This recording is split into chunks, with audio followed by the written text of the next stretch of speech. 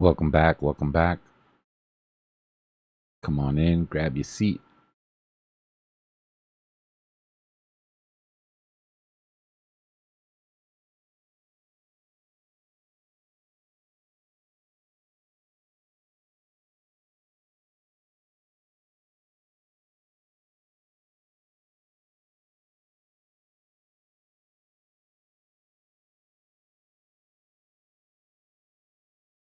Come on in, get comfy. Coffee refills all around.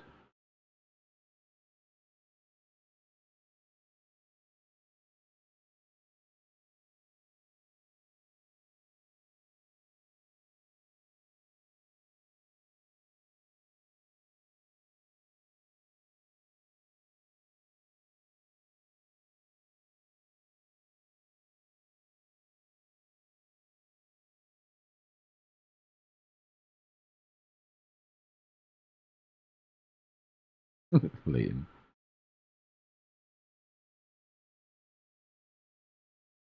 What's going on, Alex? Welcome back, y'all. Come on in.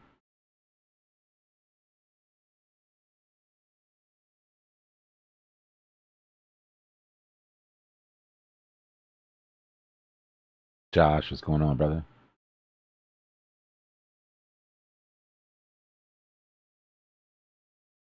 We're starting to break that downtrend now. Showing a little bit of life and volume.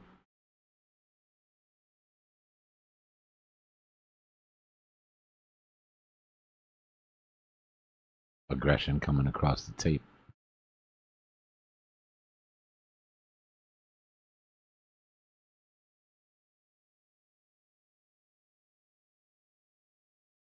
Welcome back. Welcome back. There was 300 people in the live stream. There's only 75 people here. That means there's like 200 people asleep on their desk. We too. What's going on, brother?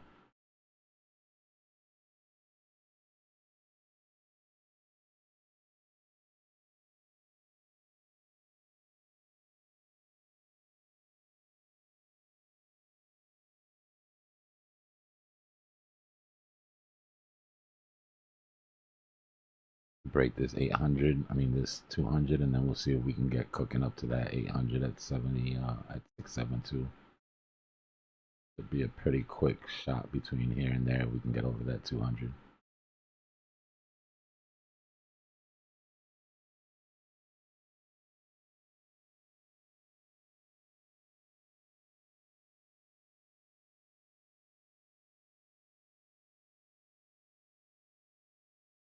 Market maker does that sometimes, craze.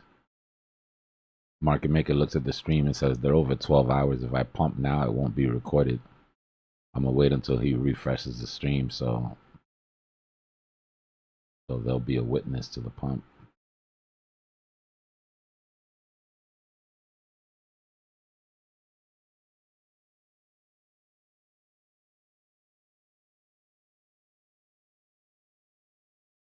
Close it again.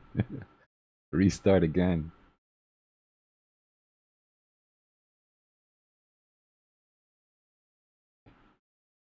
Yeah, this 200 is gonna be the fight here. Wake with the big 50 gifties. W gifts. But he put W Wake in the chat. Thank him for his generosity.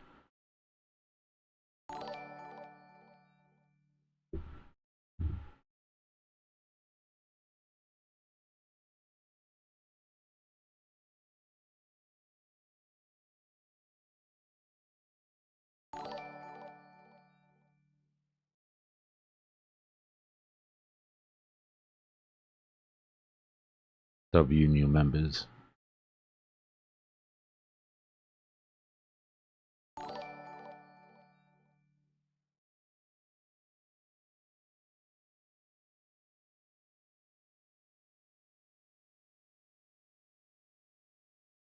I'm short MicroStrategy with a small Oracle short. Really small Oracle short, though. Should have been bigger. And now I've got to do 10 push-ups.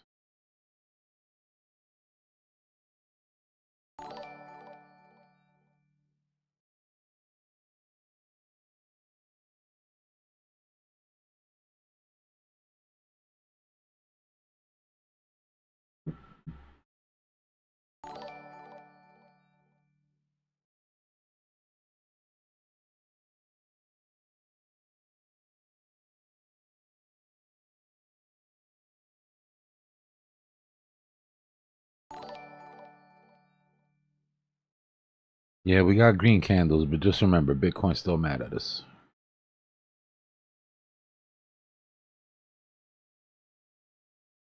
You ever get in a fight with your girl and then she randomly comes and like brings you food? And then your dumbass is like, oh, we must be cool now because you brought me food. And she's all, no, I still hate you. I just don't want you to die. What these green candles are like. You're too excited until it starts to build. Wait, with another 10 gifties. W gifts. Evan, you have to go into the Discord and copy the Pine script for the M2 indicator. It's no longer available on TradingView. But I managed to snag the Pine script before they got rid of it.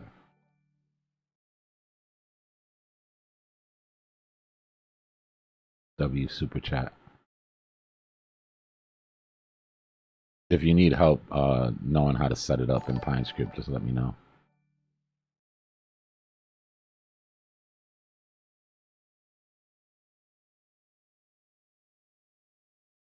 Alex, you got to make sure that you got gifts turned on.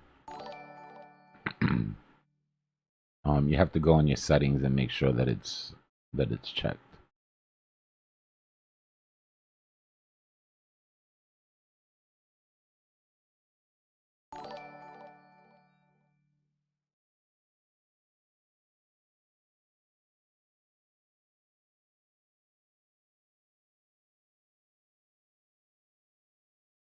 We're in a drop right now. Not a big drop, but we're in a contraction of M2 as we speak for at least another week.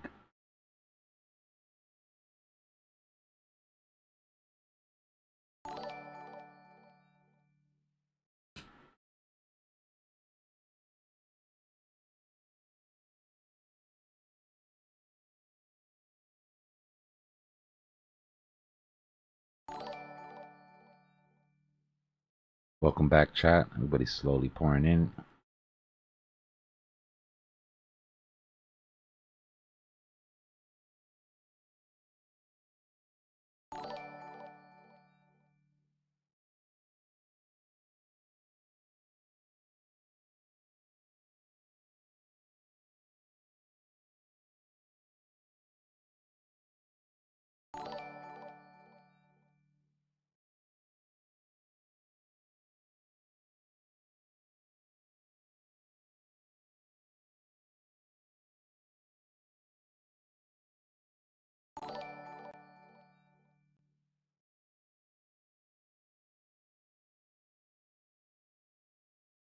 Guys, we had a 30% drop from when we broke that 50 EMA on a 2-week.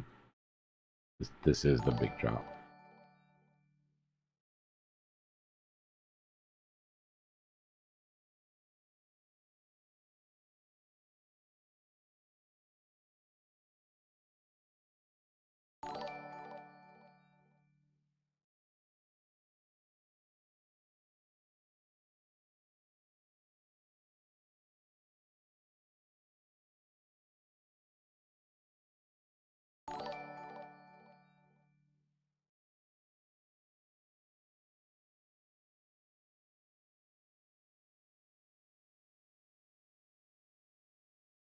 A lot more bat.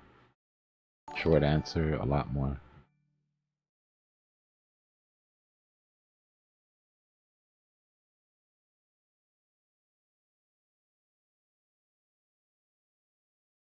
Hopefully not too soon, because it's going to get a lot worse than that if we hit it too soon. But yeah, I'm pretty sure we get at least mid-40s. I mean, data dependent, of course.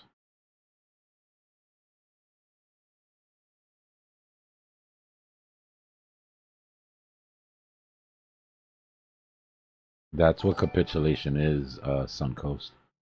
Once you go into the capitulation phase of the bear market, things accelerate pretty quickly.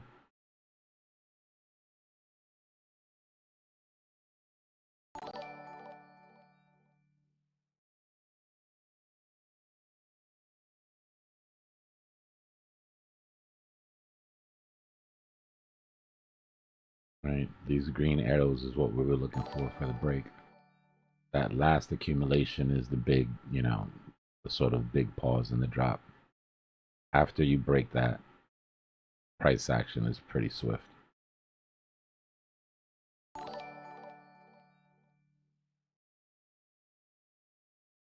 Right? What we were hoping for was a small relief rally on that 200 EMA.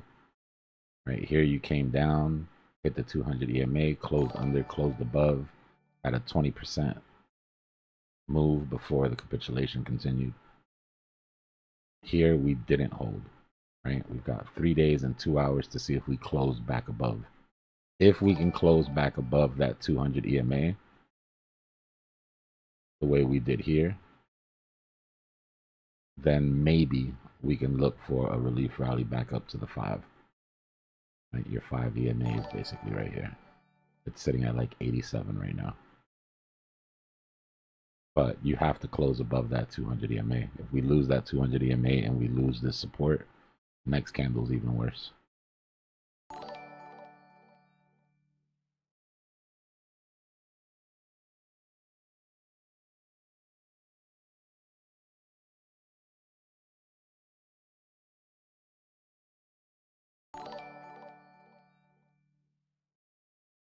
SKR selling off.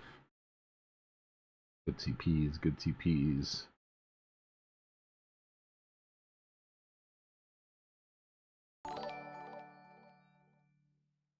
Yeah, it's a big if.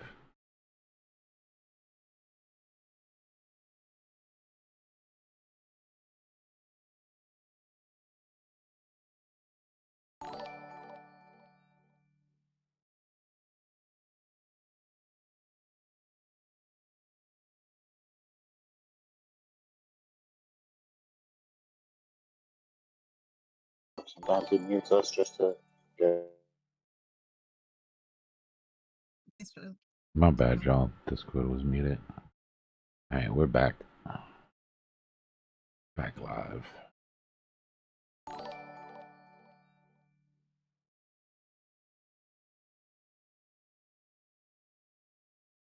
Oh, Cypher's back.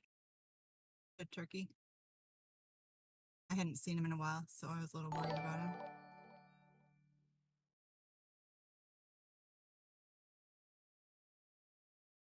Came back home where the good food is. Yeah, he walked right up to me when I walked out there. He remembered me. I have a video. I'll post it later. Here come them 100x longs.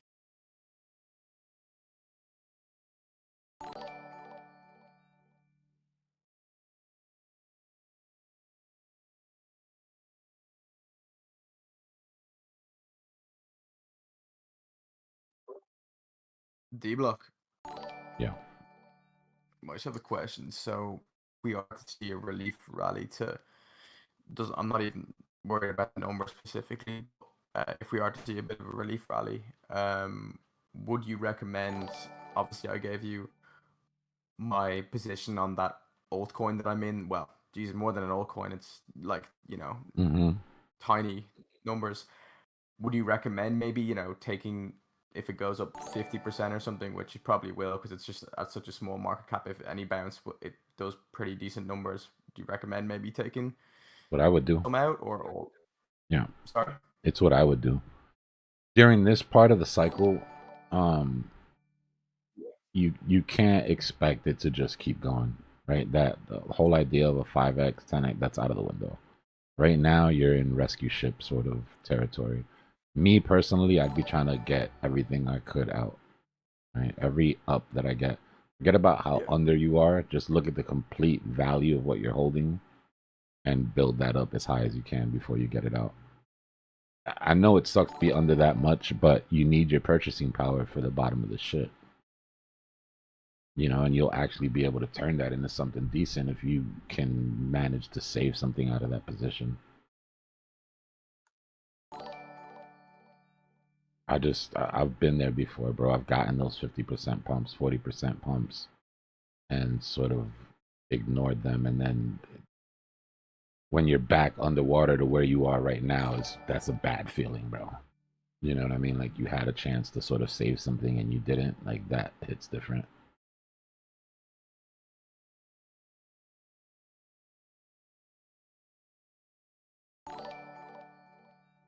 Yeah. Can you show me how to get your M2 chart on TV? I mean, hopefully we see a bit of a relief rally then. Yep. You know, let's see. Let's see. Let's see.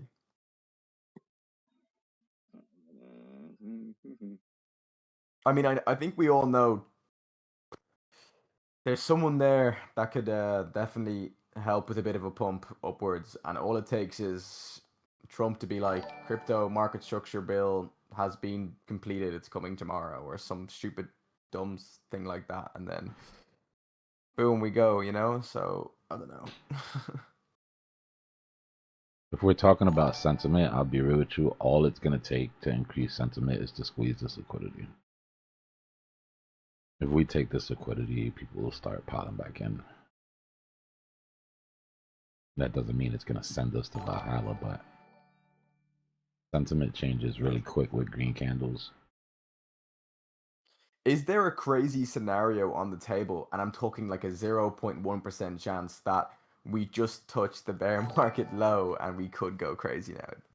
Hear me out, But is there like is there any technical chance that's a possibility or not? Nah, if M2 hasn't made its contraction yet, and there's no way to pump against it, I would understand if M2 was turning down and it was already contracting and it was already sort of getting to lows, but once that liquidity suck hits, like all risk assets are gonna feel it. Yeah. But up until that time, could we see a bigger relief rally than we think? Is there a possibility of that? Possibility, yeah, but it's very low possibility. After crossing those metrics, the probabilities switched.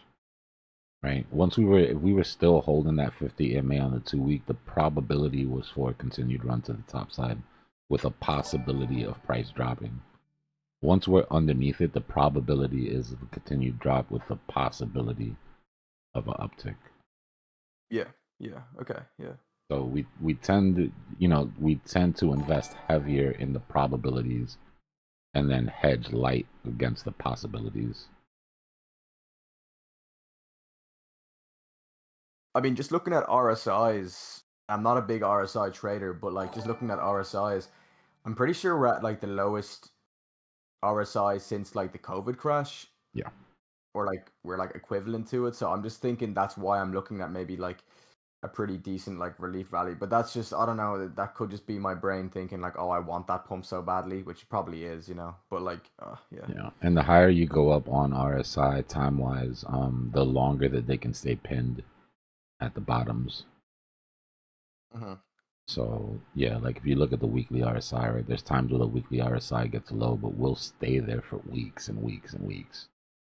Yeah. I mean, what's your opinion on this whole like crypto market structure bill? Like, obviously, it's been a big talk, and I think today it's garbage. Yeah. Yeah, the way it's written right now, we can't pass that. The way it's written right now, the banks got in at the last second and tried to slide some bullshit underneath our noses.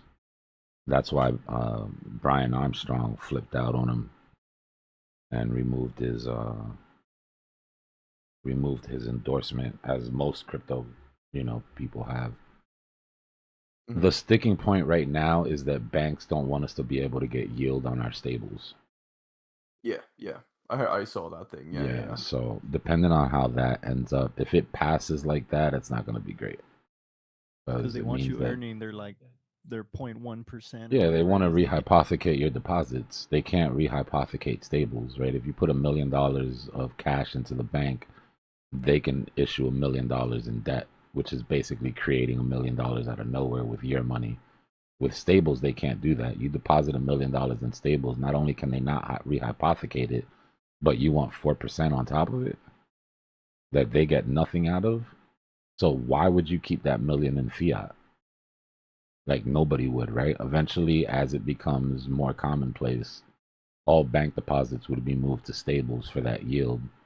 and that would just crash banks, right? That takes their revenue source away. So they're just trying to stay alive, man. It's just dinosaurs' last gasp of air, trying to stay relevant. Crash them banks. And screw the banks, bro. Screw the banks.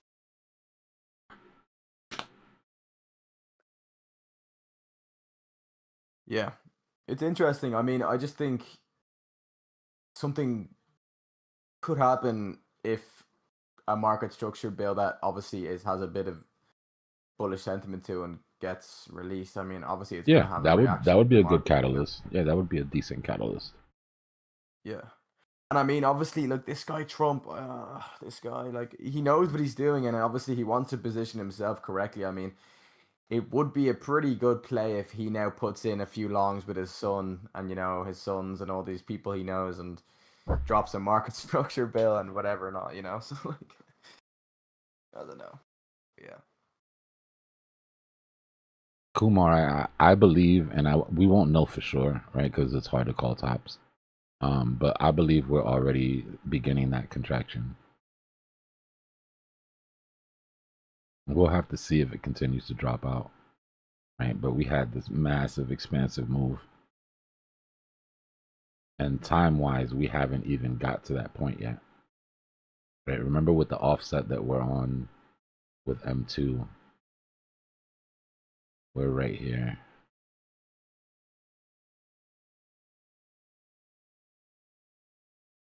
Right? This is where we're being affected. So this drawdown here is what's next. After this, from the 12th forward, you get a double bottom, and then you go through this crazy expansive move. In my opinion, this goes into metals, right? Which is why I'm still holding my silver. The super cycle guys are staring at this and saying, well, this is obviously going to pump Bitcoin back to new all-time highs. The reason that I don't think that's true is because this right here, that move that we're waiting for, a hell of a lot like this right here. And we got none of this into crypto. All-time high for Bitcoin was right here. This was our top on October 9th, where we, you know, got out. And this move up all went into silver and gold. Just like I expect this move up to work its way into silver and gold. Is it a possibility? Yeah, I mean, there's always a possibility. It just hasn't done it till now. Yeah. I mean, that's Like, why, because look like, at obviously metals had that big move. Look at how much M2 has moved up since we got to all-time high on Bitcoin, and we've gone down while it's gone up. So something would have to change for the play out to be different. Yeah. I mean, yeah, but we've seen such a big move on metals. Would you not think, oh, like, you know, there could be that slight possibility that even, you know, even 15 or 20% of that goes into crypto? You know, like, could we see that and maybe that could like be a nice move? could be where our relief rally sort of kicks in, or we at least stabilize, right, as we start going to this sort of inflow here. But I just wanna caution against, because everybody else is saying that this is where the super cycle starts. ISM is moving up, blah blah blah. Like, I just don't see it. The market has to prove it to me. I'm past the point of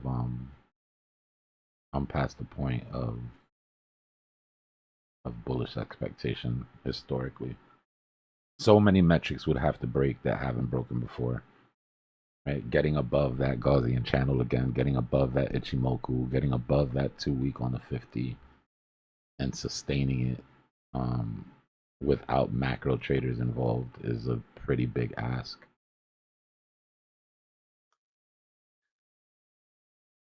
How would you position yourself if something like that was to happen? Like, for example, a crypto market structure bill comes in and we have M2 supply like popping off and money starts moving into crypto, and, you know, what would you do in a situation like that? I would just chase my trades up with a stop.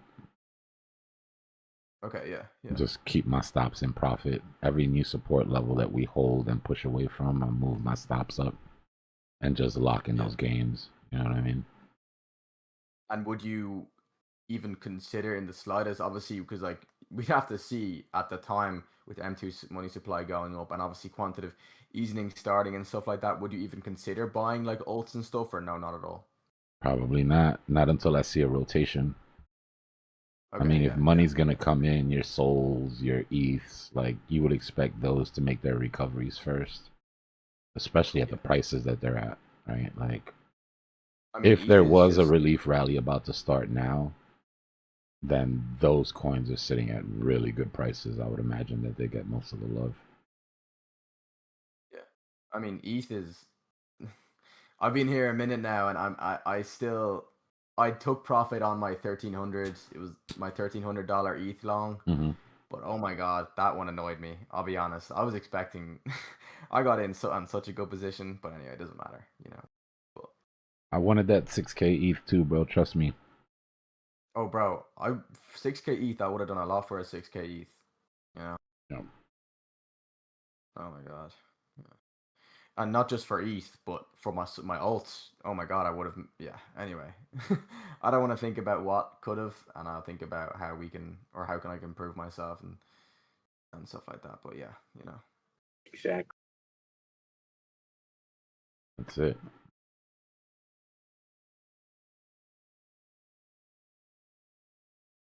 But let's see. If Trump wants to, you know, make himself the crypto king or the crypto president, then he needs to do something about it real quick. Like, we still got him for 3 years.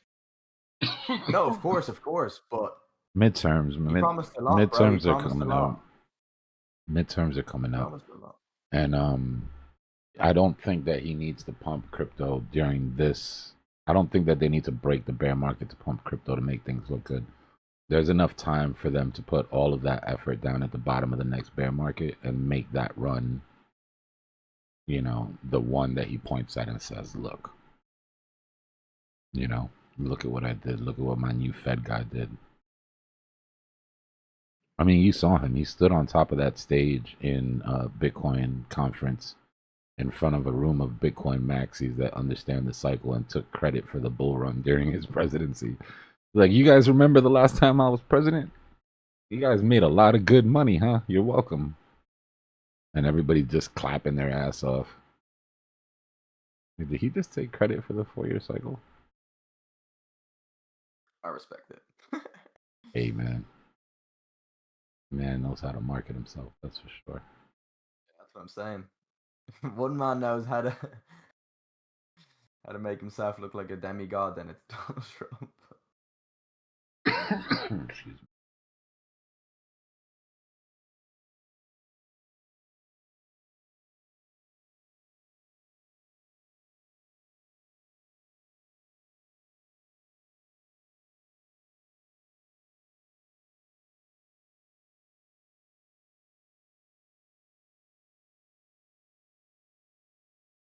I know that they're going to have to do something serious, though.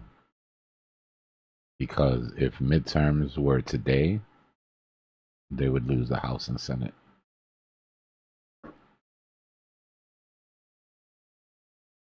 When is that M2 money supply meant to kick in? What are the dates for that? Or like, what are the estimate dates for that? The bottom is...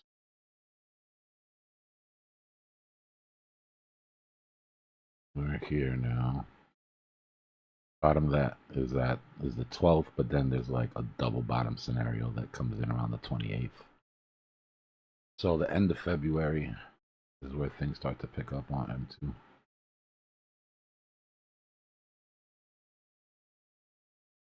So close my laptop for February and come back at the end and see what happens.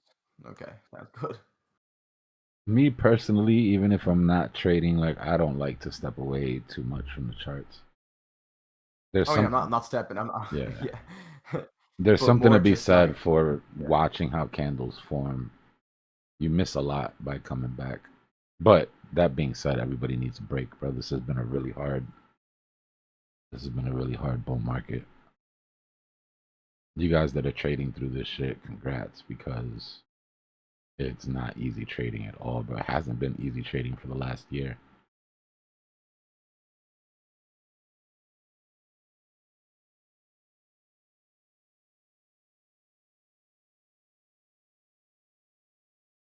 Yeah, there's a certain part of it that's an addiction, I guess. But there is something to be said for watching candles form.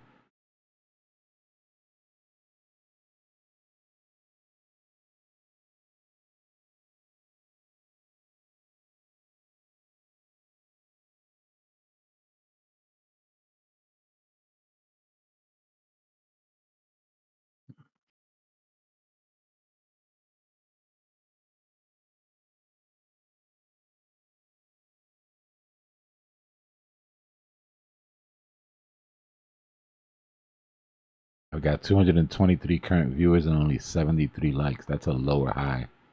If we don't get the likes in here soon, YouTube's going to short the stream. Might as well make something pump.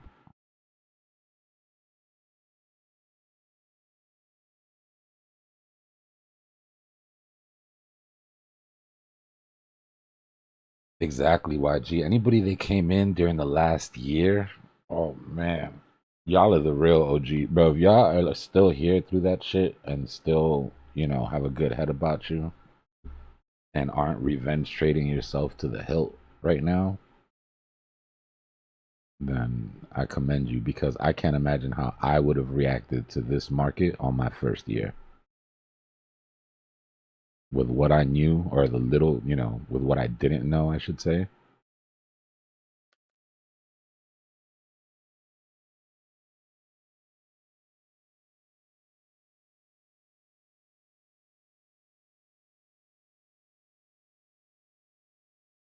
Yeah, they're trying to, Jennifer.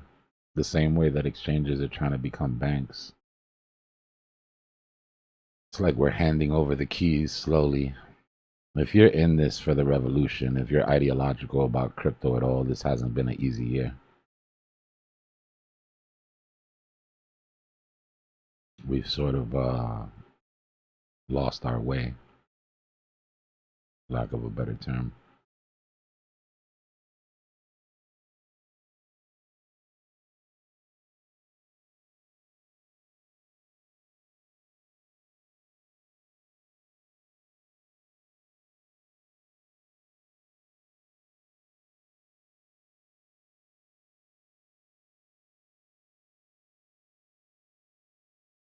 Guys, respectfully, and I say this with all the love in the world,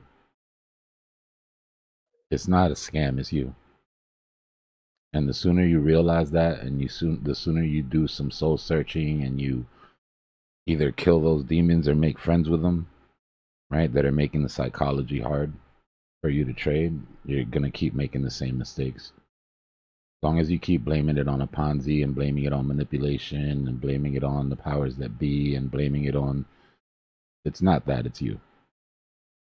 And there's nothing wrong with that. There's nothing wrong with making mistakes. You're doing something that you've never done before. You're not supposed to automatically be good at this shit.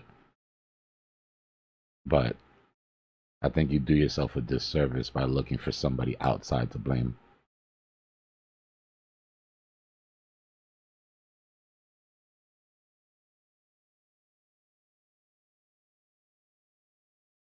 But I know it's a natural human tendency to do that.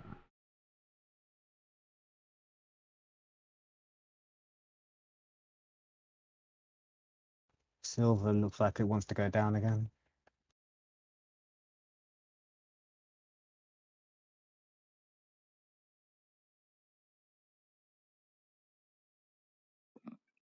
I'm buying silver.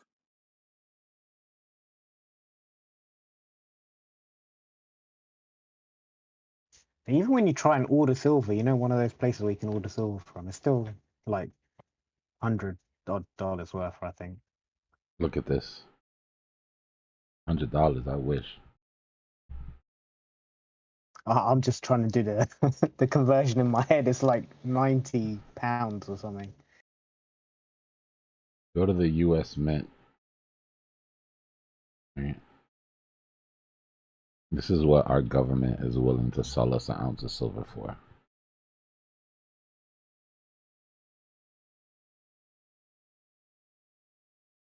$169. Oh wow. $173. A couple of weeks ago, the Australian mint, a couple of UK mints, Chinese mint, all shut down. You weren't able to get, they stopped producing coins. You weren't able to get any more coins. They stopped deliverables. The US was the first one to come back online. When they went offline, they were at $90 an ounce. They came back at 173, 169. No explanation, no, just this is what it is. Is this the first time this has happened? No. This same thing happened in the 70s. The same thing happened in the early 2000s. This is why when I got into silver and gold, I said get physical. Because if there's a supply shock, you get a divergence between silver and paper. We look at silver right now.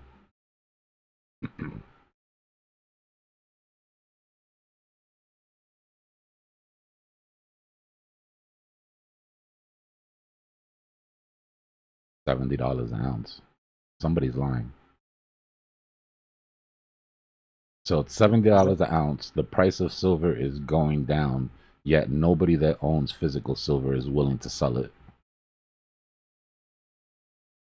You've got Costco that makes their money selling things in bulk to retail, and they are reducing the amount of silver that you can buy at one time. They're basically rationing silver. Why would they do that? Why wouldn't they want to get rid of as much silver as they possibly can as prices going down? Yeah, how does that work exactly? There's a lie. There's two silver markets. There's a physical silver market and the paper silver market. The paper silver market is controlled by COMEX. The mechanism that's used to reprice or to price silver on COMEX is breaking. That's what this is. When silver drops 30%, yet nobody's selling their silver, and you can't buy physical silver for less than $100 anywhere in the world, then somebody's lying. So which one catches up with which one?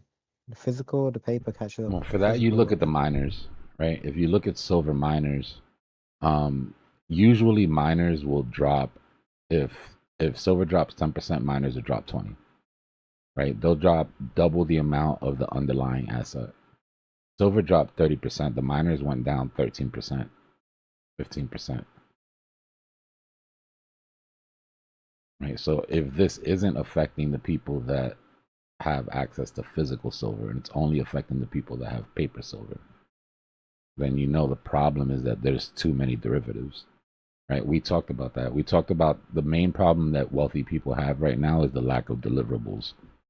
Right. An asset that you can buy, that you can take delivery on a hard asset. Right. Whether that's paper gold, paper silver, whatever. Right. As soon as you start to see these divergences, as soon as price starts to drop from 122 on silver for paper, and you notice that silver price isn't going down, and you own paper, in a place that allows you to take deliverables, what do? You turn it in. You're like, give me my silver. And then what happens when everybody decides they want their silver? Then you start to see who's swimming with, with no pants on. There's not enough silver to pay everybody that has paper silver in silver, because it's all bullshit. For the longest time, it was used to control the price of paper silver. Right? The problem is that the West right now is buying paper and the East is buying metal and storing it away. They're not selling. That's usually how it works.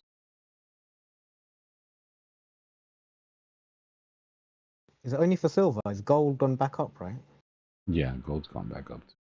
Gold will probably make its move first, and then silver will follow, in my opinion.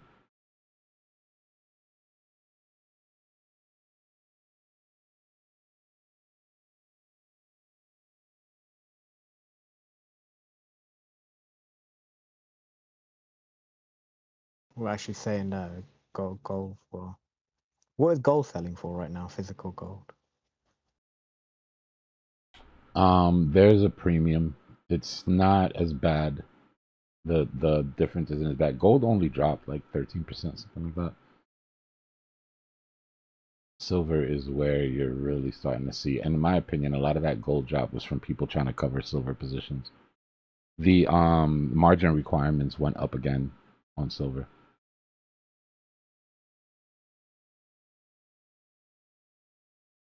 So the problem that people are having with paper is that during that crash, they shut down sells.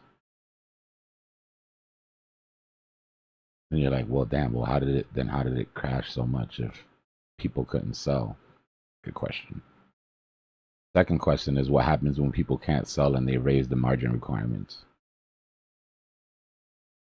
Right? CME has raised margin requirements 12 times in the past 4 months. Typically, margin requirements are only raised 2 to 3 times per year. So that same trade that you had that cost you, 10,000 is now costing you 60, and you have to come up with that, or you get margin called. It's a trap right now, right? They're trapping people in paper.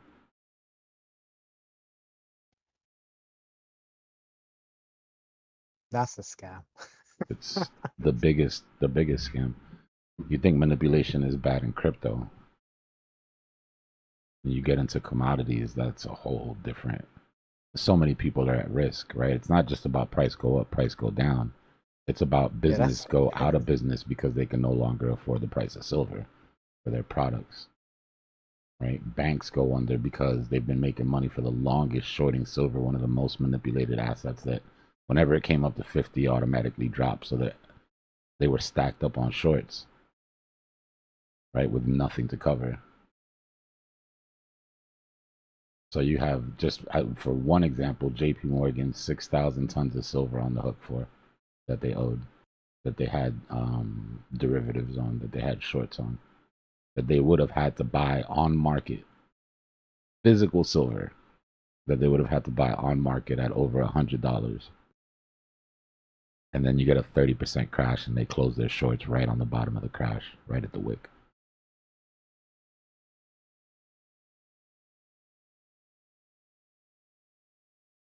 Would that have cleared their debt then? It did. Going, oh, well.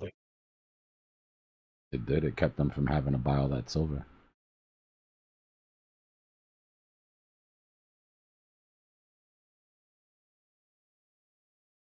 It's a cascading effect, right? If JP Morgan was forced to buy that silver, price of physical silver goes through the roof. Price of physical silver goes through the roof. Any other bank underneath them that had similar issues, margin call, margin call, margin call, margin call, margin call, bank collapses left and right. That's why they're so blatant with the manipulation, because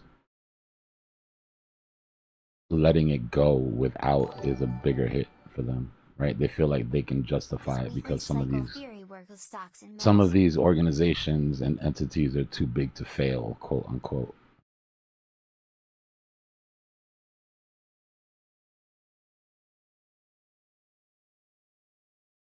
They all got bailed out anyway, so it's basically what it is. Yeah. Basically what it is. We had that emergency meeting when silver was first breaking 100K with that mystery bank that they won't tell us what bank it is that got that bailout that was about to go underwater.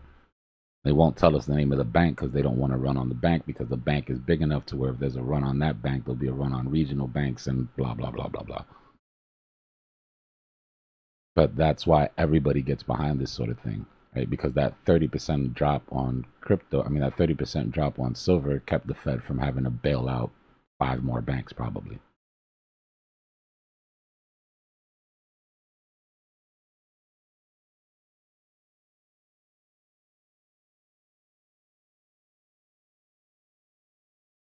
It's a dirty game.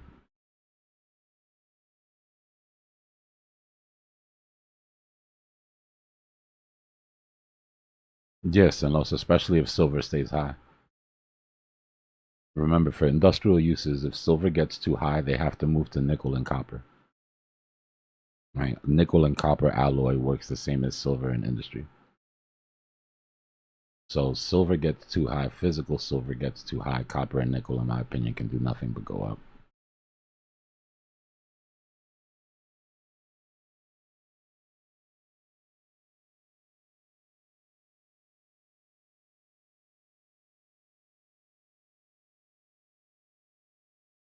This is probably the range here on Bitcoin, isn't it? Between that supply and that demand down and below.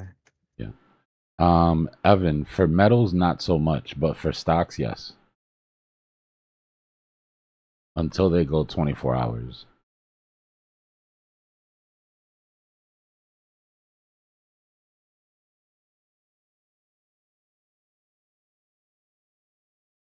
Appreciate the super chat, brother. I didn't see it when you first sent it.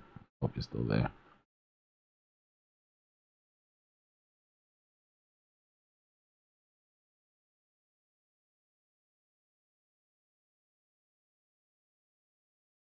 All right, cool. Dbloc, what range would you be looking at buying a bit more silver? Probably not. If there's another drop on silver, at the most, maybe I will take some options. There's nothing wrong with trading paper, right? Trading paper is okay if you're gonna slap leverage on some options and play short-term sort of swings to try to get, but just long holding paper, just loading up on paper contracts and holding is, in my opinion, not how you should play this. But I won't be buying any more physical silver anytime soon. The prices are just too high. And they're going to continue, in my opinion, to go higher. So I have what I have. I'm starting to look around at some shit that I wasn't thinking about selling. I'm like, like, I've got a bunch of silver shit, but most of it is like chrome hearts. And you're going to get more from it than just the silver value. That's the only reason I haven't even thought about doing anything with it. But even if silver goes to $300 an ounce, it'll be $300 an ounce plus its chrome hearts, so it'll be even more. So you'll get more from it just selling it to a collector than you would selling it for weight. I wish this thing was solid. Oh wait, my camera's not even on. My bad, John. I wish this thing right here was solid. This is silver skull. This is chrome hearts off label, but it's plated.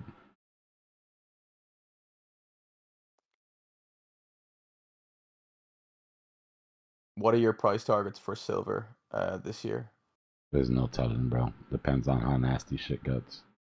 Whenever you get this sort of move where you get a divergence between physical and paper, the worse paper price gets, the worse that side collapses, the more valuable physical silver will be. Paper could go to zero, right? It could. I mean, it's never been that bad. Usually mechanisms kick in and then there'll be a big pump or whatever. But it's not looking good, man. The way that this is set up, there could be a really, really big supply shock on silver. Nobody's selling. Like, nobody wants to sell. Even with paper at 70 and gold, silver above, physical above 100, nobody's rushing to sell their silver. We're on the 30% drop. Think about that for a second. The second largest asset in the world drops 30% on one day, and there isn't a run to sell. There isn't lines around the block at metal shops of people selling all their silver off. Right? Those that have the most amount of silver are locking away their silver, right? Instead of taking profit at a huge, right? That only means one thing. People are borrowing at 10% to buy silver right now. Right? Why would companies buy at 10% higher if they didn't think that it's going way more than 10% higher?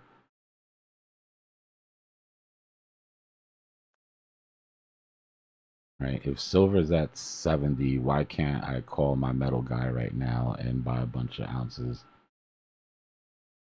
at least 80, on a premium?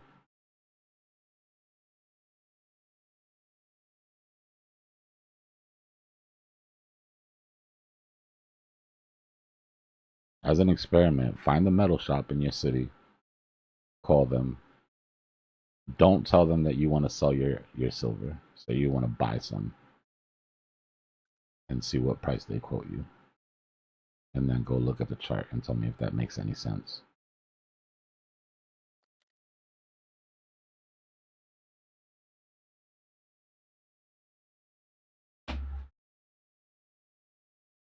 phone's all screwed up. And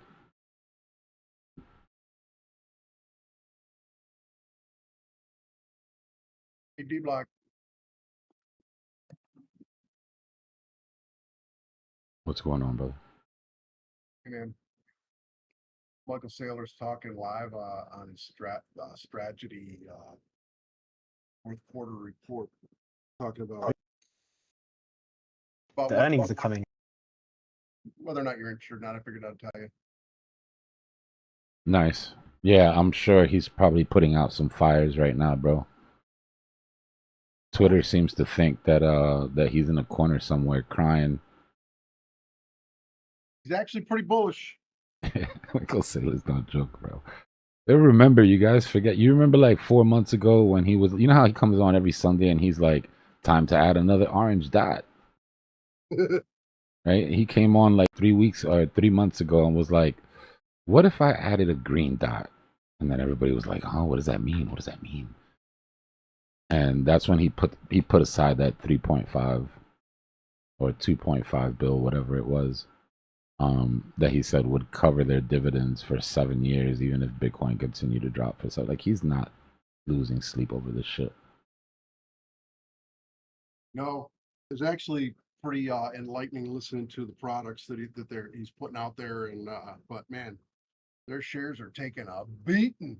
Thank God, because that short is cooking right now.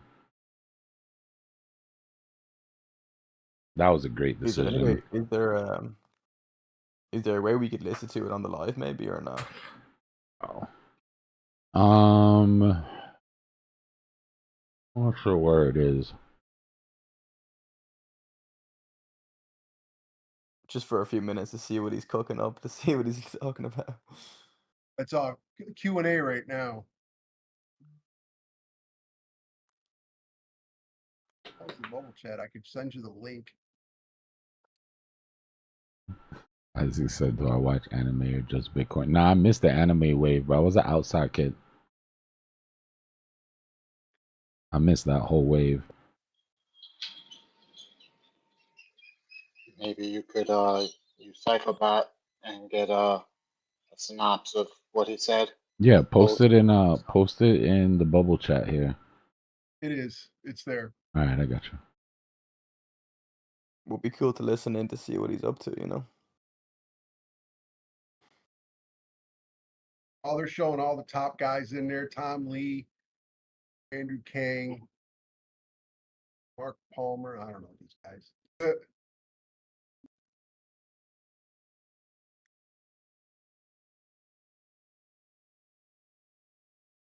Tom Lee's got bigger problems right now.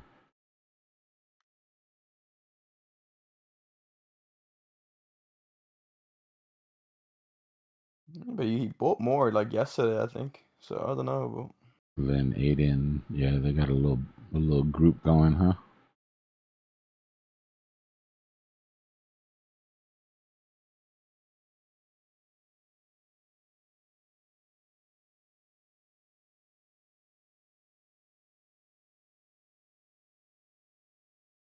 Wait, can we hear it on the Discord or just the YouTube? Give me a second.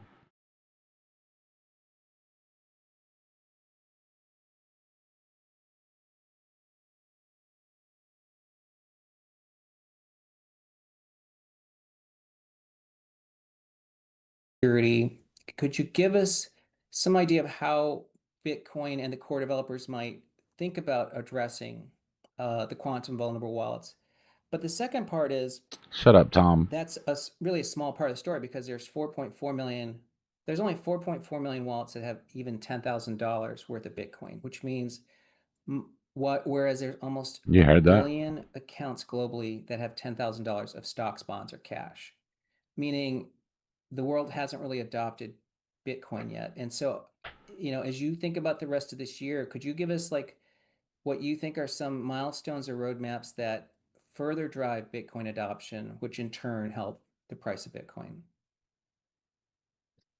So with regard to the quantum question, I don't think it's appropriate for us to advocate a particular solution or a particular approach, nor a particular time frame. I think that our role is to support all of the various communities and facilitate the evolution of consensus about what should be done, how it should be done, when it should be done. And I think that if you accelerate those and pressurize those processes, you end up solving a bunch of problems that don't exist in a way that maybe are iatrogenic. So we don't have a particular set of policy points that we wish to advocate right now, nor do I think it's really responsible or appropriate for us to do that. I think that that will be emergent. You know exactly what should be done. When, by the way, it's not clear anything should be done ever. It's quite possible we'll actually pop out. You remember, you know, the world was going to, you know, end in climate change, death, you know, 26 years ago, and 26 years went by and none of those things happened. We were going to, you know, Bitcoin was going to boil the ocean and use all the energy on Earth as late as 2018, and that never happened. So it's possible that whatever happens in the quantum domain will actually improve the security of the Bitcoin network inadvertently before we have to even discuss a protocol change. Exactly. So Quantum I bad don't think guys there's bring any quantum good particular guys. policies to be advocating right now other than to support all the various communities and facilitate consensus thing to at the right say. time to do the right things. The second topic is really what are the catalysts for Bitcoin price to improve? Like I think the fundamental catalysts are regulatory support. We have the most constructive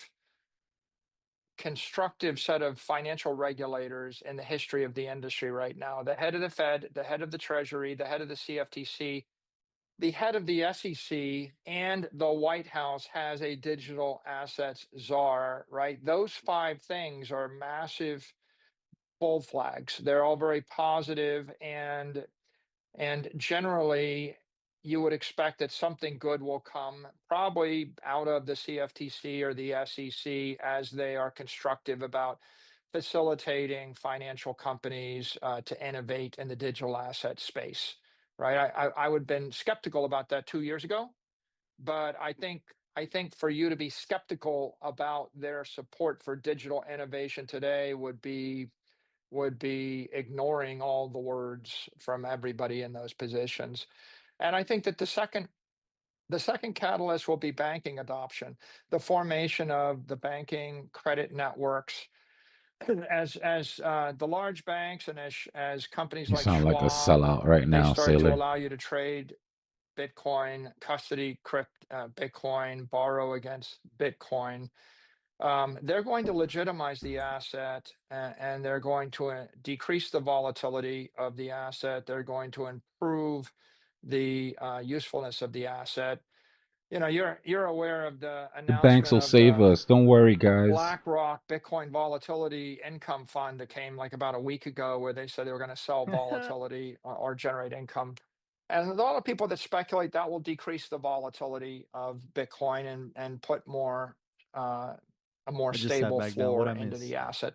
So I Just think the listening to actions the by strategy big earnings call. finance, the actions by the big banks, and the Oh shoot, that's actions going on by right the now. financial regulators are the fundamentals. I mean, those are the fundamental things. And if you were to light a candle and pray, you know, to the gods of the crypto sphere, you know, you would say, I want More like an pro-digital emergency assets what's going on meeting, regulators, huh? I want pro-digital assets banks, and I want pro-digital assets financial innovations like BlackRock's bringing to the market, like we're bringing to the market, right? You know, like STRC. But fundamentally, the industry is going to move forward because of enlightened regulation, engaged, thoughtful banking, and then innovative finance. And that's what we're doing, and that's what we see right now. Great. Thank you, Michael. Said that shit like he was waiting for a round of Thank you, Tom. applause or some For shit. the next question, I would like to invite Pete Christensen from Citi. Thank you. Good evening. Boo. Michael, I want to talk about events of the last week. On Citibank. Friday, the president presented his nominee for next Fed chair, which exacerbated volatility across a number of asset classes, including Bitcoin. The good news is Kevin Warsh is on the tape noting that Bitcoin is the new gold. So that's good. But I guess my question is, how would Strategy's capital allocation framework, or possibly if it would change, if the next Fed chair is perceived to be less independent, perhaps maybe more tolerant of fiscal dominance, that may raise Bitcoin prices short term, but longer term, it may introduce increased rate volatility, which may be a challenge on the funding side. I'm just curious if you have any perspectives on how that might change the capital allocation framework for Strategy. Thank you. We try to be very reactive to market signals. So for example, when our equity trades weak, we don't sell it. When our credit instruments are trading weak, when the cost of credit is too high, we don't sell them. The most obvious is STRC. If it trades below 100, we don't sell it. So in periods where the marketplace loses confidence in our particular credit instruments, we simply wait. And in periods when the MNAV of the equity explodes to 3 or 3.5, we might sell $1 billion a day. Right. So when the capital markets are enthusiastic about either the equity or the credit, we react to them. And it's above our pay grade to set financial policy. It's even above our pay grade to interpret like the financial policy. Like sometimes the macroeconomy has one set of numbers and you would think it's good for Bitcoin, but it's bad for Bitcoin. Or another time you would say, well, if they do this, that should be good for us, and it's not good for us. And then other times it's the opposite. I think the nice thing about our business is we have the option to do nothing, and we have a set of disciplined capital markets programs. They've moved from being discrete, where it's like, well, we got to do a deal this quarter. What's the deal we're going to do in Q3? And we've moved from discrete 144A capital markets programs to continuous ATM type programs. And with the ATMs, if the market thinks, that the cost of capital on an instrument like STRF should be 11%, well, we just don't want to sell it. So we think it ought to go to 8%. So when the market takes STRF to 140 or whatever the price it is that we think is fair, then we will be open to issuing more. And when the market is bearish on those instruments, we don't. And the good thing about the business is if you think Bitcoin is going to grow, fill in a number, 30%. The TLDR on that question is, what are you going to do to stop MicroStrategy stock from dropping? He said, we're ready to do nothing. Just in case anybody didn't catch that. That's our default. Our default, if you think Bitcoin's only going to grow 10 or 20% a year, our default is we just do nothing and we grow at the rate of Bitcoin, and we're okay with that. And then if we think that there's something very accretive that's going to be good for the shareholders, then we will participate. And we can participate, in size $1 million a day, 100 million a day, $1 billion a day. And talk your and the shit, truth Michael. Is, Pete, sometimes we get up in the morning and we basically set up our programs and we think, well, nothing's going to happen today. And then 5 minutes before the market closes, a lot of stuff happens. Like it can literally change in 60 seconds. And again, that's beyond, our control. We can't control how the markets will interpret all these things. What we can do is set up a rational set of credit structures so that we only issue credit when we think it's in the best interest of the company, and we only issue equity when it's in the best interest of the company. Thank you, Michael. Fair and helpful comments. Thank you, Pete. Stop glazing. For the next question, I would like to invite Lynn Alden from Lynn Alden Investment Strategy. Lynn is the truth. Thank you for the opportunity. Given the popularity of STRC, my question is focused on that. The company established that USD reserve, which I think shored up the confidence of these products. That's the and make green them more dot that we were attractive. talking about, the Right now, USD the reserve. USD reserve is on the website 30 months of coverage compared to the dividends of the preferreds. The other preferreds are fixed dividends. STRC is a variable dividend, which introduces some degree of uncertainty around how many months of coverage there are for the total amount of dividends payable. Do you have any kind of views on what you think is an appropriate minimum reserve relative to months of dividend coverage? Or do you have a kind of a maximum that you'd be willing to pay on a dividend for STRC? And then a related question is, we are seeing some kind of early financial products that are out in the market that are looking to potentially leverage STRC, given the goal of low volatility and high yield. Are you monitoring the space for leverage built on top of that as it could contribute to spikes of volatility should there be an issue in the market? And do you have any? Would you encourage that kind of thing, or would you dissuade leverage from building on top of that increasingly kind of a popular product? Thank you. TLDR, do you have enough money to cover your dividends, or are you going to have to sell Bitcoin or start trading leverage to cover your requirements? Dividend coverage with their US dollar reserve. So we wouldn't want it to go below 2 years. I think 3 years would be pretty high. And as far as whether we think there's a cap to the stretch rate, we're pretty early on and we're sort of trying to understand what happens every single month at the end of the month. And that's why we have our guidance that we have, right? It's at 11.25. Could we take it to 12 potentially? But it's going to be a function of how do we keep the price within a tight range right around that $100, and also a function of what happens to interest rates in general. But I don't think we have a cap right now. We're just going to have to see how this instrument plays out over time. So that's the answer on stretch overall. And your second question, remind me? The second question was around, we're seeing kind of early products potentially looking to lever it up for other customers. Do you perceive issues in that? Are you monitoring it? Would you encourage or dissuade that type of activity? I think anytime people create products on top of stretch, right? There's some products that we've seen like Buck that have been issued that are, they're not levered products, but they're actually reducing the volatility down to about 0. And they're actually showing daily accruals as opposed to monthly accruals. So I think those are positive. I think the extent people are going to build levered products, one, we can't really, we're not going to stop them. And I think leverage adds liquidity, adds a certain extent interest in stretch.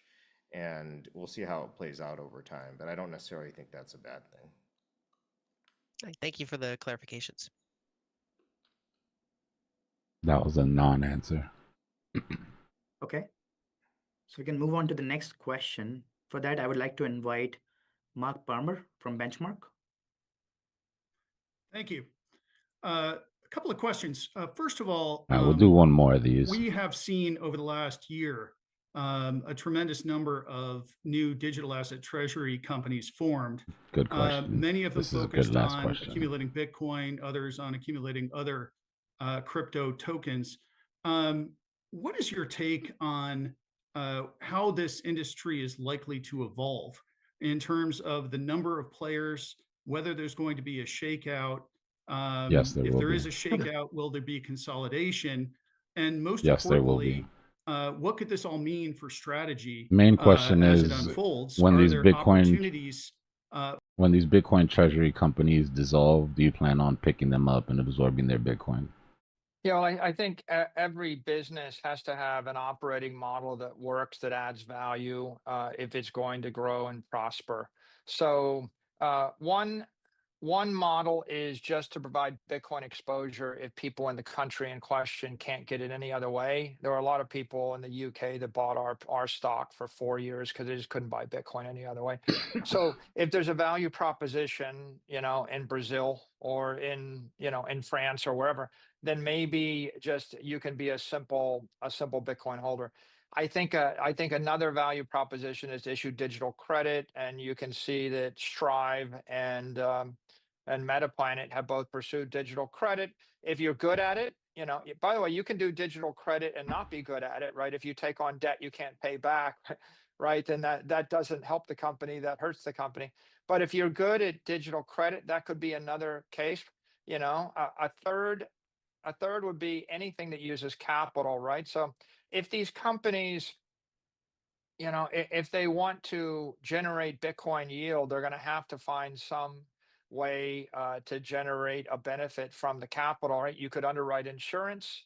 You could support trading or derivatives trading by posting it as collateral. You could engage in derivatives trading, right? You could literally become a public company with a lot of capital that trades in the digital derivatives market, posting your Bitcoin as the collateral to take the trade and sell the volatility.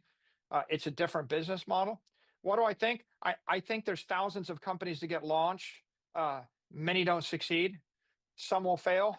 Some get launched doing one thing and then they evolve into something different. Like look at our company, we evolved. In fact, you could argue that the most successful companies evolve through 2, 3, 4 stages in their life cycle. I mean, Apple didn't start out as a phone company for sure. And I think Elon, maybe he ends up being a robot company and not a car company, right? At Tesla. So I think that the winners will evolve and they'll find a niche. And I think that the ones that don't evolve, if you're just a holding company holding Bitcoin, not doing anything with it, might you get bought up? Yeah, you might get bought. And would that be good for you? You're a lot better off, if you have something people want to buy. For example, Sears, had a future because it had a lot of real estate that somebody wanted to own. And if they didn't own the real estate, it would have been a much worse situation for them. So I think that you're going to see all sorts of examples now, and presumably thousands and thousands of companies get launched, and they all do different things. And we're very embryonic early on, like in the first year or 2 years. 50 years from now, right? I mean, the debate will be who's the best Bitcoin-backed insurance company, right? But 20, 30, 40 years from now, and that company doesn't even exist right now. But on the other hand, what about us? Are they opportunities for us? Well, they were an opportunity for Strive. Strive did the deal with Similar, and they closed it quickly, and they were able to build their capital base pretty rapidly. So that's, we see examples of that. There probably will be some mergers and acquisitions of other companies in various space if they put together their various assets in a synergistic way. Our business is laser-like, monomaniacally focused on one thing right now.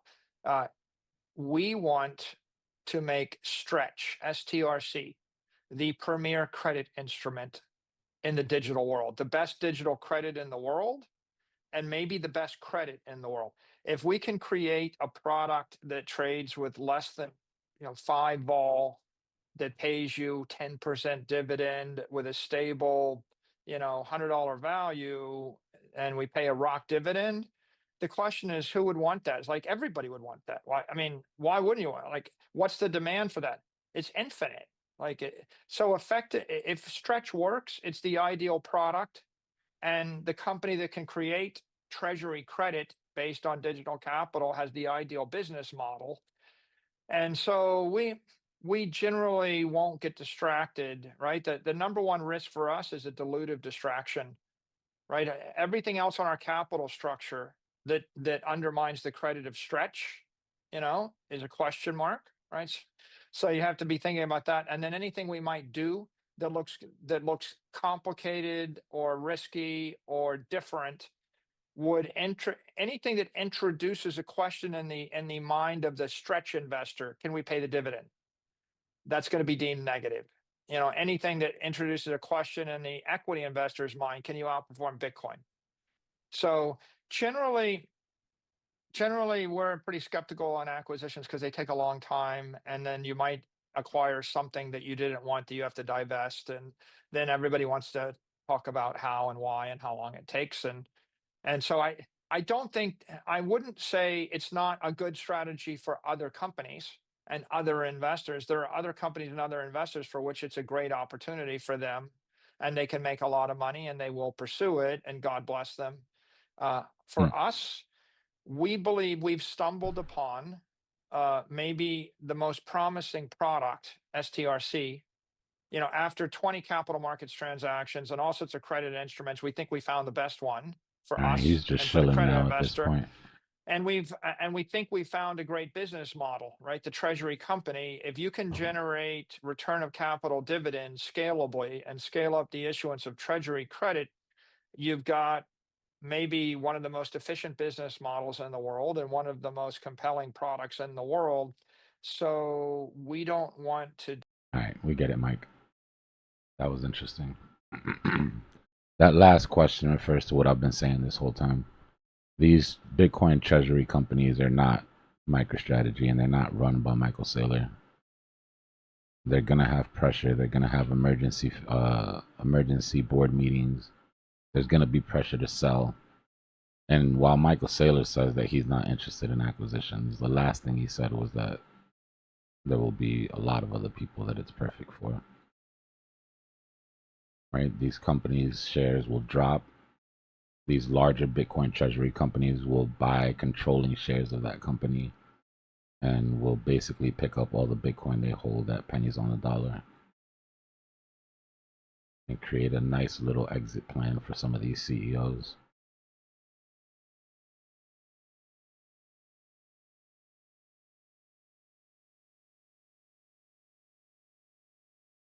It's going lower.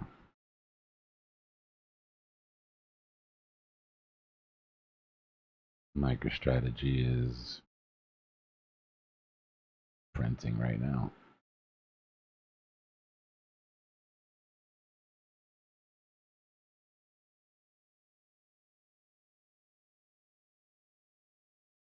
Silver looks like it's flagging out as well.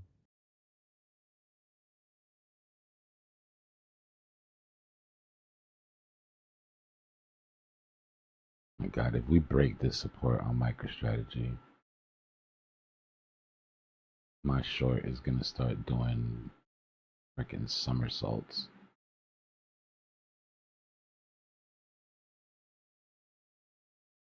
How are you playing rallies in the bear market, D? Are you taking type 1 entries, or are you gonna more? I love counter trend rallies. We had some really decent ones, but you know, as we go, obviously underneath some of these, some of those macro metrics that we've been looking at, I'm taking profit way sooner. You know, I'm not holding on for a dream of anything crazy. Some psycho gangster moves right there. I'm well hedged in my MicroStrategy short against any sort of, you know, price goes up, we get a relief rally, cool, then I make money on this side, give back a little bit on MicroStrategy. But even, you know, the moves that we've had on Bitcoin, MicroStrategy just continue to just drop. So. You're gonna buy the giant dip on strategy? At the end, yeah, probably. I'm probably flip some of that trade at the bottom. And Mike's already proven himself that he can outperform Bitcoin, but I'm not ready to go full MSTR like some people. It'll get it. It'll be one hell of a discount once it hits bottom. Yeah. Yeah. And I'll make it pay for itself, which is good. Because this short is way more aggressive and has gone way better than I expected. You know, I thought short it down into a relief rally and then, you know what I mean, take what I can get, but the floor just fell out from underneath that shit. So a good percentage of that will go into buying some at the bottom, yeah. Good for you, man. Appreciate it, bro. My plan was, my original plan was to short IBIT and MicroStrategy. But MicroStrategy was just looking so weak that I kind of went all in on that.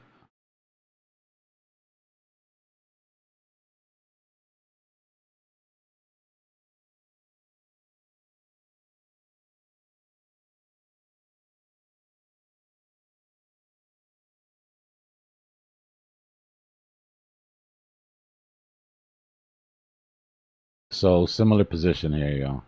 I mean, if you've been trading with us for the past week or two, this is the same position that we've been in every single day. W pattern, breaking slowly, bearish channel, bulls versus bears. Followed by a massive dump. Followed by a inability to break above the 50 EMA on the 15-minute and a liquidity sweep. Good news is there's a little space between here and that 15. But it's possible that we either go sideways long enough for that to come all the way down. But we did it here. Dropped down, 50 was above us, went sideways long enough for the 50 to come down.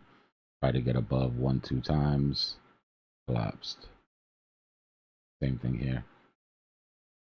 Dropped all the way down, 50 was above us, played back into that 50, unable to get above, lost it, rejected bearishly once, twice, liquidity sweep. What was that? Trap longs on Friday, I think. Yeah, same thing here. Right, M pattern, lost the 50, tried to get above it once, twice, swept. We keep going. Same thing here. Price came down. This is when we called that big drop on the flag. 50 EMA was above us. Popped up, retested the 50, couldn't get above, couldn't get above, couldn't get above, swept. Same thing here. Dropped down, 50 was above us, came up to the 50, held it for a little while, lost it, swept.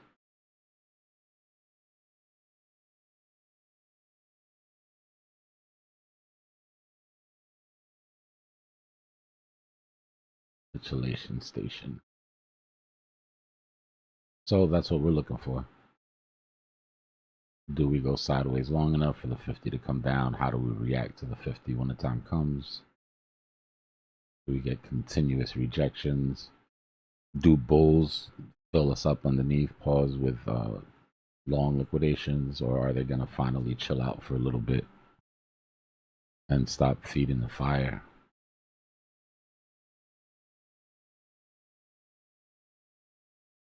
One more bear flag will take us into like bear market lows, wouldn't it? Can't keep doing this at this speed, yo. No, I keep saying it, but yeah, the current velocity of this drop and angle is unsustainable. We wouldn't put up with it to the top side. As bullish as we are, I don't think there's anybody here that could look at this if this chart looked like this.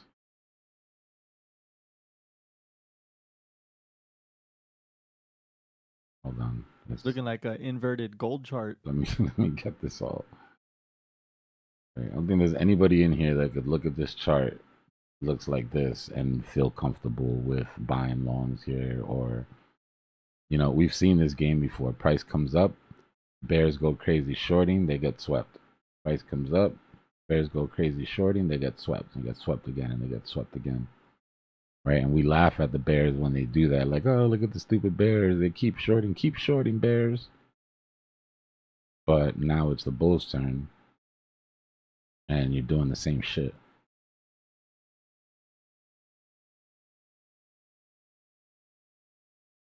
I feel like I'm hardwired to like buy red candles. I need to switch that to short green candles now.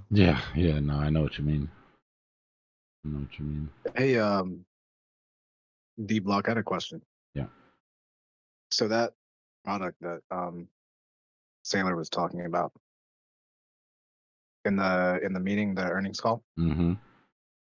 So it's not specifically about the product, but they're talking about like the yield and yada yada.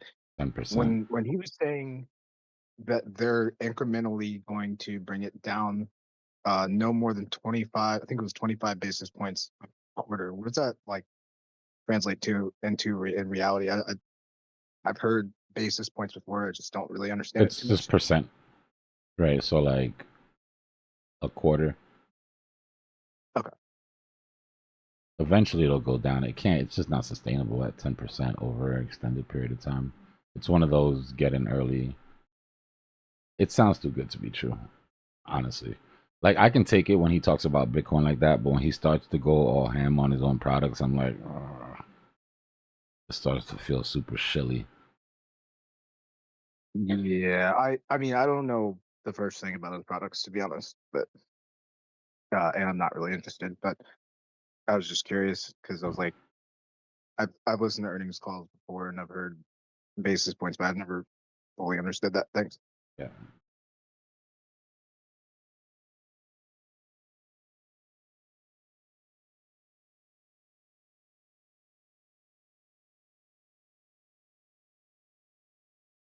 Yeah, they could. I mean, they're gonna run it up at one point.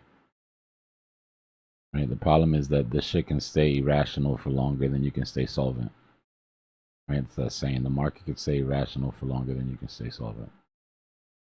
Meaning they can keep doing weird ass shit longer than you can stay above water. So just because we know that they should sweep this liquidity, right? We know price moves towards liquidity. We know that they're setting up for it because wallets are filling. It doesn't mean it has to happen anytime soon. And it doesn't mean that they won't try to shake you out of the position before it happens. I'm doing a conservative DCA over the course of, till this thing reverses. Yeah, light Little sprinkles. dribbles. Yep. Yep. A little bit here and there. So when it does go up, I guess the conviction is that it's going to go up.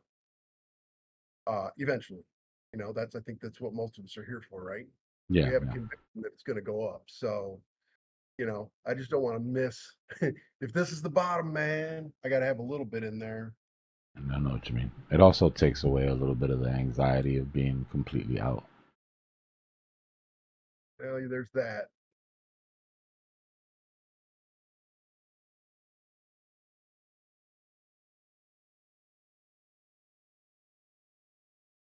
I wish that tape didn't lag my computer so bad.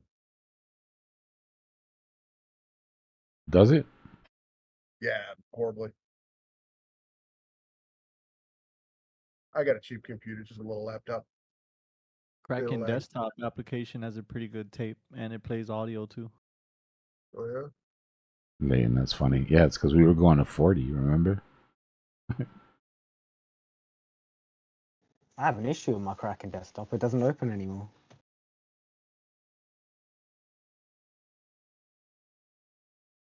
Maybe update it. I've done everything. I've uninstalled it, reinstalled it. Every time I open it, it just doesn't open anymore.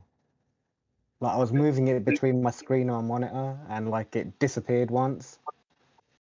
Are you on Windows or Linux? On Windows. Right. Guys, Works this beautifully on Windows and Linux for me.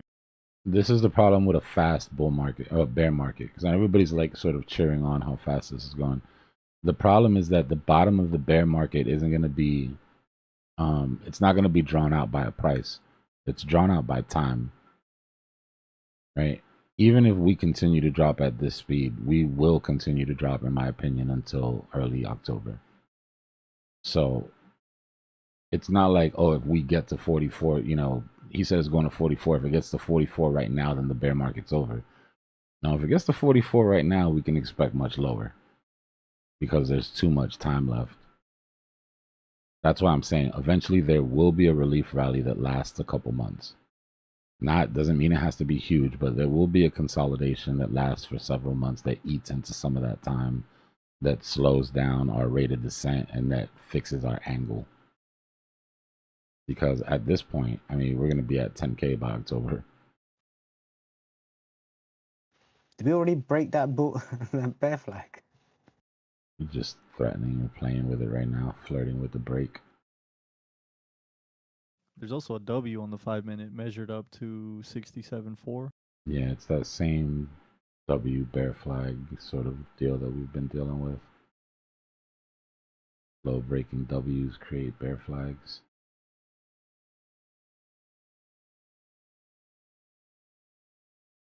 Would it be right to say that, like, at least BlackRock's, a lot of the ETFs, they would be close to out of the game right now, in a sense, because they weren't even around until Bitcoin was greater than like 50 or 60,000. Yeah, they've been panicking out. Well, they've been panicking out already. You know, when BlackRock sells, people are like, oh, BlackRock sold today, BlackRock sold today. Like, those are retail investors that are holding the ETF. They panic the same way that retail investors panic here. They go on Robinhood and they slap the sell button when there's red candles. That's why when you look at BlackRock's outflows, they sell the bottoms and they buy the tops. And you're like, why would BlackRock do that? Like, aren't they smart? Because it's not them, it's us buying ETFs and then them covering those positions, you know, when they cover. So you've got your guys that are under. There's two different people, right? There's people that just go and they buy the ETF, and then there's accounts that are under advisement, right, directly from BlackRock, the family offices, big money, right? These are the ones where BlackRock calls you and says, "Hey, Bob, you know, remember we talked about that Bitcoin rotation? It's time to move into so and so." But the majority of it, the majority of the investors are just retail slapping button on Robinhood or wherever they got the ETF at.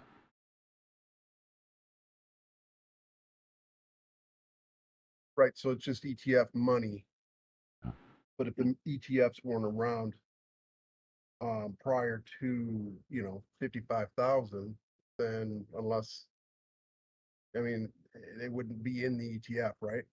The bottom of the ETF, bottom buy-in would have been like, just for ease of talk, 50 grand. Yeah. Cool. That's when, like, you know, so all of the investors or anybody that, not all of them, but a lot of the people that put money into ETFs, like, they're gone. Bye-bye. Yep. We're underneath where Trump was elected. Everybody that bought into the Trump sort of move has round tripped and is underwater at this point if they didn't sell. Yeah. All of that adds to the speed of capitulation.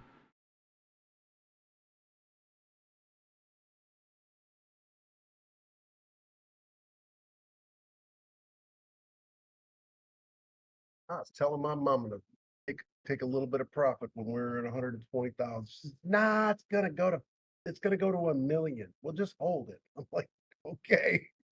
Guess who sold all their Bitcoin today just like right at break even? I sold my mom's bag. I've had my mom on automatic buys on her Cash App for 4 years now. That's a shame if you don't get any profit out of it, though. Yeah, you got to. You got to.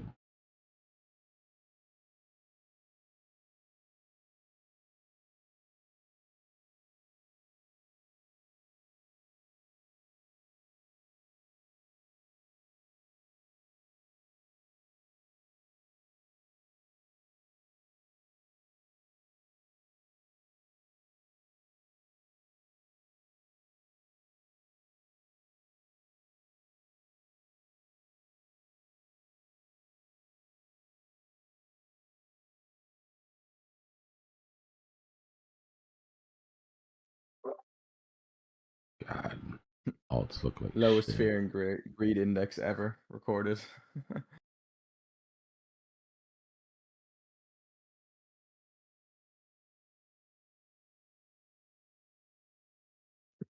What is it? Because we've had single digits before. Yeah, it's at 8 right now. Ooh, oh yeah, I think we were at 9.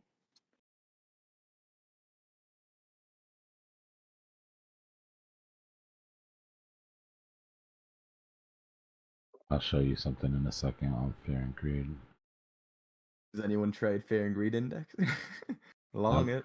A lot of people do, but that's what I'm saying. I'll show you something right now on fear and greed because typically, yes, be an automatic buy with greed at these with fear at these levels. Oh, talk about no reaction off the bottoms here. Like that's what it looks like when price drops and there is nobody waiting to buy.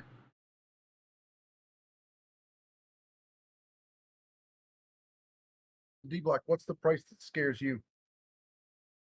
There really isn't one. For 15 Bitcoin, grand? 15 grand? I would get a little worried if we took out last year's lows just because Well, on the macro, that is not a good. It's not a good idea to do. So yeah, I guess fifth. I guess yeah. I guess last bear market bottom is where I would be like, okay, guys, this is not good. Maybe this is going to zero, son bitch. This isn't good. Would you get back in if we went that low? Oh yeah, yeah, for sure. But I would have to readjust my macro outlook. You know how hard it's going to be for people to buy, and when it's in if it gets down into the 30s. Yeah, everybody right now says that they would sell their house. But when we get there, two things happen. Either fear takes over and you don't buy, or greed takes over and you don't buy. Greed takes over and you're like, well, damn, if it got here, it can go. If I just wait to 15, I can get 2 Bitcoin. And then you're like, well, this is just a relief rally. I'll buy the retracement. And before you know it, price is gone.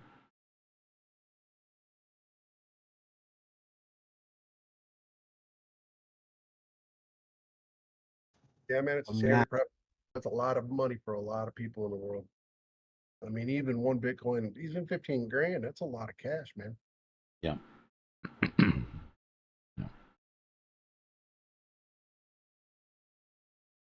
Need to make as much money from now till October. That's the plan. One of the plans was to short. I was hoping we'd get to the 50 again, but that didn't happen. Well, man, one of the YouTubers there, he timed the top. He's all the way from 123,000 or 25,000 short. The thing is, we were talking about the top being 125,000 or whatever it was, but when you get there, it's just The so top, much excitement. The top is never just one date until you look back. Just isn't. There's nothing different from the 6th than any of the other tops that we've had that ended up having higher highs. In retrospect, you see it, but when you get at those levels, you have to treat every top as if it's the top. And then eventually, eventually you'll be right. It is gonna get nasty here. Yeah, alts are dumping, Louis dumping.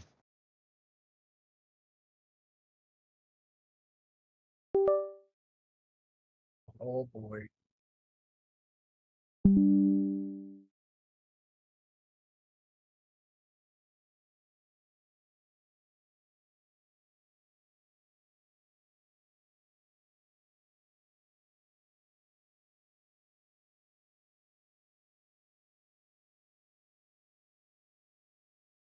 You know, these buys that are coming in, D, are they like people getting liquidated? Yeah, yeah. These are these liquidations being forced to cover.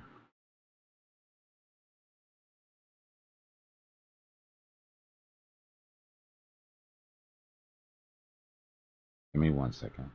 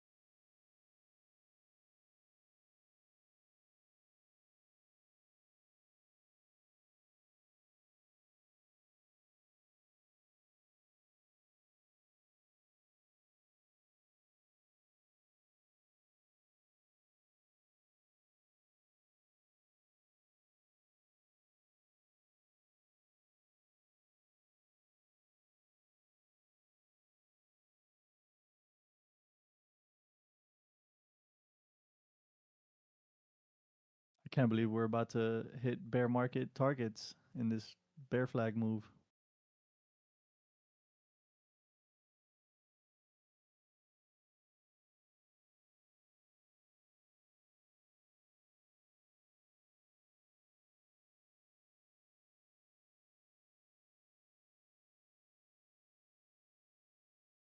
Shit gets real when we get into capitulation, yo.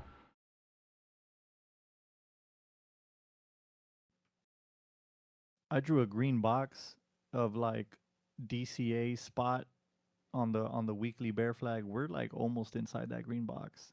It's kind of crazy. Yeah. My measurement on that is 60,000 even. Well, 66, 60,600. So we're about to touch it.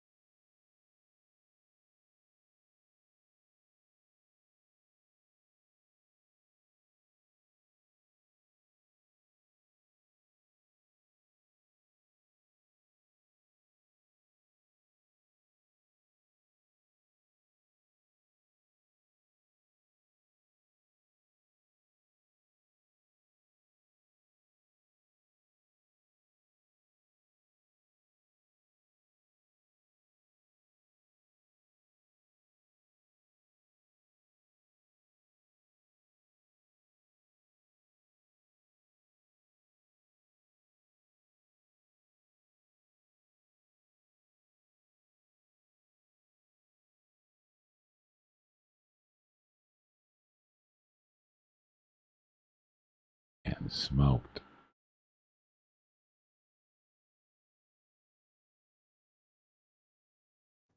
We took out all those licks, right?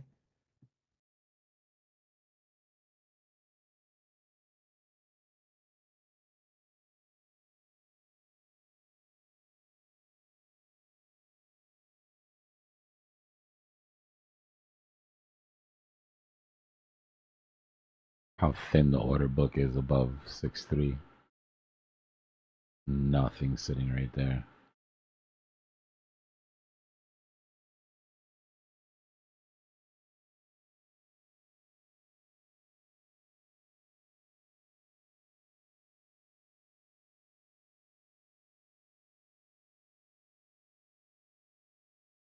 Bitcoin is 0, 2026.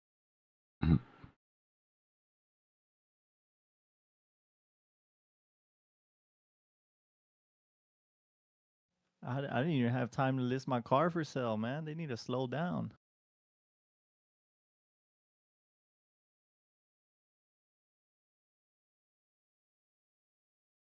Oh, that was a Tokyo candle, wasn't it? That's their first candle. Ooh.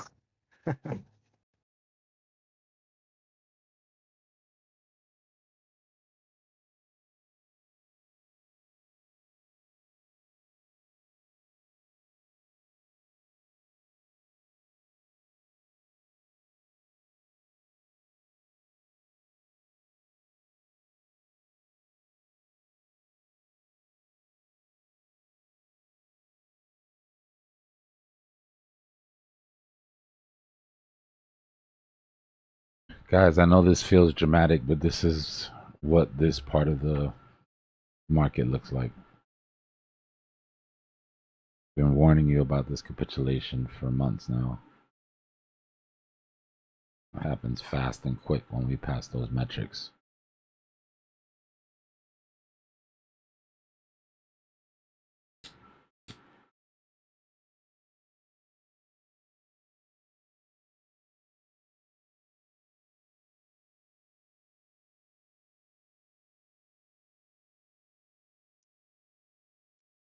Is this a Chinese New Year discount?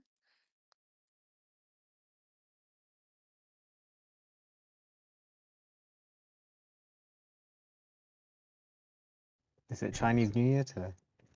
Not yet. It's coming. So right now in Singapore, we are slowly getting things ready. So it will be on the 17th and 18th of this month. I mean, if a red candle counts as delivering you a discount in a red envelope, I feel like that counts, right? I'll be right back. Indeed, indeed. D, I'm looking for licks underneath us. I can't find nothing. We're just selling.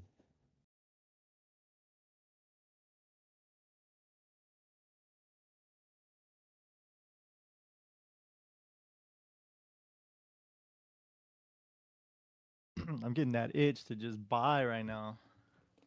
I want to FOMO into a short, but I had that itch too, so I am just like, no, hold on.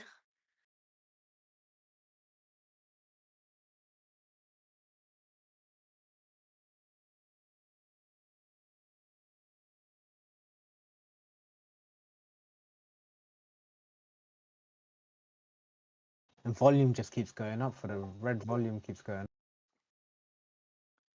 Enough is enough. Enough is enough.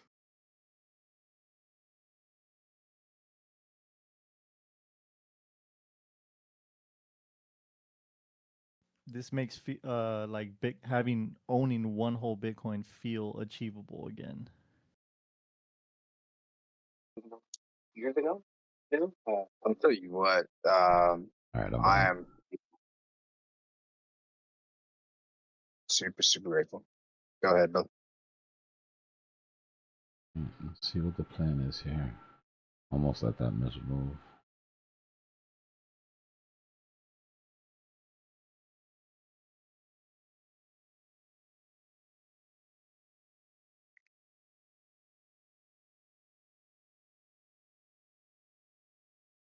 I just popped in a Zen nicotine pouch and realized I already had 2 in there. Everybody deals with the stress differently.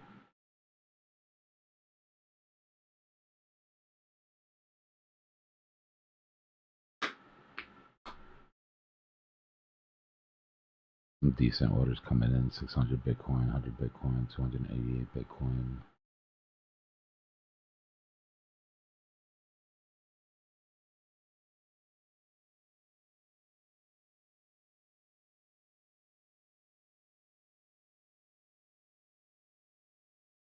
Now, my bottom targets haven't changed yet, but we need to slow down, obviously.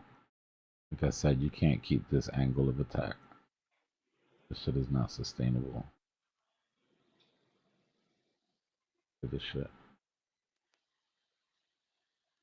So this would be a good example when market maker stops matching orders, right? Yeah. So he has no motivation to go lower. Oh, this green Doge is line nearly here. at 7.9. This green line here should be the bottom of this angle of attack that we're at. And I mean, even worse if you take it on the daily.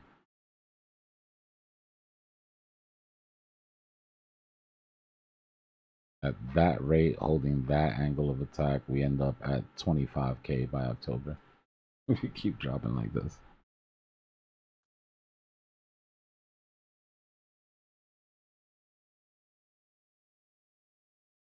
Right? And our angle just keeps getting steeper. That's that one. We look at this one, right, which is our true trend right now. I don't even want to pull this. Just to show you how ridiculous the angle is that we're on. Yeah, this is crazy, dude. Holding this angle of attack without having a relief rally or any sort of recovery, he takes us to $324 Bitcoin. Okay. I wouldn't be complaining. I get it, but hopefully you understand where I'm going with that. Right, this can't sustain.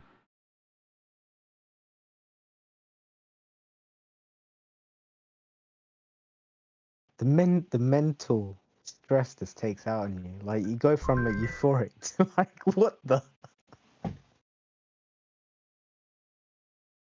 Yeah, I hear you. I was gonna ask, what's the opposite of euphoria? Is it disbelief or dysphoria? Depression. Depression. Uh,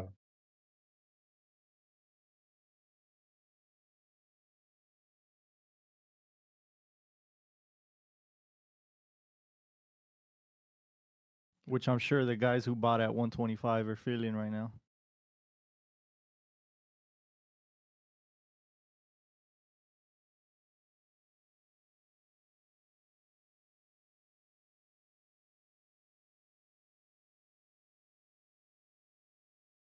So much aggression on the book right now. You think they're going for the measured move? Would this kind of price make mining profitable again? We're probably underneath the electrical cost basis. I would have to check, but we were already getting close this week.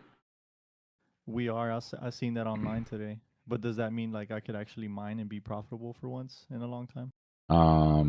Yeah. Well, it's the opposite really. It means that the electricity costs more than the price of the Bitcoin that you're getting.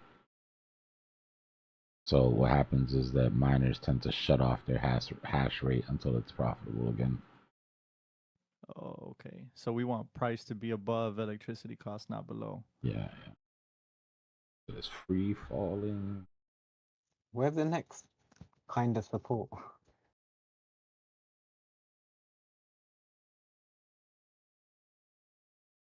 We're at like last cycle top area right now. Oh, we're gone way below that, bro.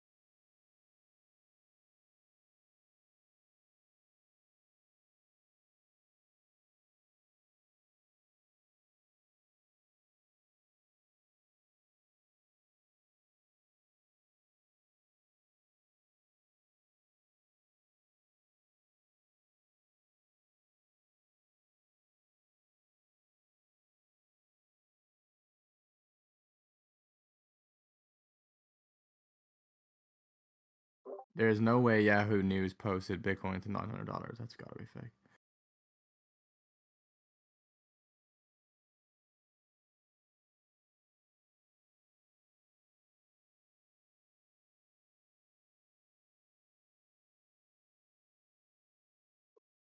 This is way worse than the FTX collapse. Surely, I'm pretty sure we're past that now, on percentage wise. But oh my god, How does this compare to the COVID crash? And this is just like last yeah, we're time. It's past just that. quicker. Just the speed of it.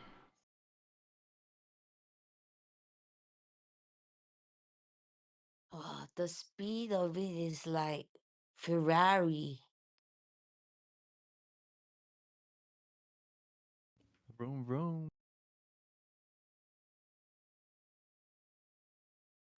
Time Yeah, to that's take the U-turn. what was that? 30 grand in what 3 days? When were we at 90? Yeah, I feel like just last week we were hoping for 104K. Oh, For real. We were thinking one more, maybe a double top or something, you know, but no. I'm not trusting any of these recoveries right here yet, guys. You know I love to catch falling knives, but These knives are extra sharp right now. Yeah, I'm only hedging it to keep my drawdown from dropping too far.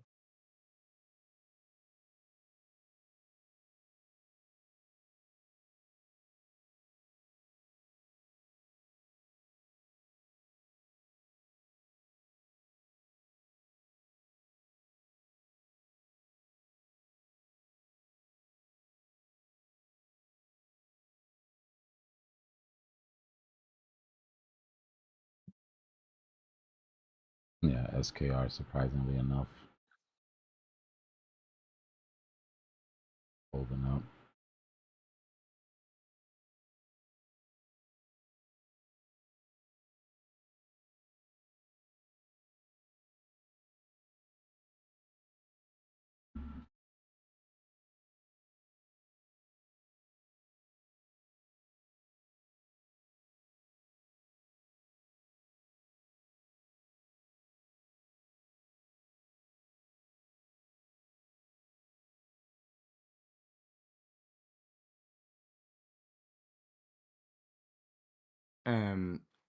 I know there's a lot of price action going on right now with Dbloc. You were talking about how you were wanting to show something to do with the fear and greed index. Oh yeah, I'll pull that up in a second.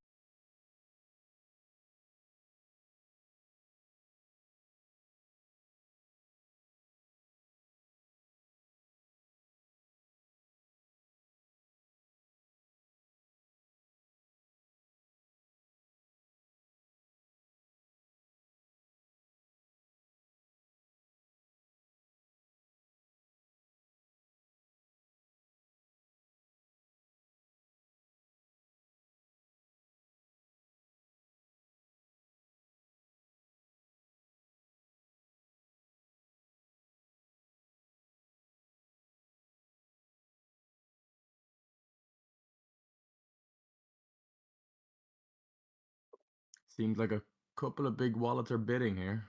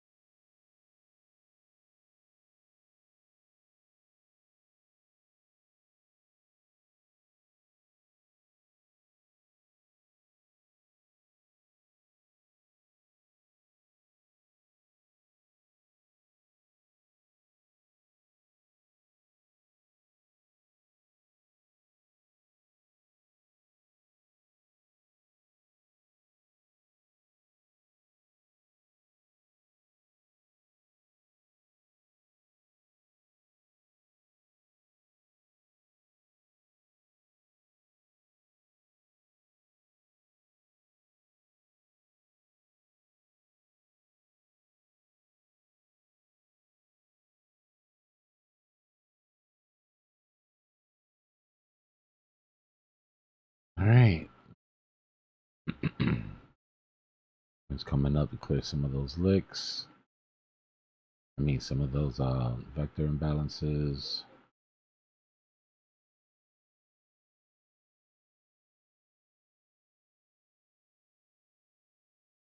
Is it the same on the way down? If we're bearish, just 50% on the vectors.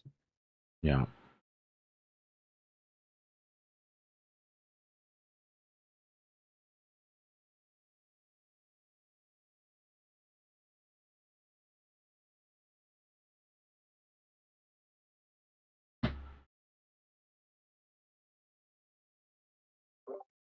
Well, if we don't see a speedy recovery, it's time for me to go back to sports betting.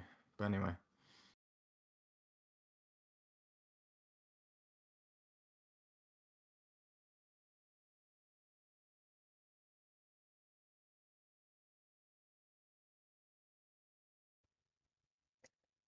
The prediction market on Mexi is dangerous as well. The Bitcoin up, Bitcoin down thing.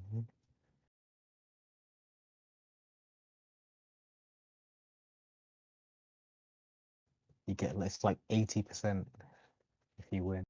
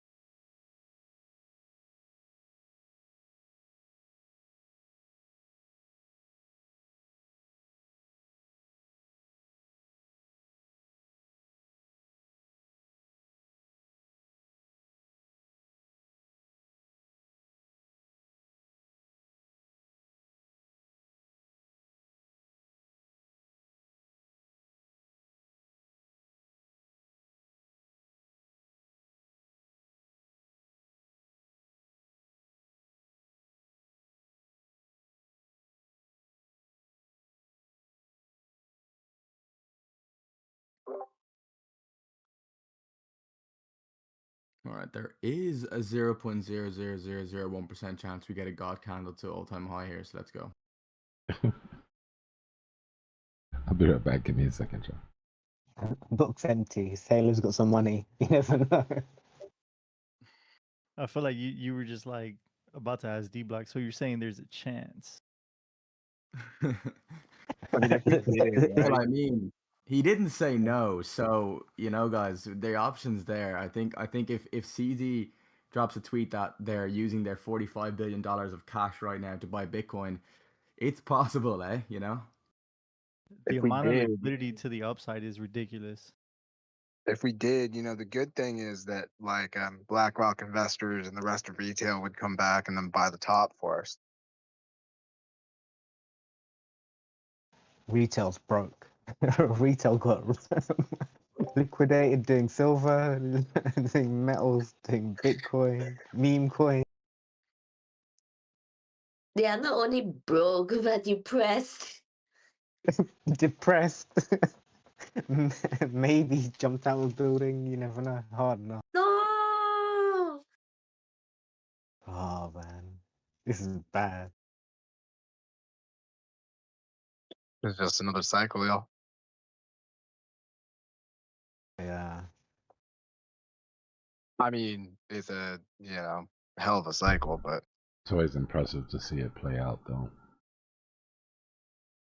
oh yeah, Honestly, this is faster than I thought, but it also kind of met my expectations.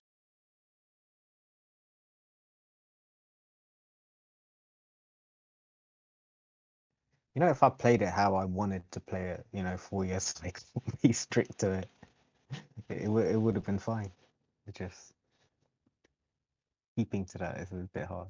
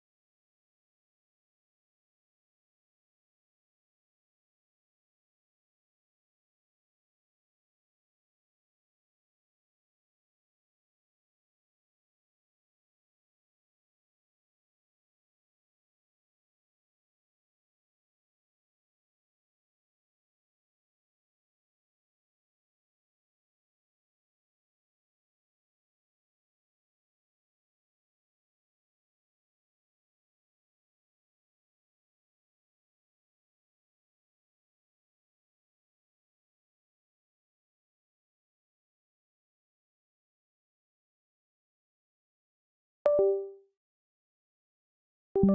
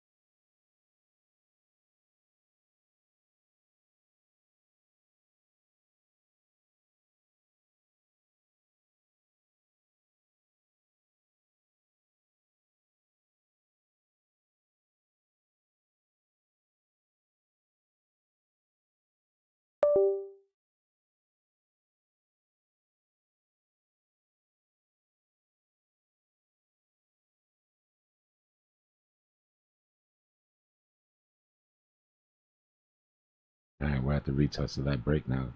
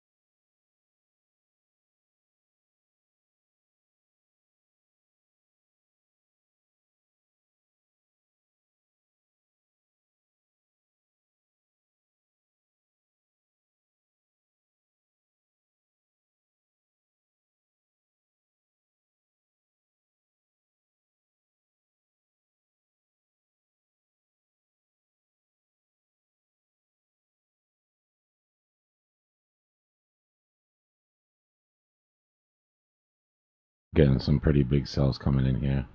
197 Bitcoin, 366 Bitcoin, 415 Bitcoin. Stopping volume candle on the 1 minute.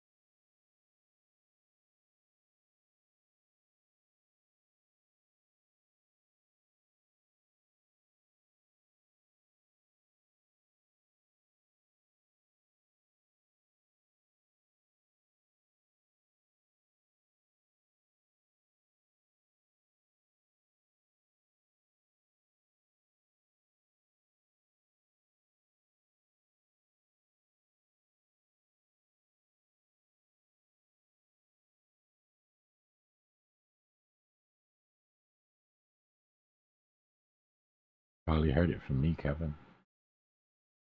Early October is where I expect us to bottom out at on the macro.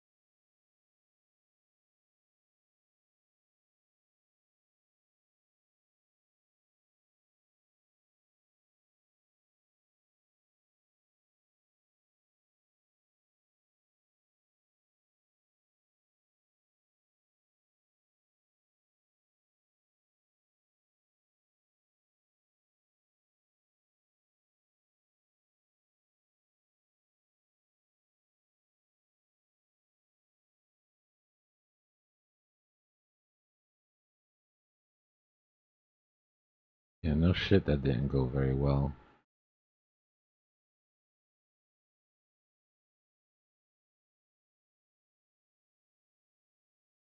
Stock tumble as AI route deepens. Silver hammered. This is why we were pointing at Oracle. Right? It didn't sneak up on us. Saw it coming.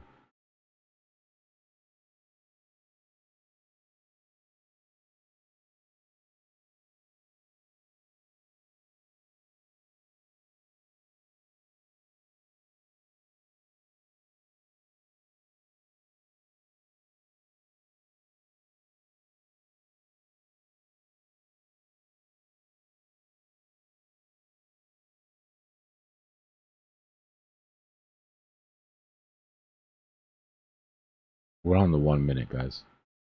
Yeah, this is V-shape, but we're on the 1 minute.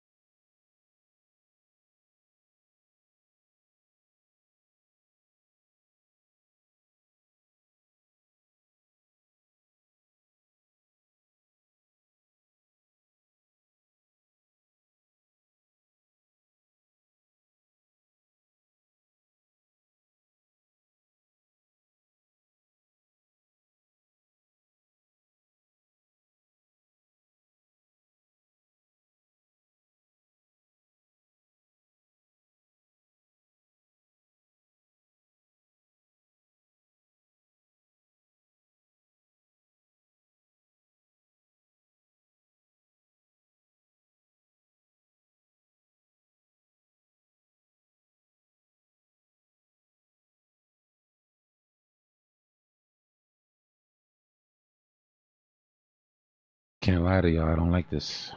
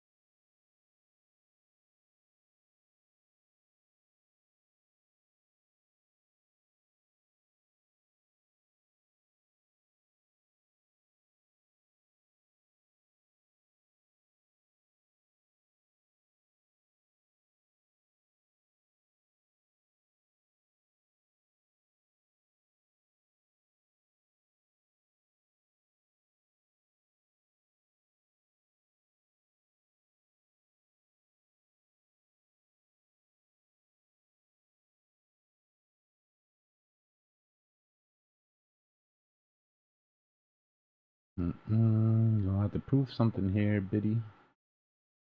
Be soon. Want to see volume pop up on any type of type 2 entry here. Significant volume. Right, this whole push up was volume divergent. Prices moving up on reduced volume. We want to see that change.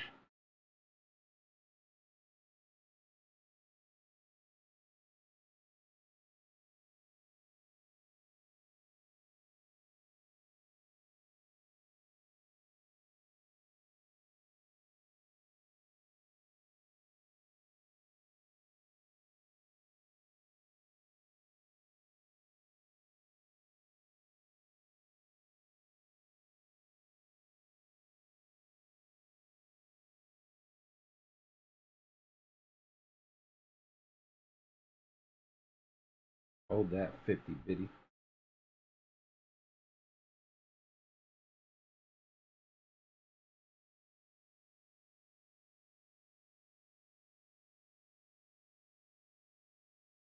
Oh my gosh, I thought you were going to say, hold my beer, Biddy.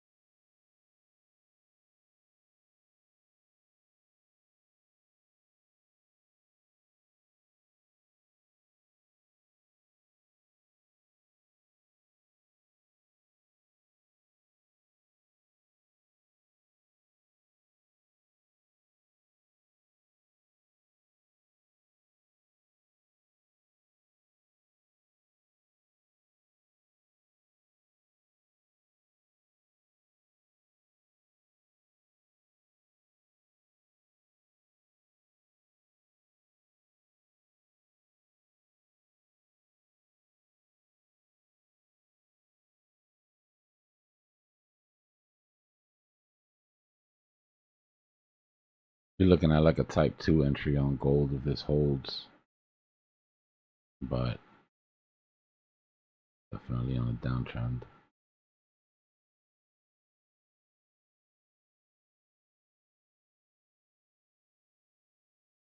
Held up. Here's lines. 60 cents. Way better than crypto.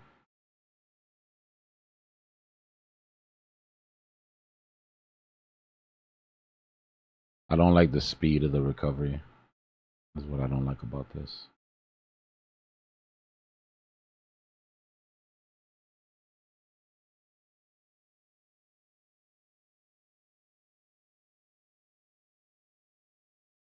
We should have popped up really hard after a drop like that.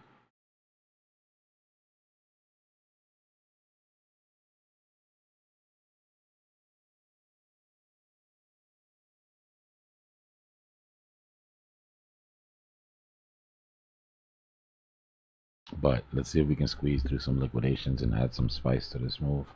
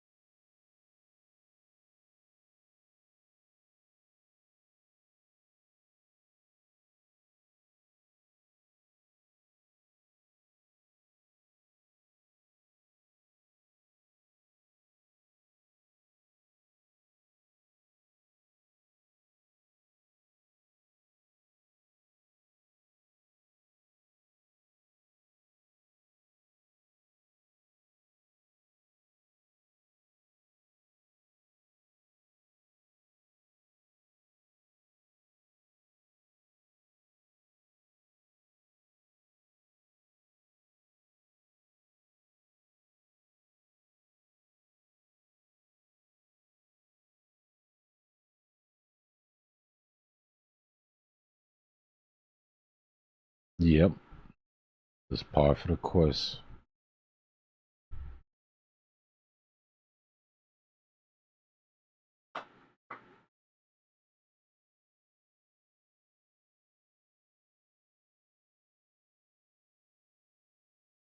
I mean, at least they were kind enough to draw a pattern out for us before they dropped. It's been a lot nastier than that before.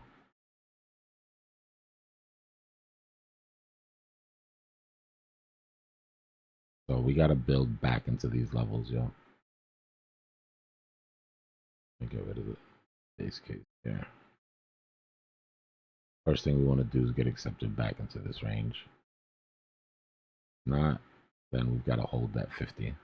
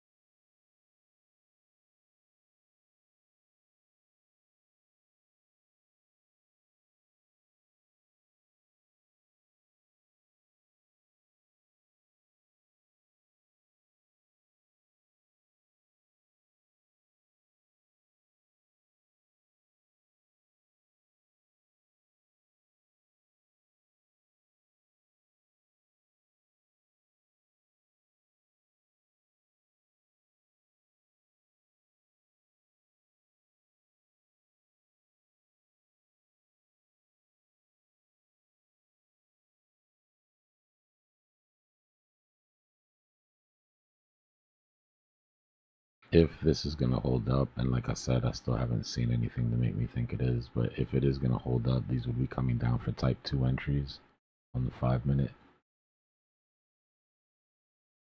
But I need to see more.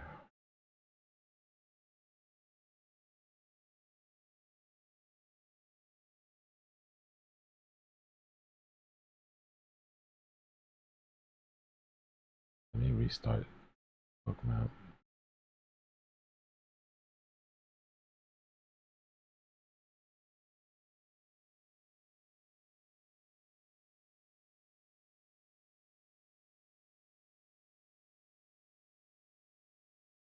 Wheeze it.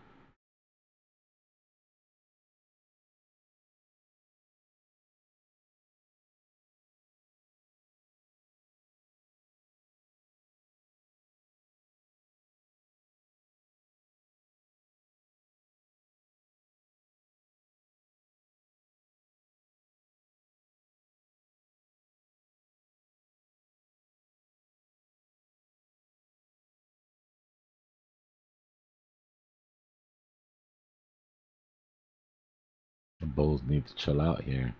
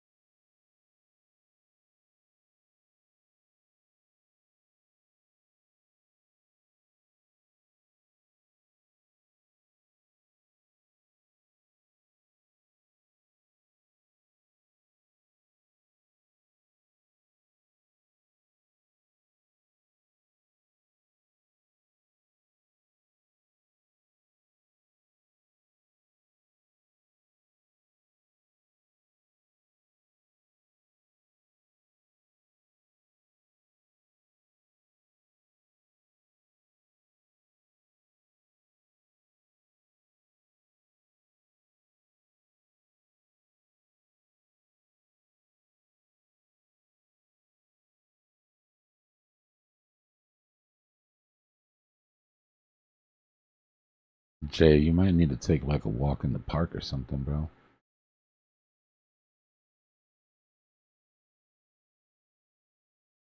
Get some fresh air. Breathe a little bit.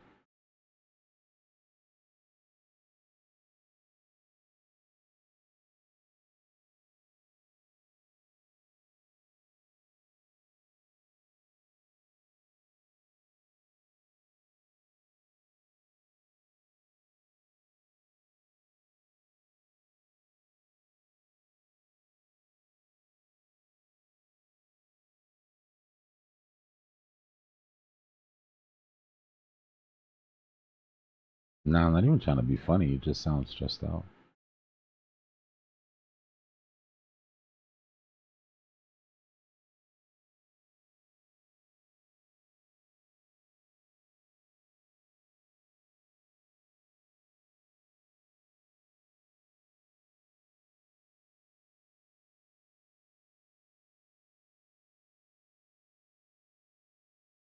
Should see the tape light up.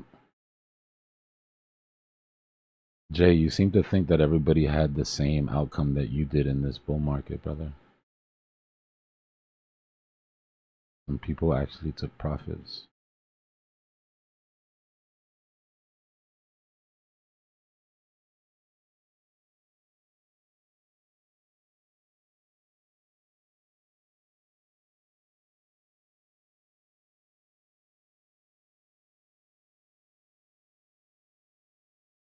Somebody panic selling this dump? Panicking, I don't know if panic selling, but there's definitely some panic.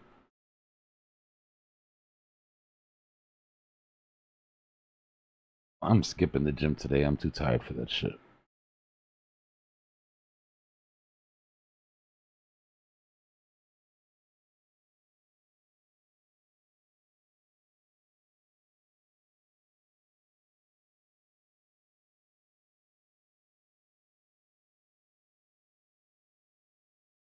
Nah, I know I'm just gonna go half-assed anyways.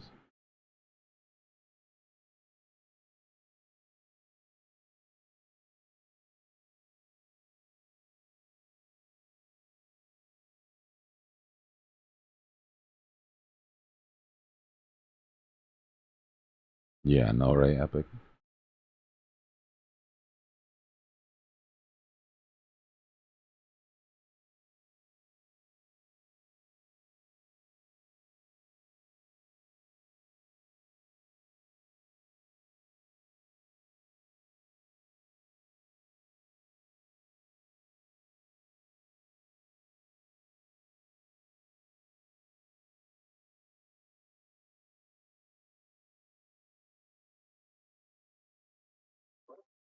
Do you like this reaction, this bounce, Dbloc, or not really? Yeah, it's too slow. I want to see more aggression here. I mean, it's nice. It's holding itself up, but we're still running this move up on decreasing volume.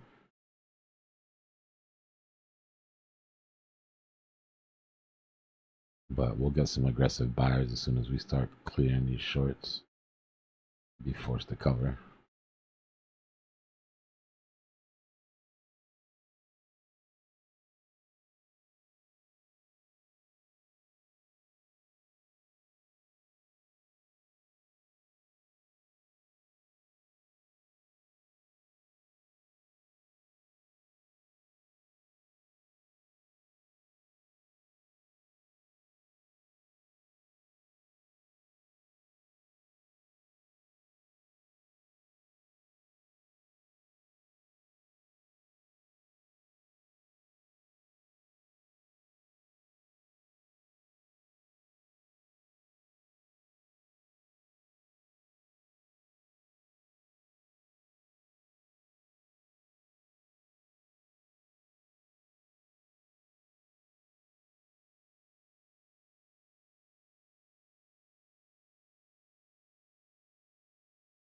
Clipping those shorts.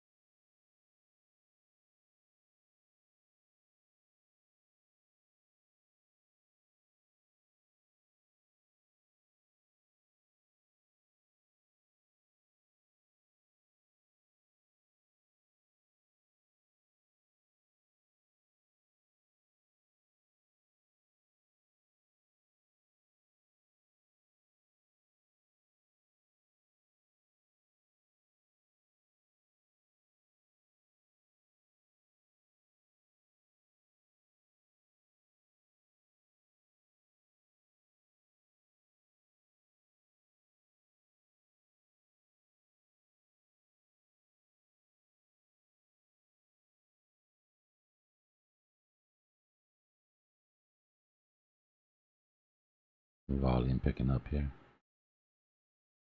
A little bit. Y'all remember them monkey NFTs like 3 years ago? Bored apes. Yeah. Those things were selling for like 500K, $1 million. I wonder what they're worth now.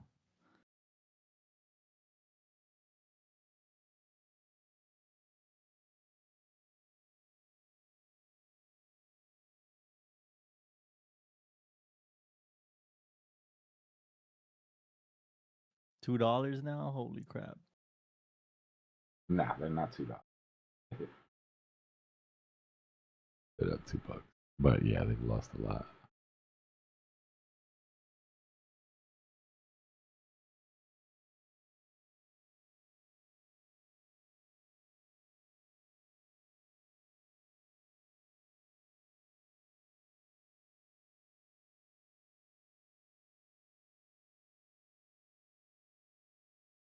Good evening.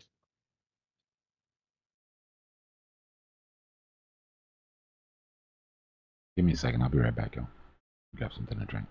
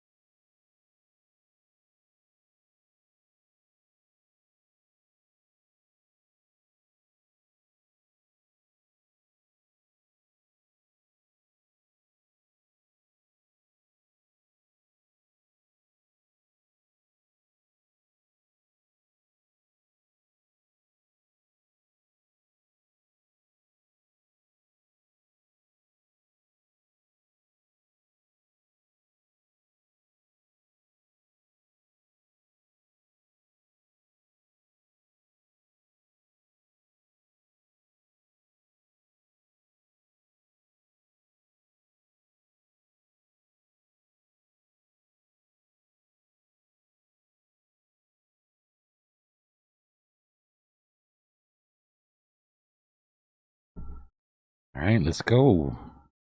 A little bit of volume, a little bit of volume.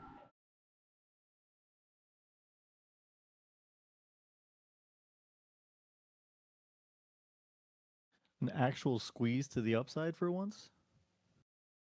I mean, we're just regaining a little bit of lost ground, but yeah.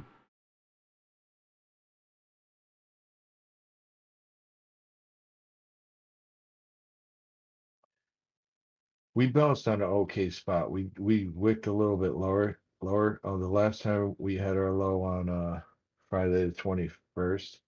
We're on that same angler from before we had all-time highs in July to August of last year.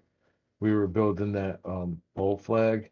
So we kind of just bounced off the support of that flag if you stretch it like a spider line, right? But if we might just be popping up a little bit to drop some more. My next strong descending support is 53,250, and I would love to bounce there. I don't want to go lower than that, or this super cycle ain't gonna happen. Shit, super cycle. Whoa, Whoa. That was very loud, Mike.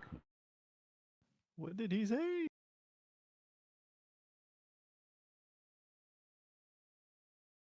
As far as where we bounce, psychological, 60K on the dot, body to 60, and then orders jumped in. So we get above that 50 on the 15. This is nothing. This has been our nemesis the entire time.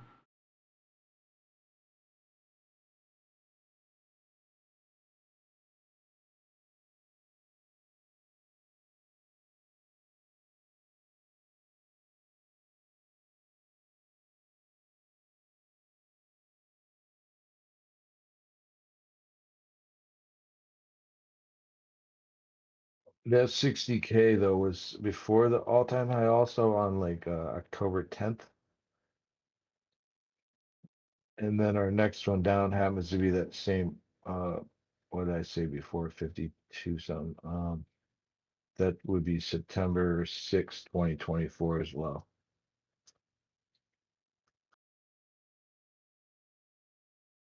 Fifty-three 250.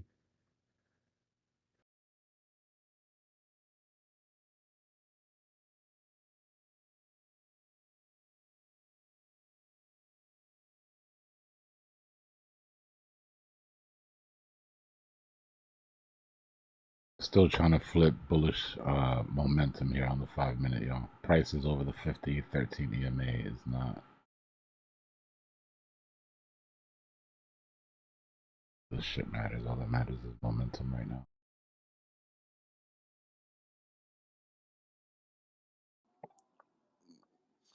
Clear the chart for a bit.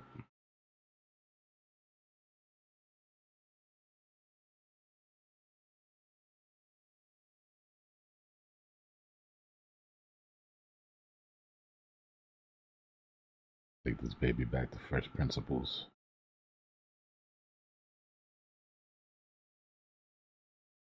Bullish momentum on the 1 minute has to hold for any sort of hope for it to carry on to the 5. So we'll come down and watch this retest on the 1 minute. Remember, this drop, if it is going to be supported by spot, then you will be coming into type 2 areas on your alts. Jasmine looks like a goal.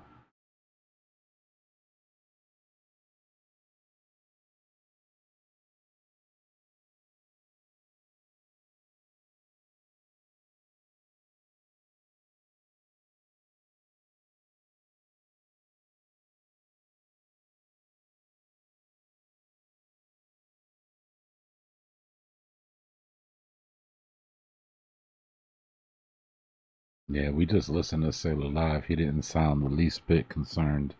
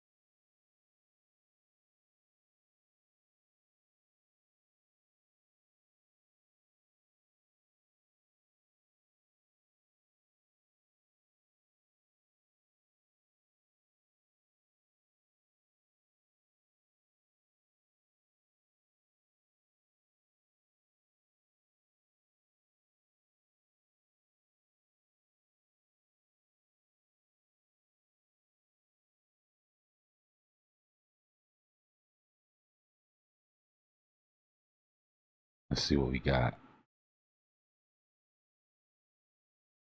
Did we fill any large order blocks down here? We did. Good news is that this type of money doesn't jump in the game to not make a profit. Bad news is that it's mostly institutional money and they are happy with a smaller percentage than you are.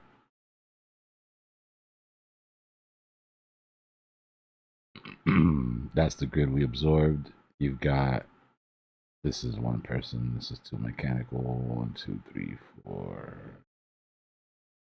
Oh. 1,400 Bitcoin sitting between 54 and 52. We got any large sell orders above? And 625 at 69. Another 700. Basically right around 70. See what we got for imbalances.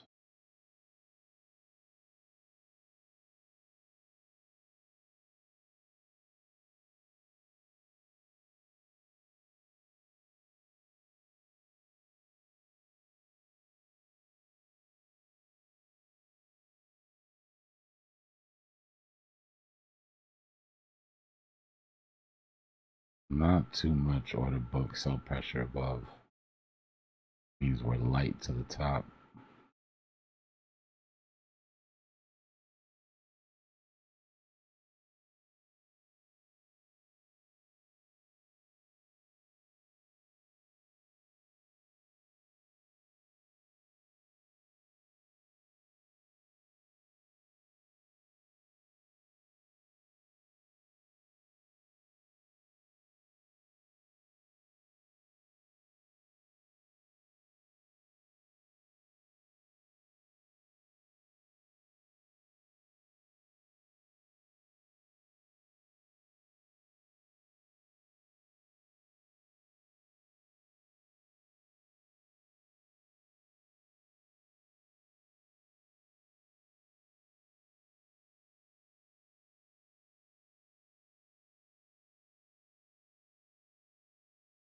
Still volume divergent for the most part here.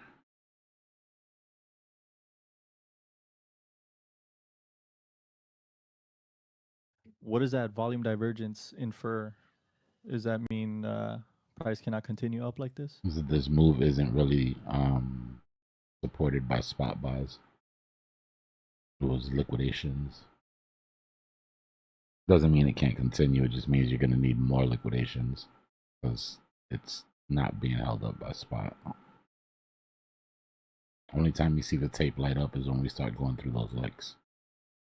There's nobody really there hitting market buy unless they're forced to cover.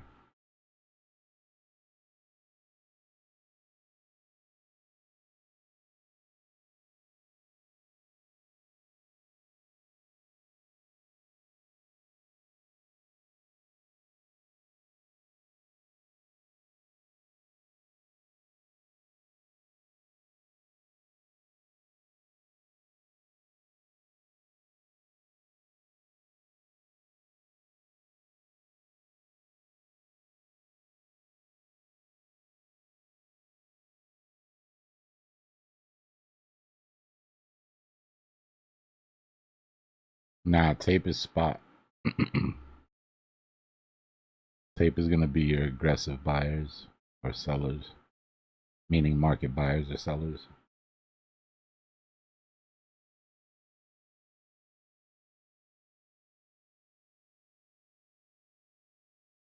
But when you're liquidated, you're forced to cover on market.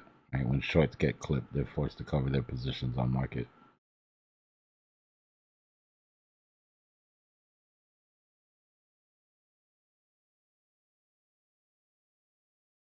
I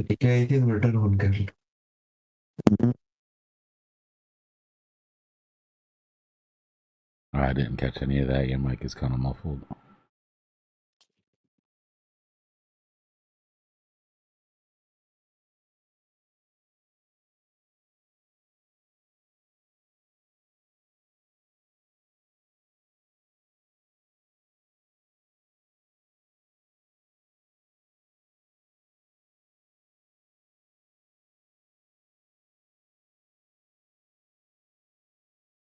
I mean, it could have been the spring off of a small Wyckoff, but I don't really like the reaction at all. You know me, there's not many fallen knives that I don't like.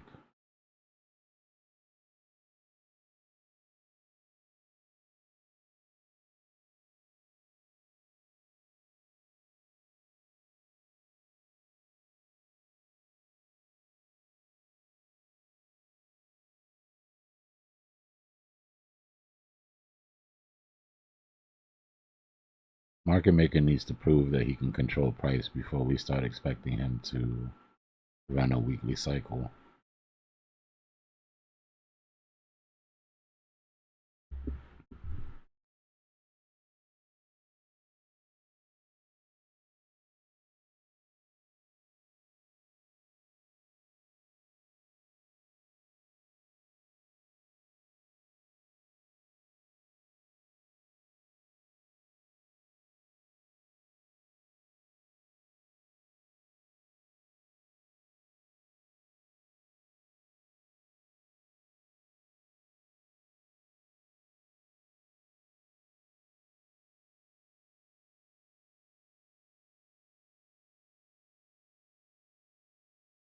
Yeah, last weekend trap was totally out of control. Only one side trapped, only stayed in the trap for like 24 hours, if that.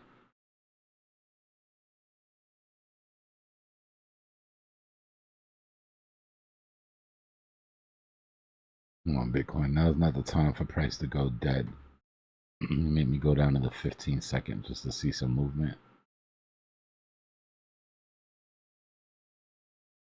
That 15-second not looking too good.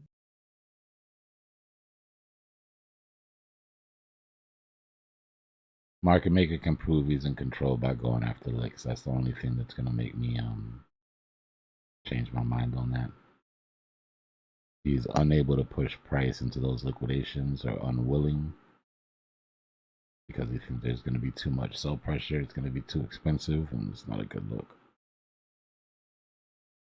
And I know it's just a 15-second, but look at the bulls.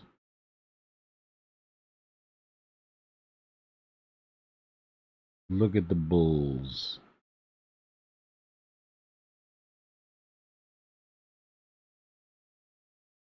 Bulls are doing that bull stuff.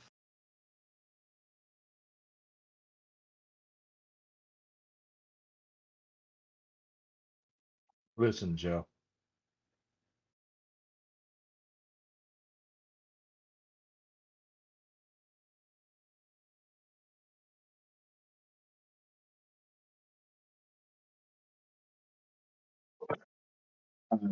They're not potential here that this could be a, I mean, it's still developing, but a large inverted head and shoulders developing, which would mean we could either come down, or we could either come up here and then break if that were to play out, or we can come down to, what is that, 62 461, and we'd have to see a bounce, or 62 460, somewhere around there. We'd have to see a bounce in that area.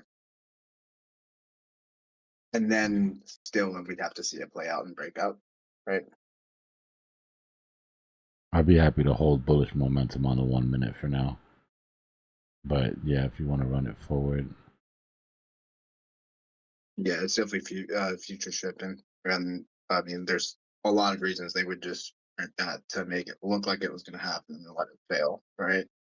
But yeah, if I gotta be honest, what's popping into my head when and like, not that it's a bad question to ask, but what's popping into my head when I hear these questions right now with the sort of price action we're getting is, I can show you better than I could tell you.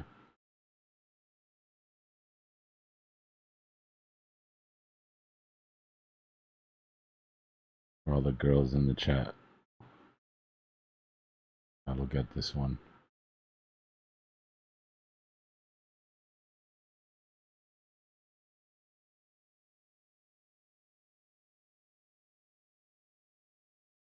Gotta let it play out, man. I'm gonna stop trying to make fetch happen once we've passed certain parts on this market.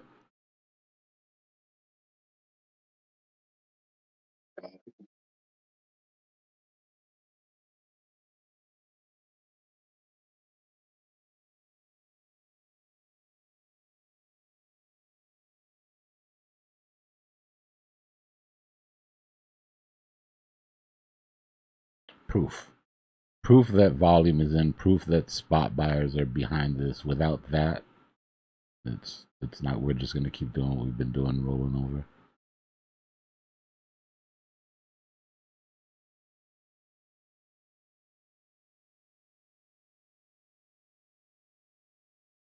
Do you have a worst case target for price? I know you went through kind of the trend line that we were on.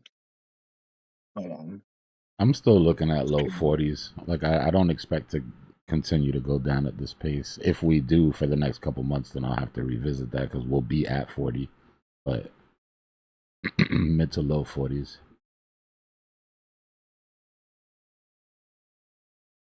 I dare them to let me pick up Bitcoin underneath 40K. That'd be great. Yeah, this is the 15-second chart, and it's just crawling. Bigger. I was joking if it goes sub 10K, man, I'm gonna buy a ton of it. I'll take out a loan. I don't care. That being said, of course, depending on when and where it happens and why. They're still making an attempt to try to farm short liquidations here. But if the bulls don't chill out, then they're just gonna rip it. Downside.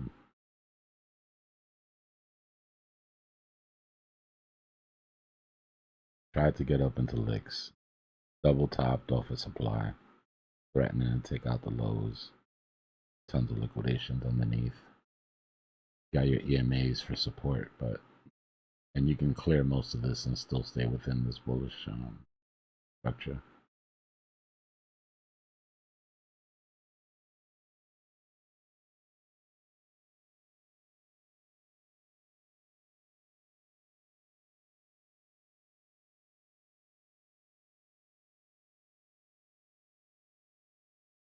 Holding demand.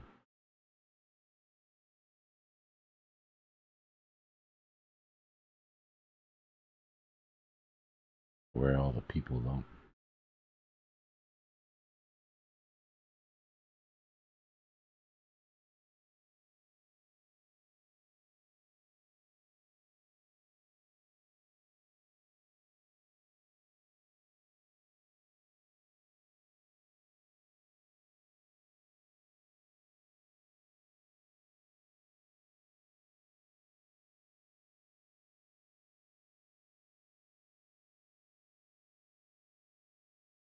Are you really gonna make me go down to the 1 second chart, Bitcoin?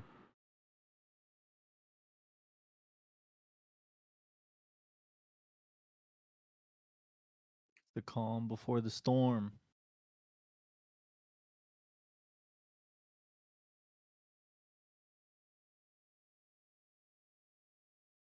Let's see the 1 second TA.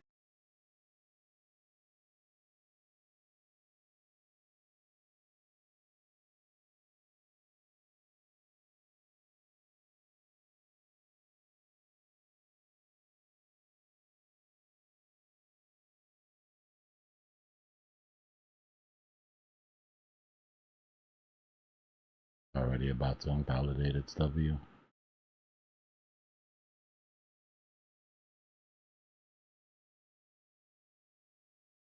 Probably won't even get to get drawn out in time.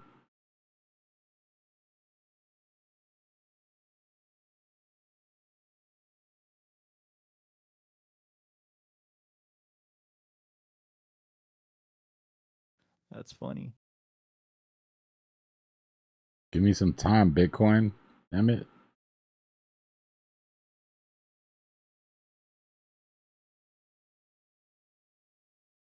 Gets us into our next pile of liquidations if we don't invalidate and come after these da-dun-da-duns.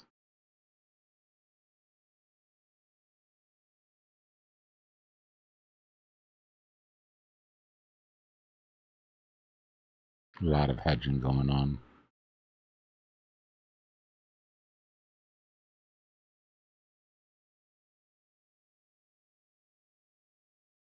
Uh-oh. Slow breaking W's create bear flags.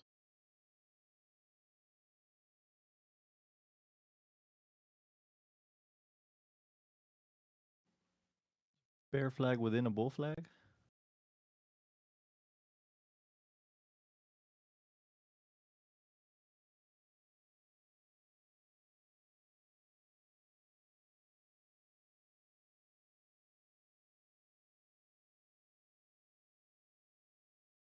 Do 1 second TA, you gotta be quick on your feet.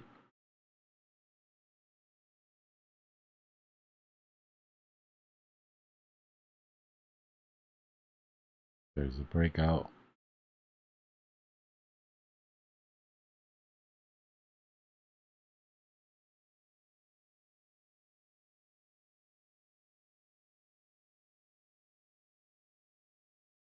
Pop.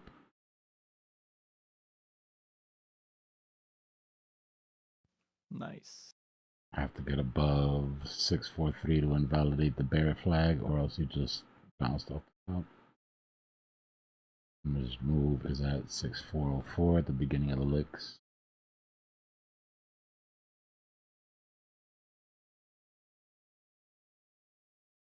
There we go.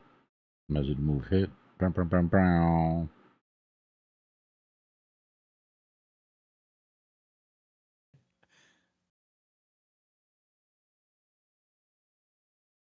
Fractaled into a larger W pattern that's already played out, basically. But we'll draw it just for educational purposes.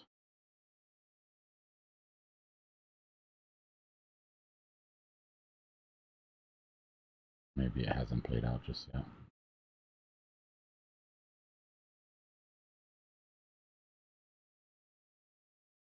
Yeah, You should still check a out little bit my left to go. I made an indicator yesterday. Well, I've been working on it for the past few days, but it automatically draws these W's, even on the 1 minute. Yeah, somebody else was doing the same thing. Ooh.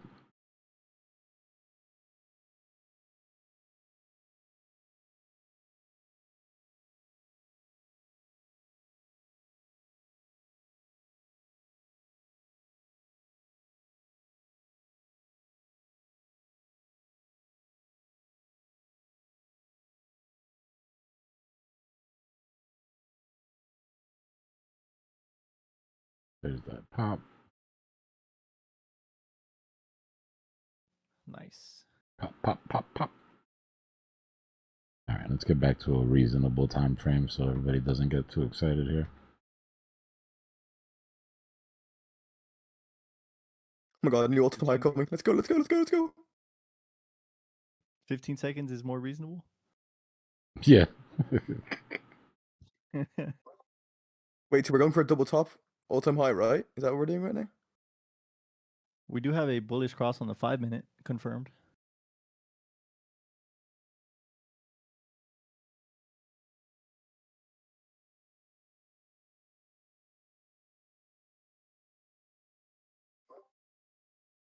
That looks like a big arrow. Measured move would be 65. Guys, again, still on the 15-second, right? We go to the 5 minute. This is where we're at. What we're talking about.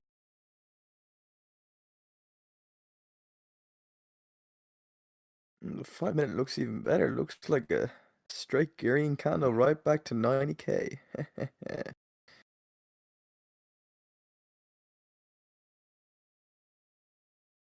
You're one of them 100x longs, aren't you?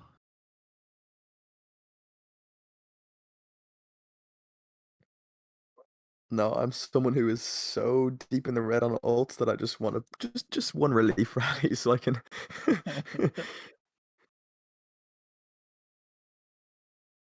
RIP. Where is Yo, look at Hype. Why is Hype doing so well lately? Hype barely budged.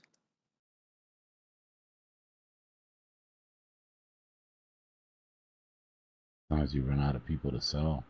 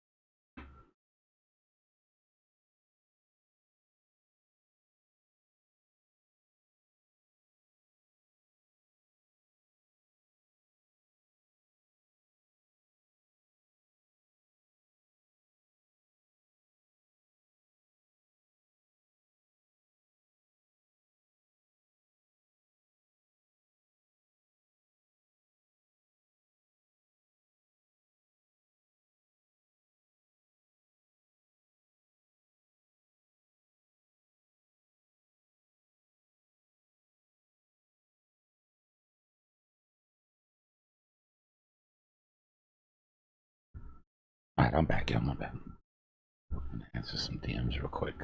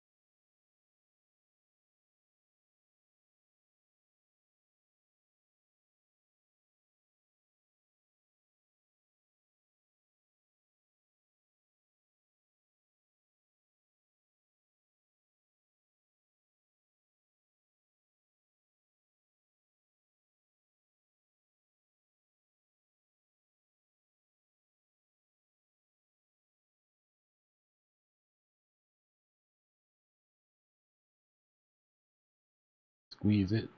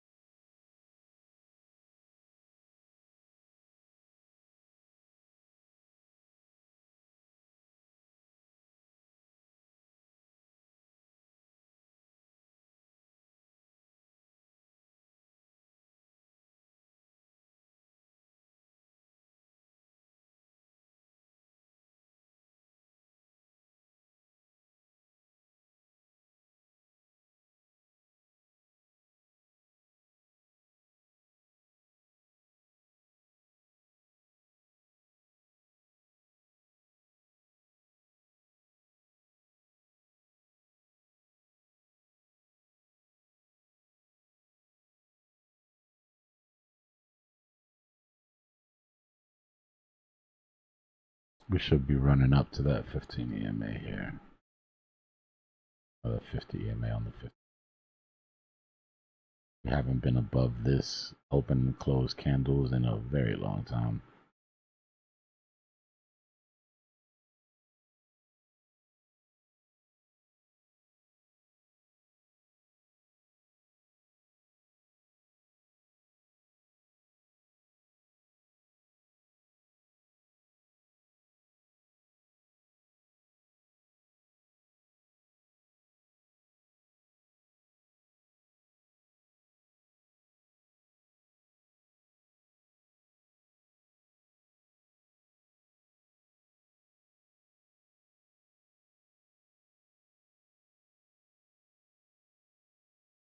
Too early to tell. Volume says no.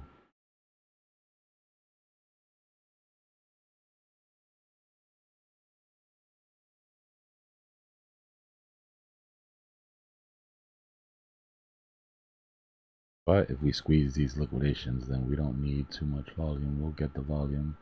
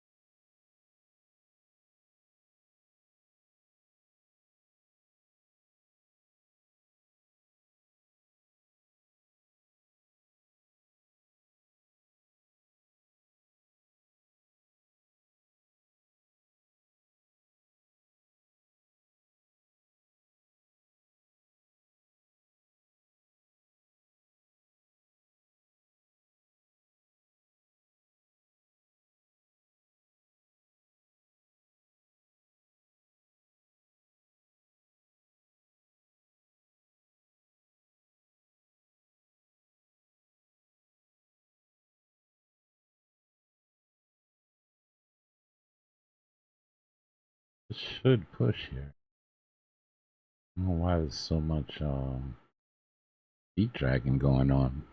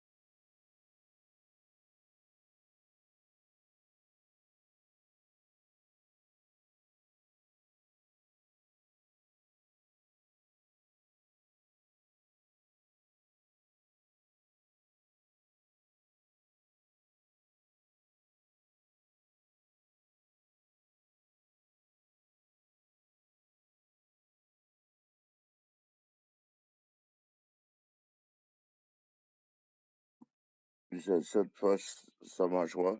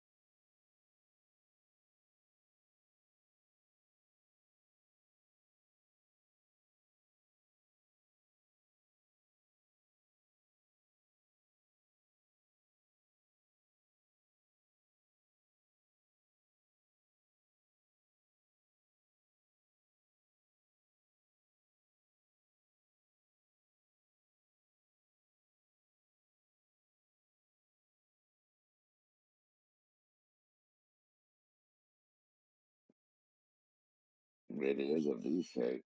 I mean, I don't know. Looks like it's starting to gas out, baby.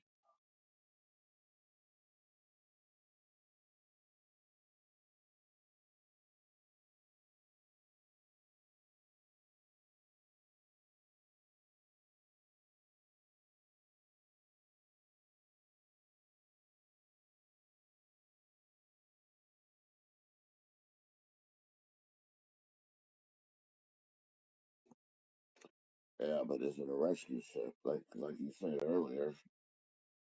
Don't forget what type of market is when it comes up.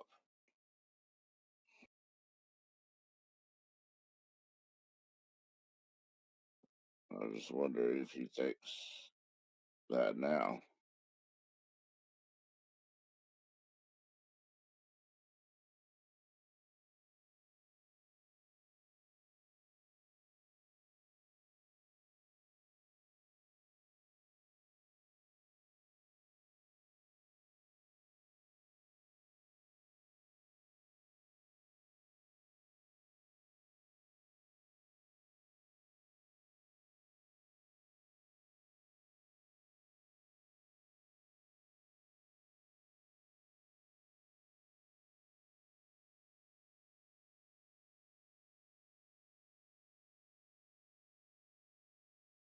I mean, 59 to 65 is a pretty good balance.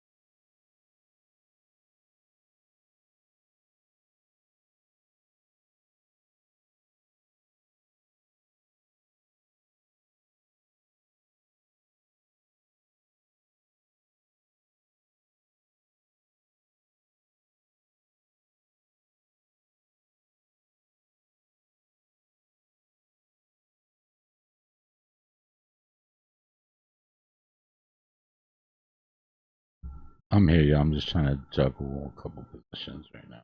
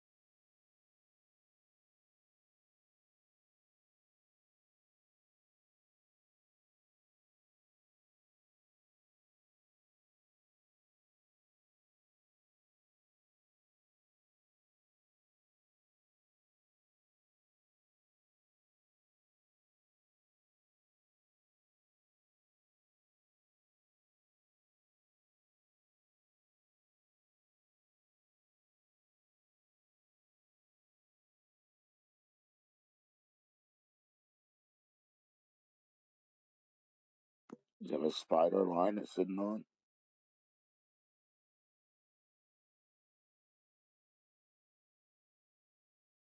Just the uptrend.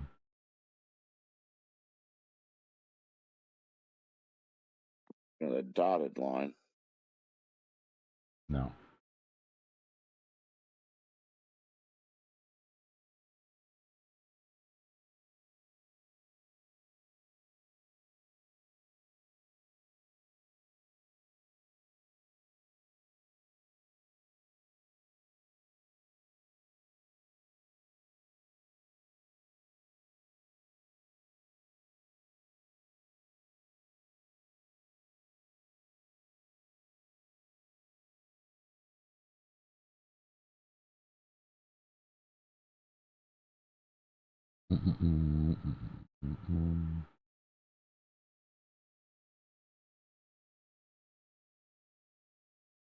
Starting to see some of that bearish order book volume come in here.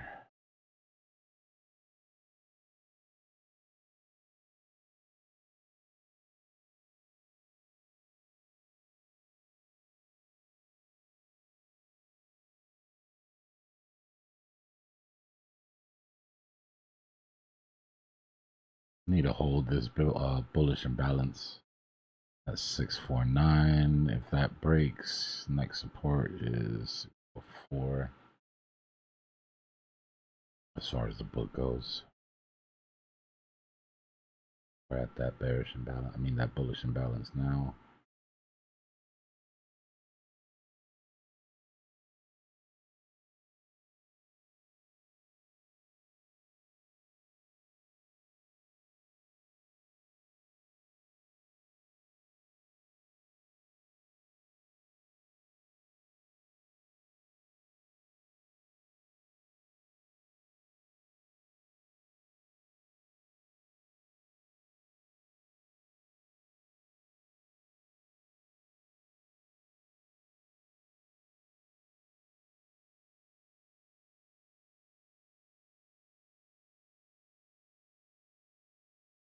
Trying to hold it.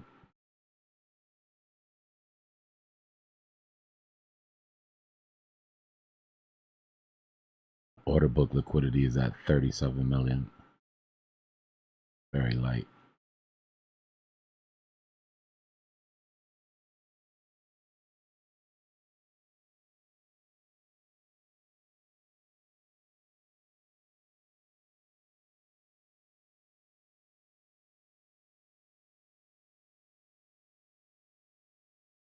Lost that imbalance.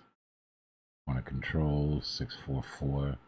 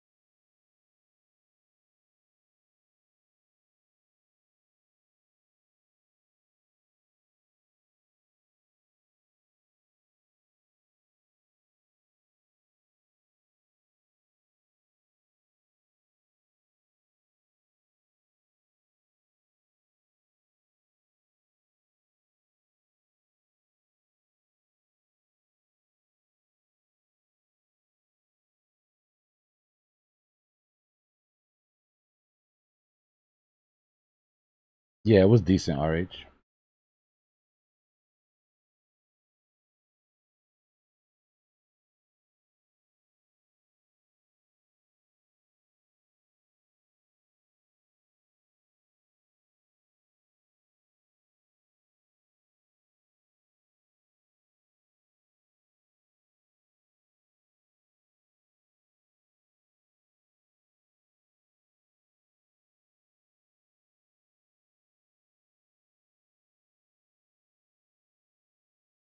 Give me 1 second, y'all. Find out where the hell this Uber driver is.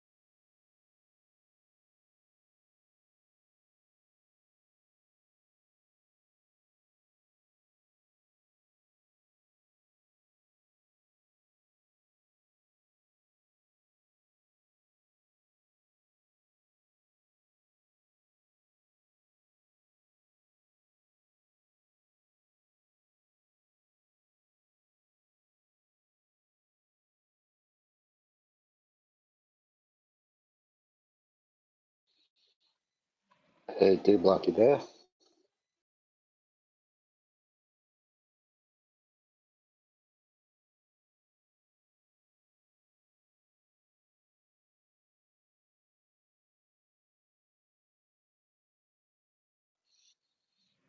Actually, if anyone can answer this question. So I'm looking at the top of my chart and it says volume, right? So it says 4.35K for Bitcoin, right? And then River, which I would expect, whatever, be high. But I'm looking at Jasmine and it's saying 8.66 million. Does that make sense? Like, how could that coin have volume way higher than, you know, Bitcoin or even River has a ton of volume, but it just changed. I think that might be referring to like the coins traded rather than the dollar amount.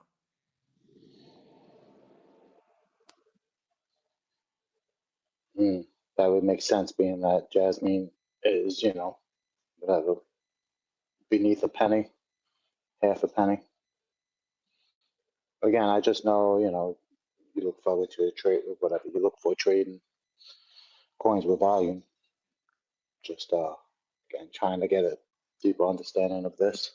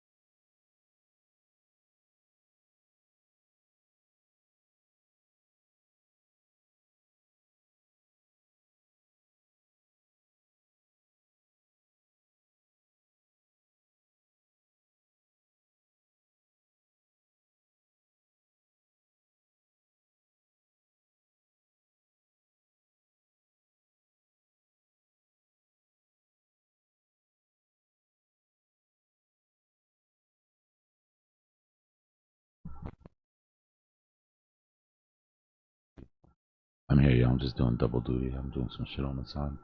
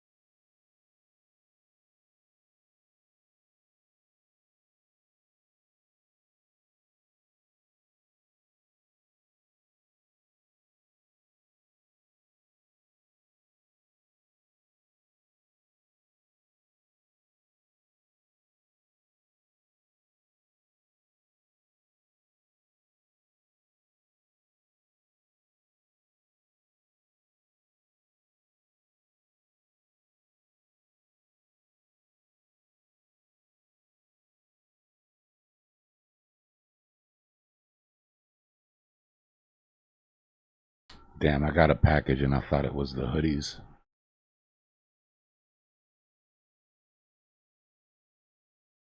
What a letdown.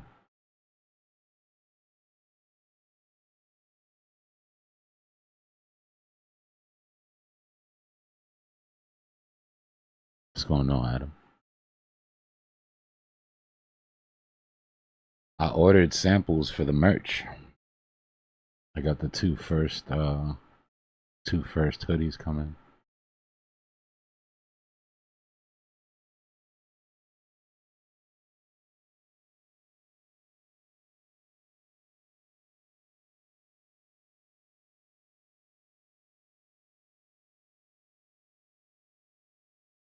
I'm sorry, I didn't mean to do that to you, Ghost. It's a sickness I'm trying to get over. I didn't mean to pass it to you.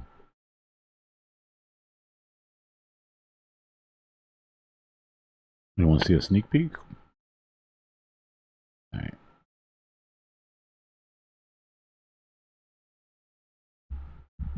Gotcha.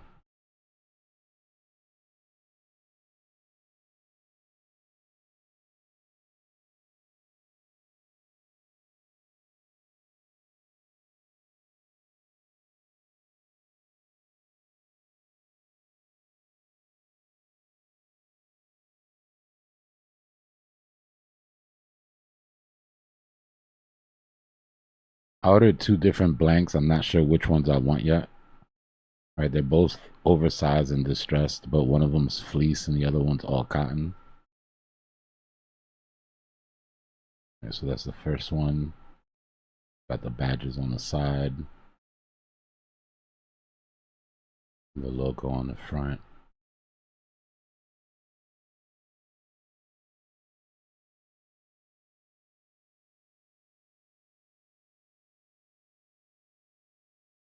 Big logo on the back, of course.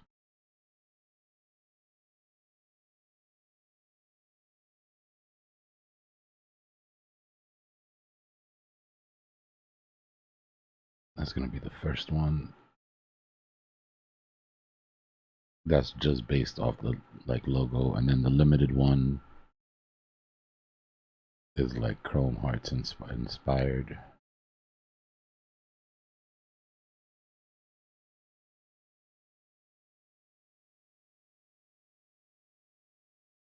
This is the one that's on a fleece.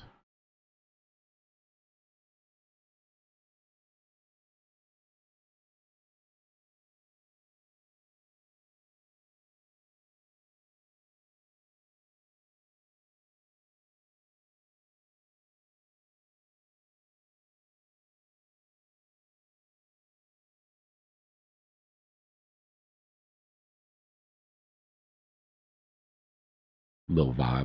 That's the one I'll be getting. I like it. Yeah. There's gonna be some that are there all the time. This is gonna be the limited one, and then what I'm gonna do is every time we drop a new limited hoodie, we're gonna have its own basically has its own tag.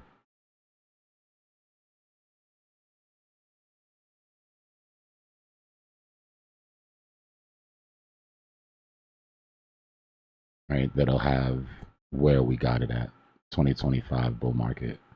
Right, the next one will be 2026 bear market. Excuse me. That way it'll be like sort of like souvenirs, you know what I mean? After a while, stack them up.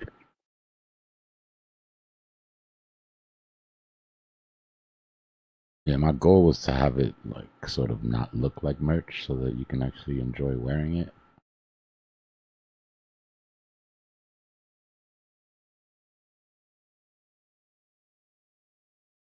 But as soon as they come in, I gotta decide which blank I like more. What fits better.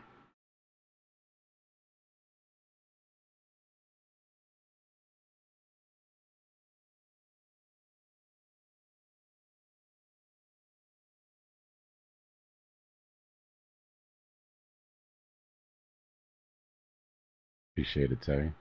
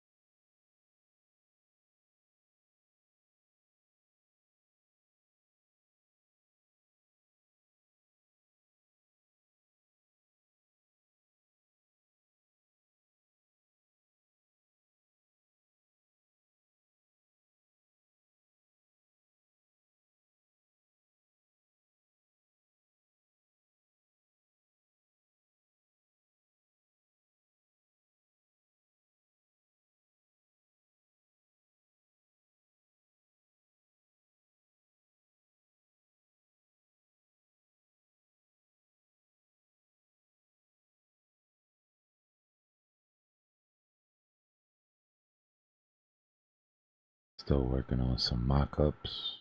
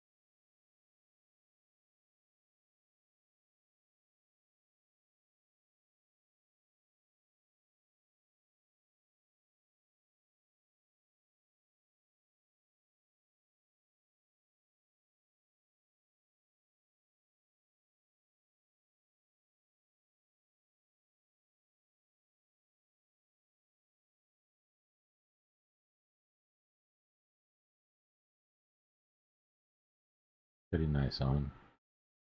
Clean.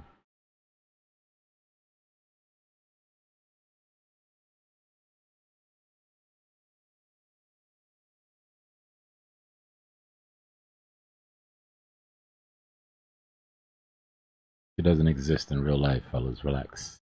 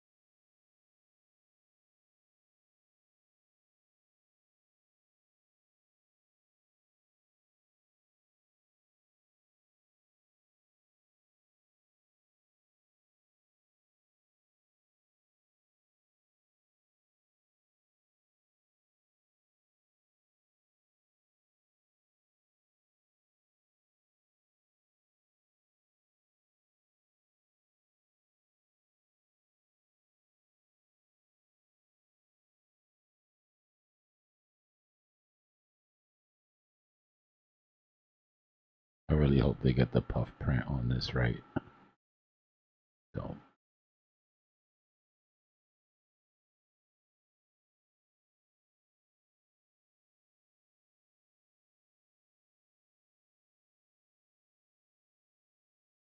Little hits on the sleeve.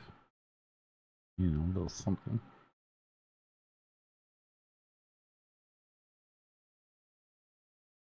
Appreciate it, Ruben.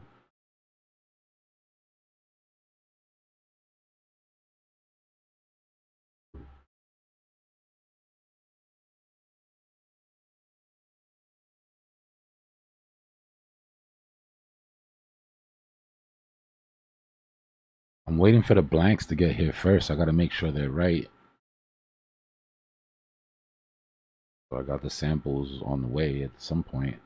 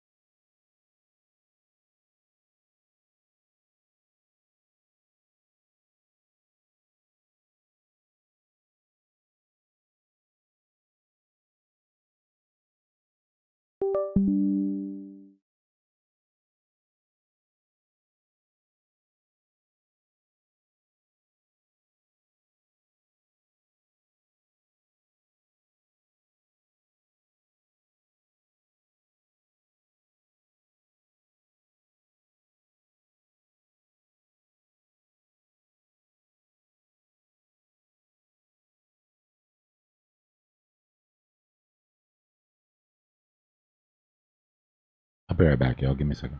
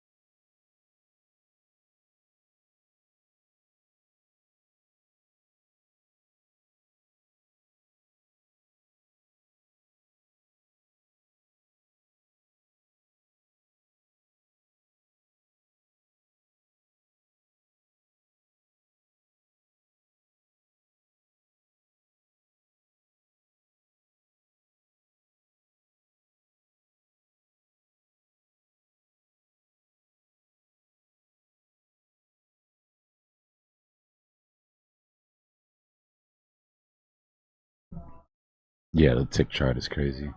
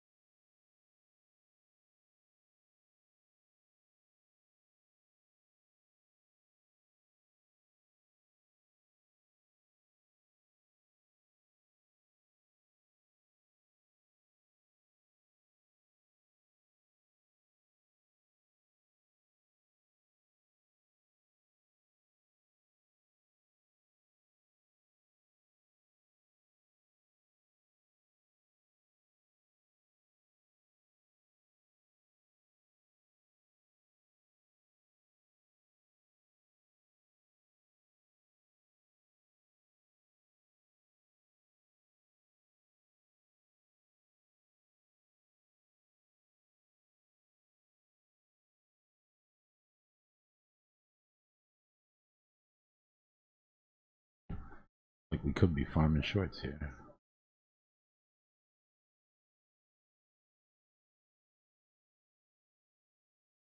Let's see how far down we can go before it gets.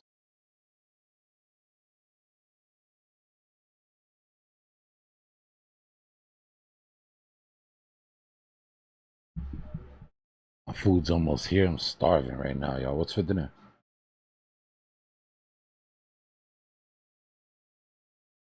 Burgers coming.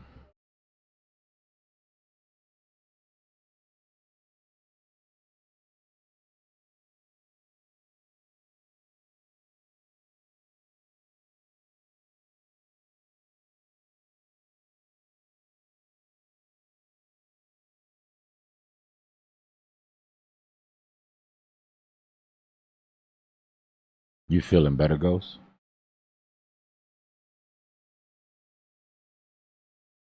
You 100%, or you still like fighting it?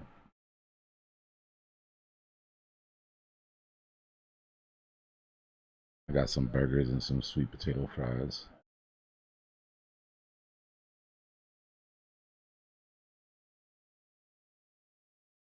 That's good. If you got your appetite back, then you're feeling good.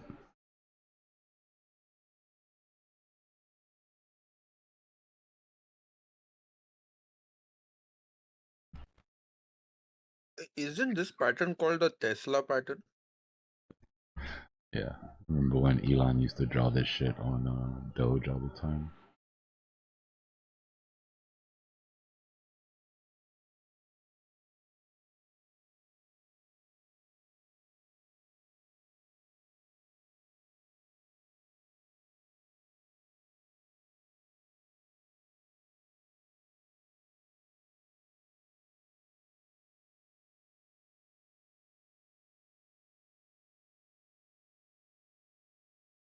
Nah, High Def is the other guy. High Def was the guy in the Matrix that was like, I don't care if it's fake. I just want to taste steak again.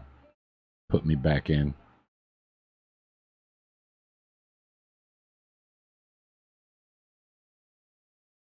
Plug me back up. Real life is a Ponzi.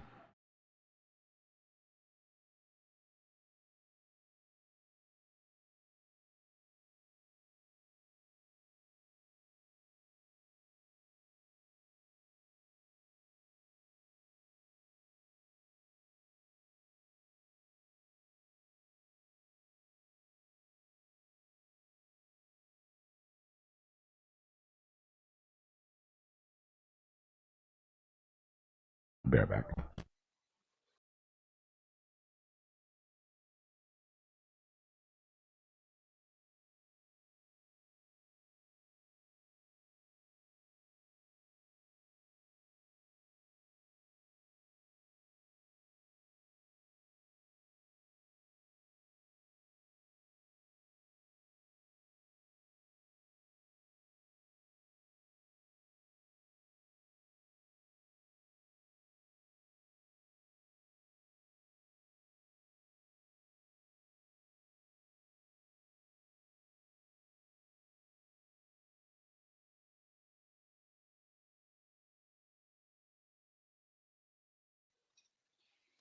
Hey BJ, what are you looking at?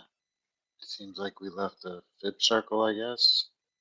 I don't know exactly what pattern that is.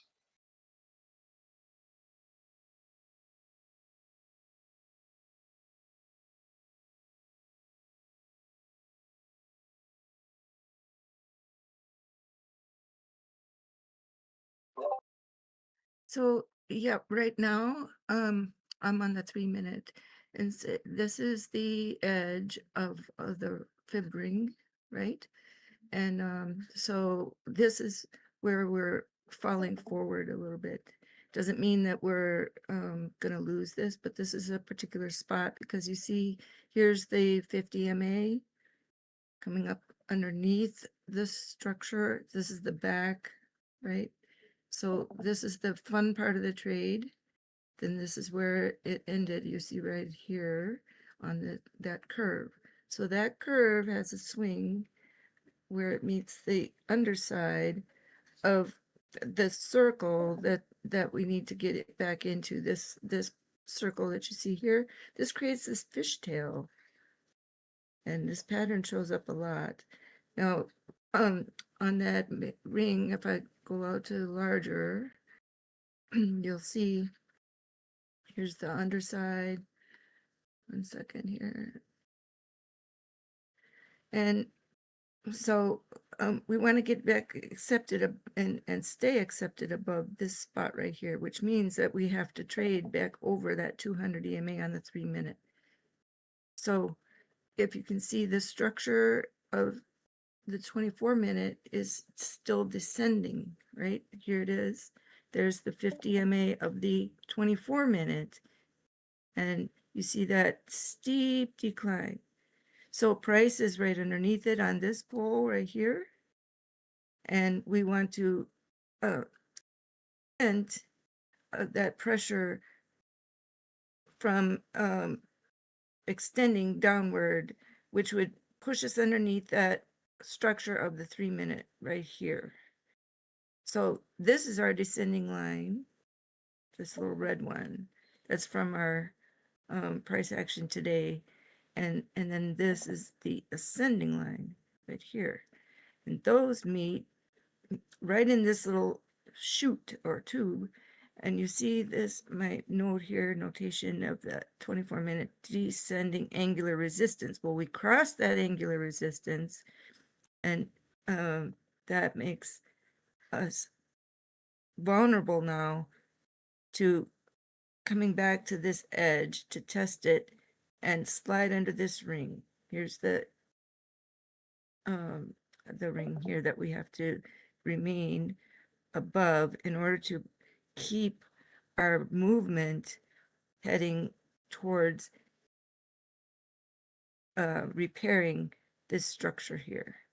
So you see how this ribbon of the TR main is almost on a vertical, but the knife edge or the edge of the face is right here, and that tip extends right to that black line on that curve. It's almost like magic, right? So there you go. And so now let me go back to that 3 minute. Before I forget, I just wanted to ask you, does all this take into consideration of building structure, you know, like patterns, you know, because it looks like we're looking for like, you know, we had a V shape pretty much. So you would expect to, you know, retrace to like the 0.5 to, you know, create the second point of the W. You know, Right. with that, it looks like we would almost come down and test that problematic point, you know, by eye. It looks like, you know, the halfway mark. So again, I'm just asking, does that tie into your TA, or is that Yeah, like see, because see the time bars are already established. They don't move. But the flow of our price action moves through here, right? And so if we people buy and sell on typically on moving averages and with momentum. So we're at this spot right here where we've got a descending pattern from the higher time frames than the 3 minute. The 3 minute is now trying to trade up higher over its 200 MA, because that's this one. See how it's descended from that line right there across time. So by correcting over this line on this curve, we essentially get rid of this section of decay in price and begin to repair it to where we can rise above this break above 68.6, because the only way you're going to do that is by trading, having your candles push over these moving averages here through in this time, and it has to be occurring before we get swept under the pressure of that descending angular from other. See how that makes a perfect spot here where we're either going to close up above here or we're going to descend down and test this area under this arc. So this we either make it here or we don't. Because now look here, you got your 200 EMA here. Here's the 200 MA, see that they're like a channel. Now they've made a cross where they the cross point is right here where the 50 wants to come up and flow up with the candles if we get enough momentum.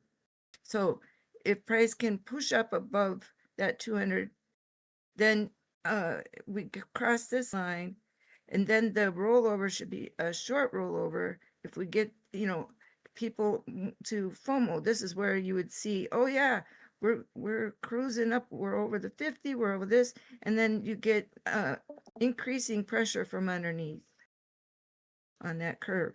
So that you see how this spot deviates. You see the this is a straight line, but this curve has this little tiny space right there and here along this fib circle right here, this edge.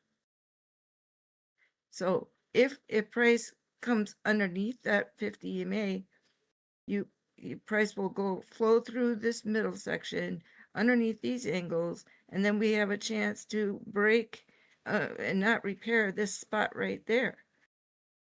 And so then price will come underneath this spot of 61.8 again. And because you're under this fishtail right here, it's either up or down here. We either repair or we don't.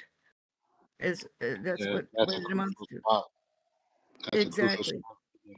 And it's kind of a position to be in because I'm looking to jump in to an entry on this retracement right here, but it might be a rejection from the 15-minute 50, which would continue downward.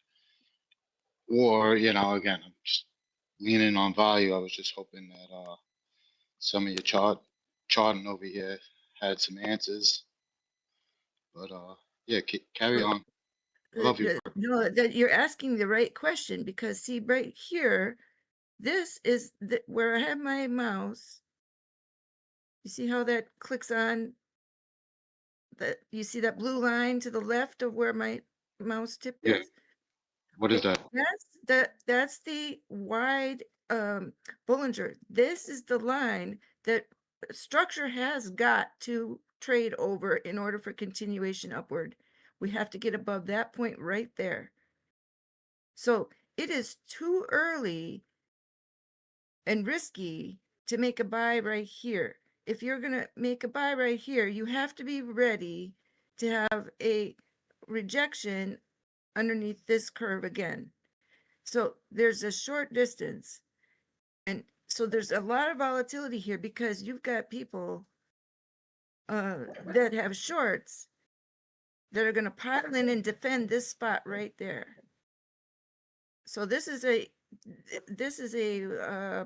wicked area for leverage. It's in the middle.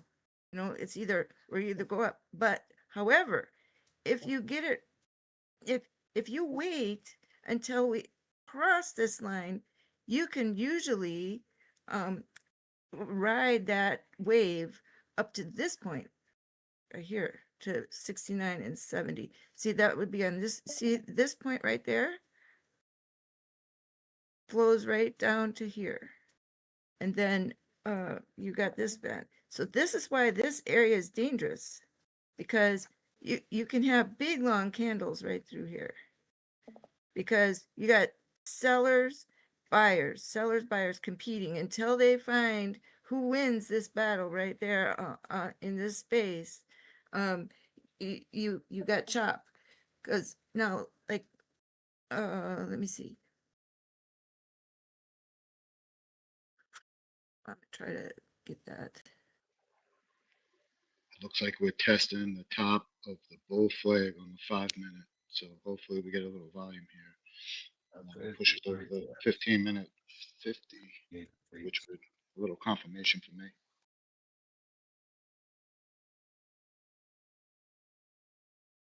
Sorry about that. Can you say that again? I'm sorry.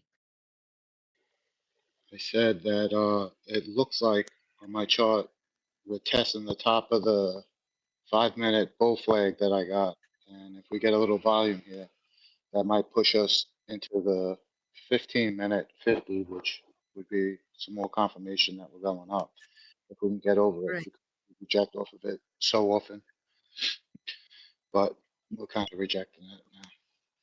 Do you see this pattern right here?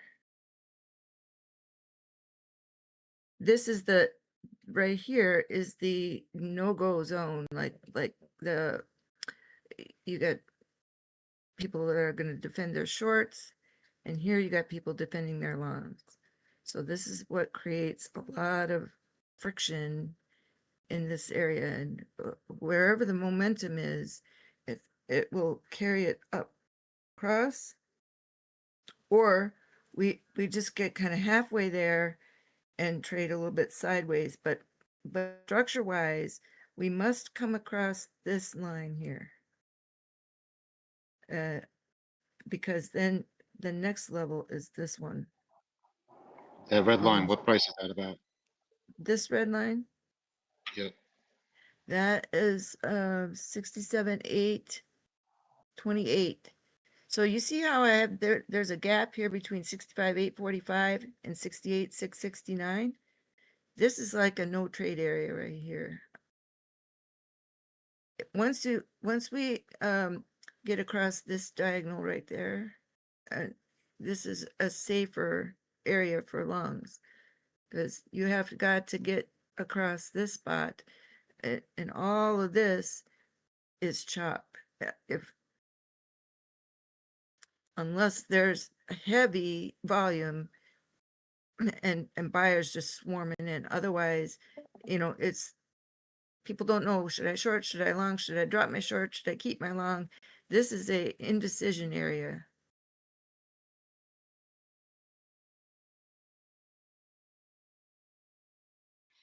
Let's look at that. Glad you said that.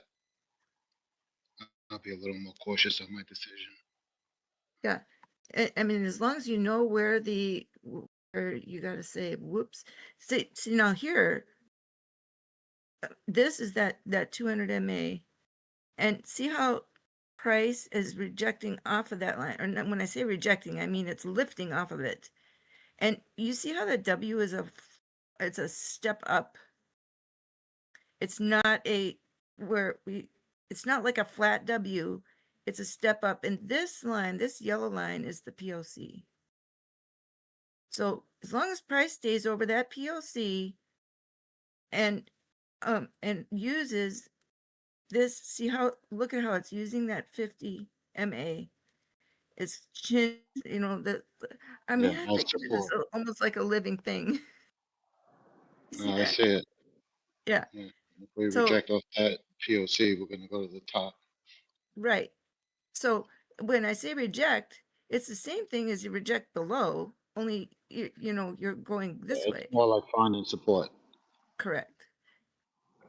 So you're leaving behind the 200, and you're taking on structure above in order to reach a higher high than right here, which is 65,177.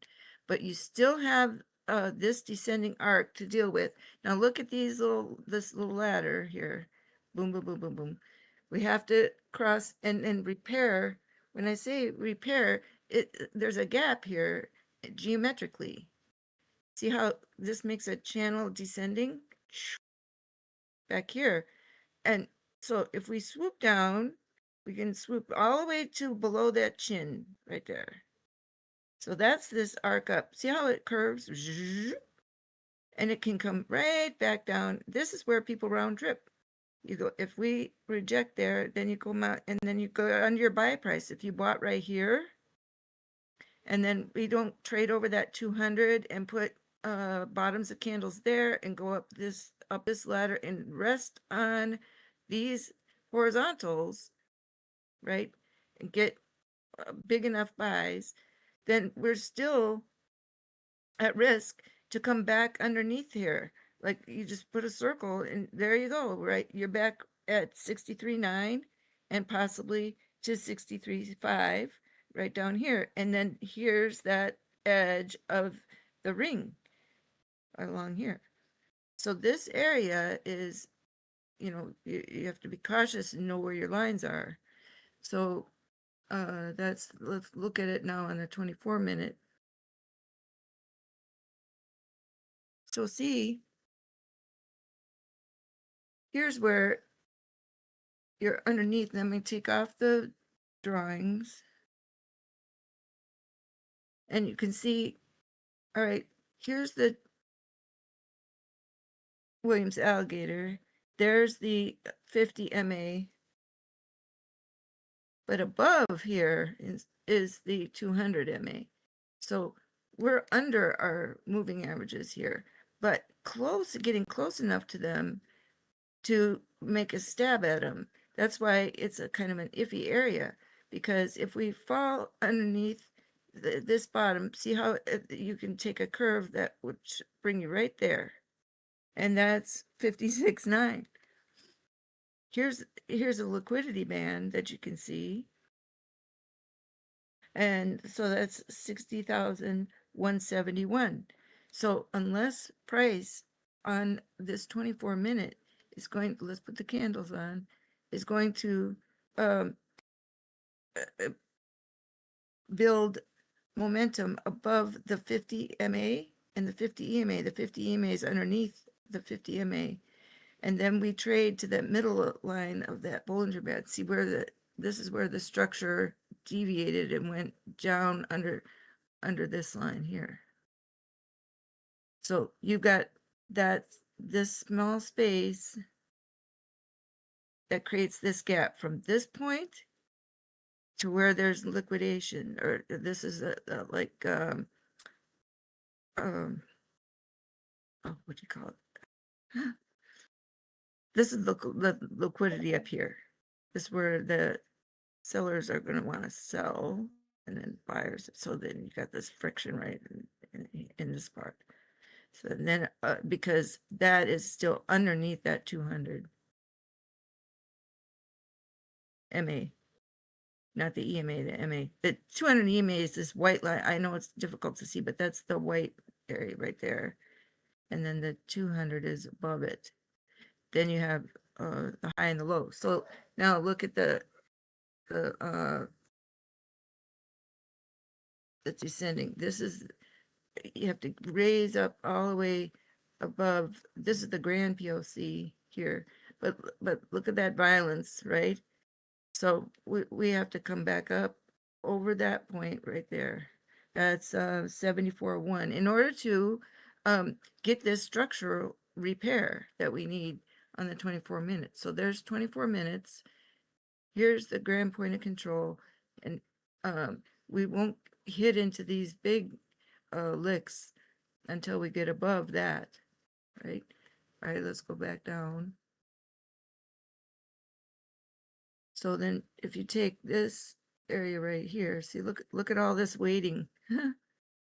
Amazing, right? That is a big stack. All the way up 94. Whole bunch of fuel, but Yeah. resistance. I get it. Yep. Resistance, and then it could turn into a FOMO thing if we can climb up over this point right there, 67,620 and 69,039 and 70,006 to 70,008. That is what you'd be looking for right there. So you're still in a vulnerable situation until we put bottom candles over that 800 EMA right there. So that is 69.5. But you got a gap area from over that 200 MA here, from 65.0 to 65.5, and then then you go after that 69.4, right? So kind of like boom, boom, like a heart. So this is why you get a cleavage area right here, and you can draw a heart shape like this, round and this. So instead of your point being down here, the point is sort of in the middle, and you make these round curves. Let me see.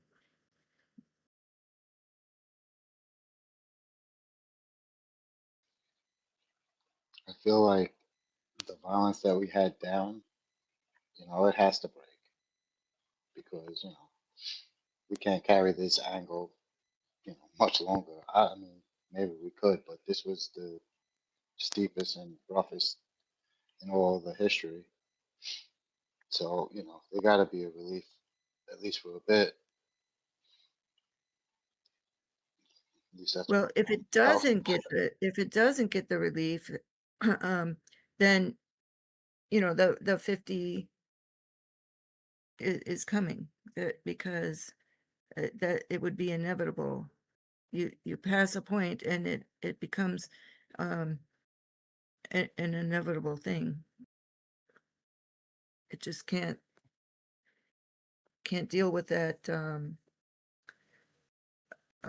The geometry's already there. So once you pass those lines, that's it. You know, the flow goes.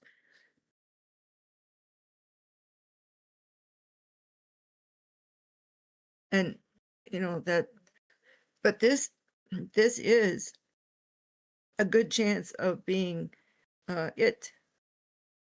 If we can build this structure from here and avoid closing underneath this line right here, right there, that's 64,000 down to 63.6. If we can get enough momentum up at least to this area so we can get over the above that descending line there, then we're in a much better position, because you've got our angulars going counterclockwise over this line right here. See, and look, there's liquidations waiting right at that spot.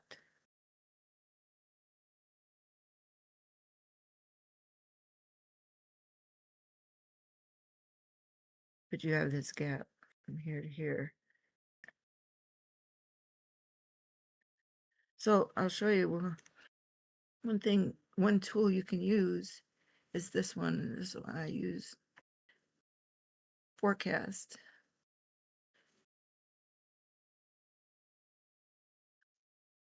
Okay, you see our descending up. It's on a straight line, right? On that face of this time frame. This is the 3 minute. Okay, so if I take this, here's this descending arc that's already established. Now, if I start here, the top, and then just draw my line here like this. Now, if I go this way, you see how that says failure? Because that's behind in time on that line. But watch, if I drag it to over the current price action, even if it looks like it's on a straight line, it doesn't fail anymore, does it? There's still a possibility that we flow back down underneath there. Right there it said fail. If I go up,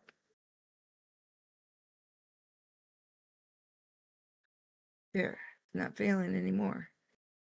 So price can just slide right down there. And what is there? The daily open.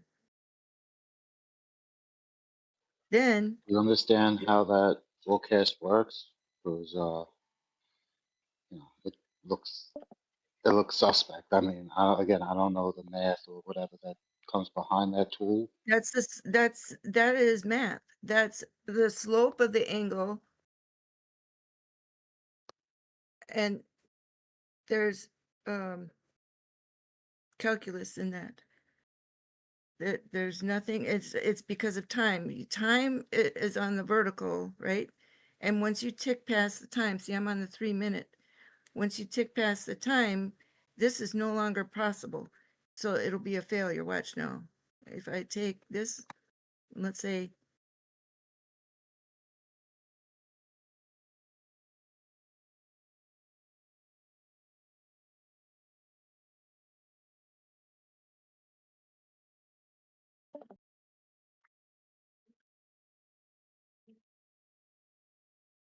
let's say you decided to buy that right there. This is one way you can determine whether or not, possibly where you need to make sure that your trade doesn't fall below. Because if it falls below underneath here, this is where you go from there.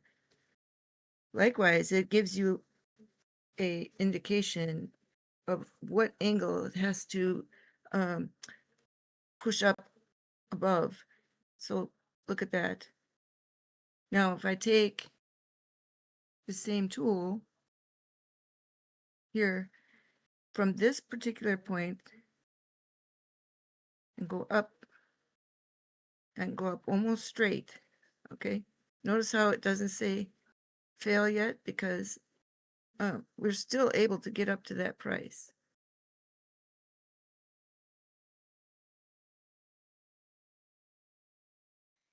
When you say it says fail, is that in that blue box? Because I'm looking at my phone. Yeah, it'll pop up and say you failed there. Like if you wanted to.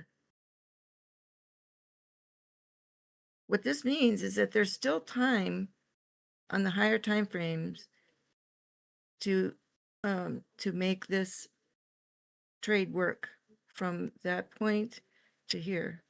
So that is 65,489. Okay. Now, let me show you on 30-minute.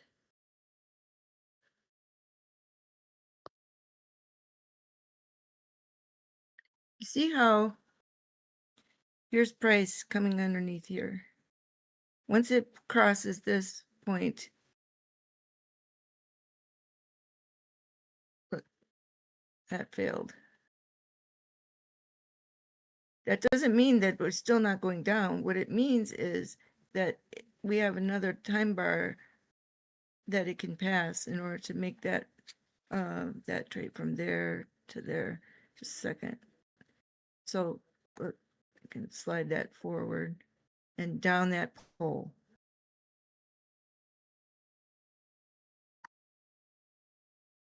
So when I was talking earlier about how this area is difficult to trade, this is the reason, because you have so many variables on these curves in here.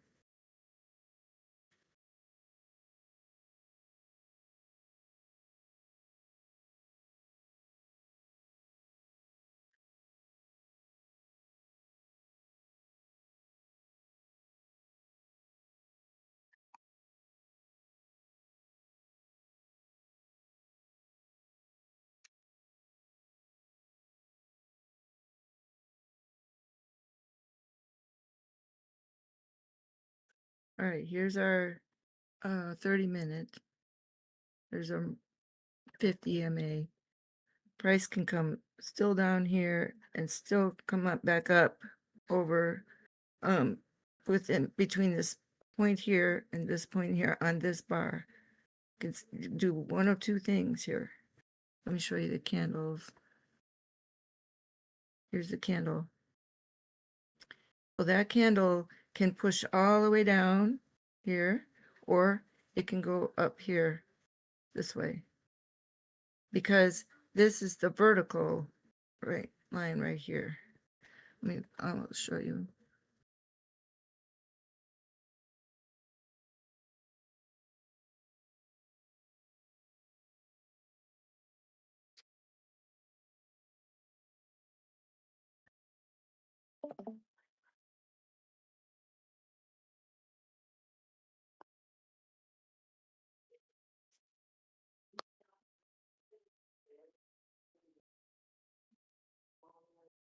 So you can see here now how the, whoops, hang on.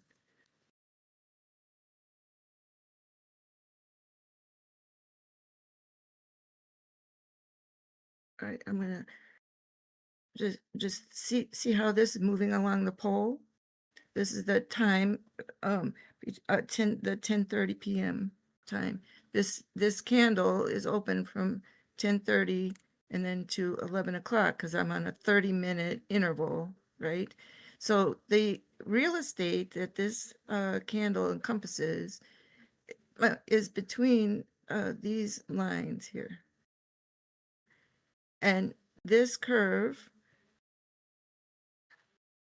can get breached on the bottom side, and we can go up over the top side still and reach that 50-day moving average right here.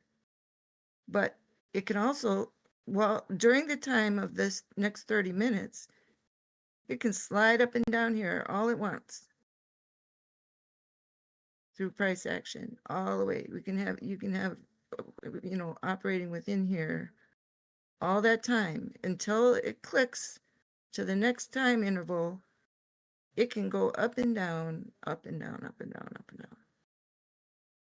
Way down here, way up here. So there's so many variables here. The way that you get access is, or better chance of access to a particular point is when there are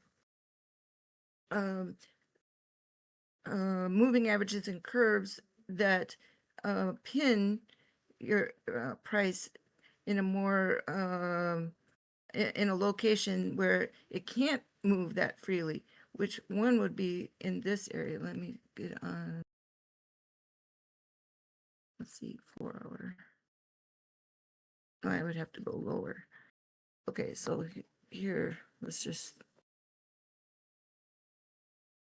okay, so here's the 4 hour. You see how the width of these candles goes from here to here. And then the next one is at 11 p.m.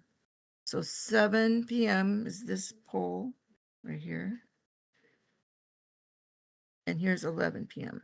So all this price action in between, but that's on a vertical line. All this action in here is a gap area for the 4 hour. This is why people, the 4 hour stings a lot, because it's got a little spot between, see, between these little curves where there's a gap between the poles on this time frame. You see that the wick you can slide up and down on this pole. You can slide up and down on this pole, but the candle can't slide up and down here. What slides up and down here are time frames either above the 4 hour or below it that fills up the information in this one. So now let's see. Let's go back to 24.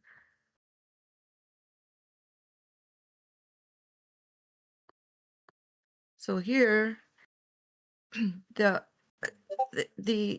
price action is trying to push up above the bottom edge of the descending movement of this 24-minute. But then if you go down to the 3-minute, because we went down so low, the 3 minutes moving averages are at the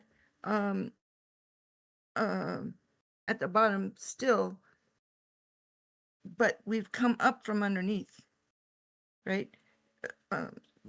Yeah, the slide, now price action is trying to close back over to repair that. And so if we don't roll over, now look at how different that looks. Got this little tiny space. If I close this all to where I can't pinch it together anymore, you can see that there's not much room to operate because those candles are skinny.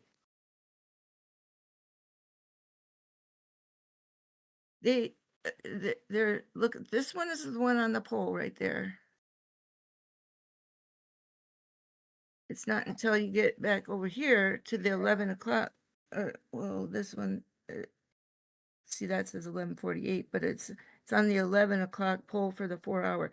But this is what I'm talking about with the gap. You got from here to here. So this is why this area is difficult. I'm let me try it again. All right. Because time moves, the chart moves forward always and to the right. Okay. The chart continues to move. It doesn't stop. It can't go backwards. There's periods of time in the chart where you can go on a like a sweep up and a sweep down because of the angular positioning. So here, let's put this. It creates the pressure for the flow go down that angle. You can almost just watch it go. And there's this little point right there that it's gonna either stop on or it's gonna go. So look at how here's the daily open, and then here's the 5 EMA. So the candle has got to choose there whether or not it's going to ascend or descend right here. This is the decision point. Here's the 50 EMA. Here's the 500. See, these little EMAs are right there, but the daily open is here. So if we lose this spot right there, the price action is going to descend because all of these moving averages are going to follow the price down. So that brings you underneath these angles that we just took time to go above. So this is a pivot up and down. So we're either going to go swoop this way or swoop this way. And then if you look across, there's liquidity waiting here. So this particular time gives you chop, chop, chop, chop. This is where everybody says, I need to close my long. I need to open my short. I need to close my long. I need to reverse my trade. And I know you've been there. If you've traded leverage, you know that there's the spot which you're saying, oh my gosh, do I need to switch long? Do I need to go short? What do I need to do here? This is the dangerous area. Now you say that because of the structure, or is this because Yes, it's between a because certain we're trading time within frame? structure. Yes, all of that. Because we're see the angle with this W. It's not flat, right? It's got a falling motion to it right here. Because look, this is where these larger moving averages, the 50 MA is the orange, the 200 is the pink. They are descending. It isn't until you hit this point in between them see where they cross, there's the POC. And look at it, makes this little tiny spot that it's got to make a decision. Price it's going to have to make a decision to stay above the 50 and get the candles up to this point. See, these are descending here, or it's going to fall and go underneath this curve. This is why you can just watch my mouse. We're either going to go clockwise down and boom, or we're going to push up and over. Now, if we don't get enough momentum to hold that, we might get a burst of energy, burst of action, right? But we get smacked down at from this point because there's the higher time frame are waiting up above to say, I want to dump out of my position because I think it's going lower, you know. So this is where that's going to take place. We're either going to resolve it up and repair it further and build above 66,000, or we're going to continue down. We're going to fall underneath 64.2 and head to this point of 62.8, and then test 61 and the 59. It's a fishtail right here. And it all is about whether or not we can maintain a rise over the structure of the 3-minute to 24-minute and 30-minute, right? 24-minute is here. Let me get rid of this.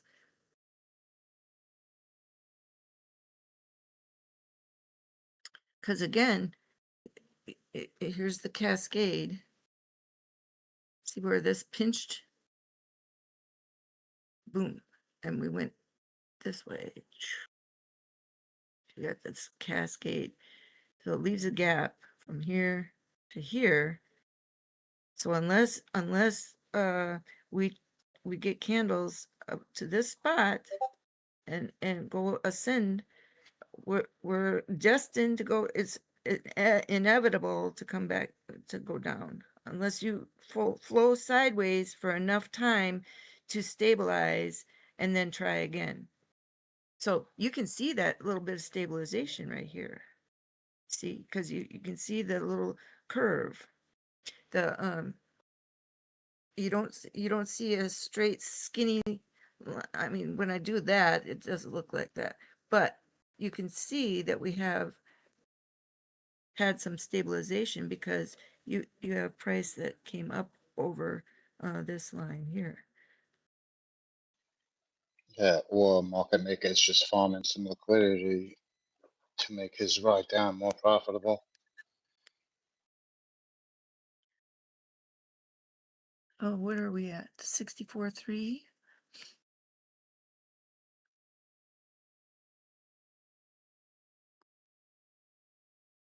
I mean, so far I'm impressed with where we're at, and I think that it is possible to get this repair structure moving as long as we can come up over this line, have a candle bodies, the bottoms of a over this 50 structure here.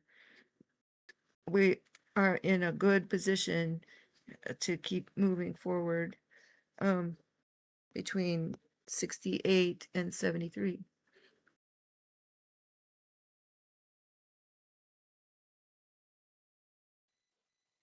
But it has to happen Okay. here. Well, it looks like we retested the 50 on the 5, and looks like we might be getting a little push off of it. So that would be mean reversion. Hopefully we get cooking now, see some volume.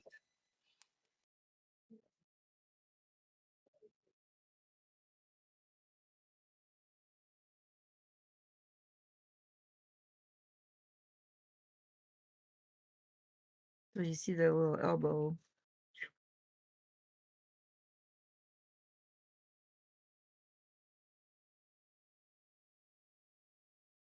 So we have to come at least to this point at 65.1, 2, and then continue there to 66.3. You need 66.5 or better to beat that moving average there.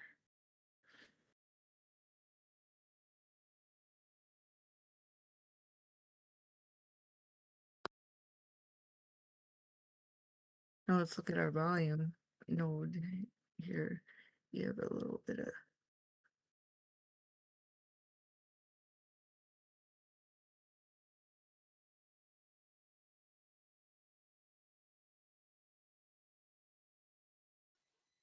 Let me ask you a question about that. It's being that that's a fixed range volume profile, you have to keep extending it into current price action for it to be updated, correct?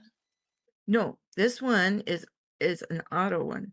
This is why I like it, because it works on all time frames It's always there. It always, you don't have to do anything. You don't have to pull it. You don't have to do anything.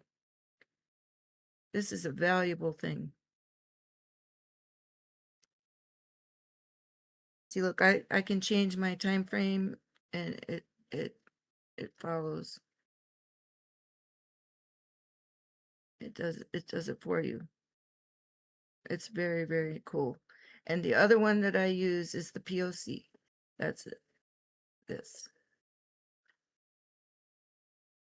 Just straight POC, and I put in there that I want to see the grand POC. That's the, and then I change it to a big fat orange color.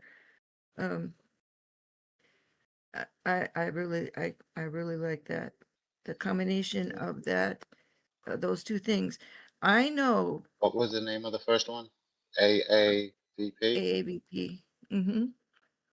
Let me show you. Thank you.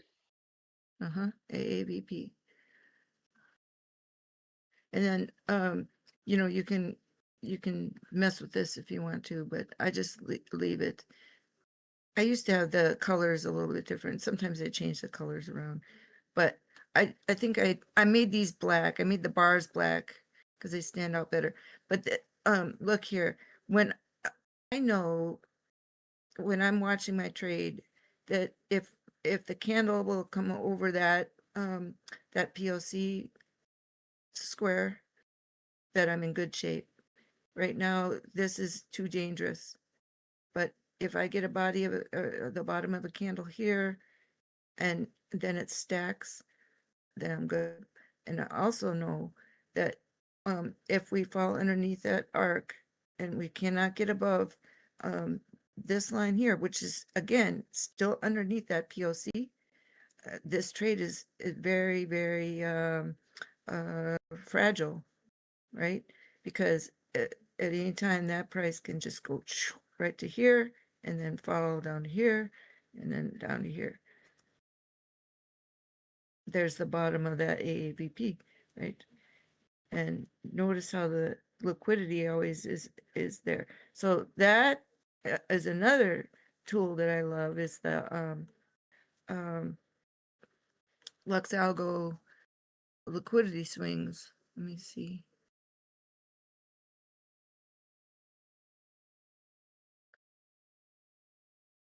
Oh, I'm hitting on the TR main one.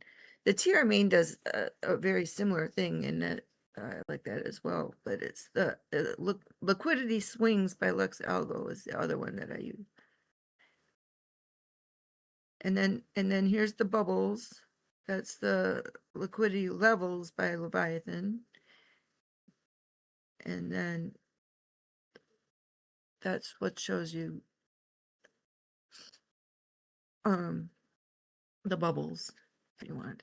And then you can put in that you want the market order bubbles, the leverage ratio. I mean, all of that. But you know, you decide what Yeah, I have what that. I use just the lines right now. yeah. And then this one is the liquidation levels, version 2. I believe Dbloc uses that too. And that shows you that the liquidations.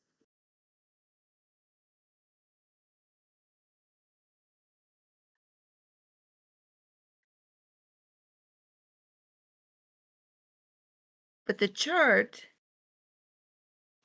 is already the structure of the chart, or the map of it, of where you're likely to see price move, okay, is already done, and it reveals where structure may move. And that's why I know that looks like a mess, because I mean we've had but if you chart, you don't it's ahead of it's ahead of indicators. It's not, indicators are lagging, but your charting gives you the edge.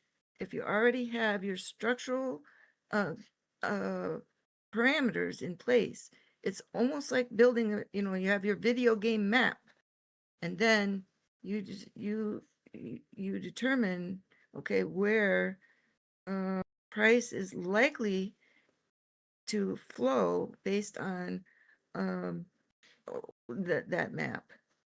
Yeah, set parameters. I get it.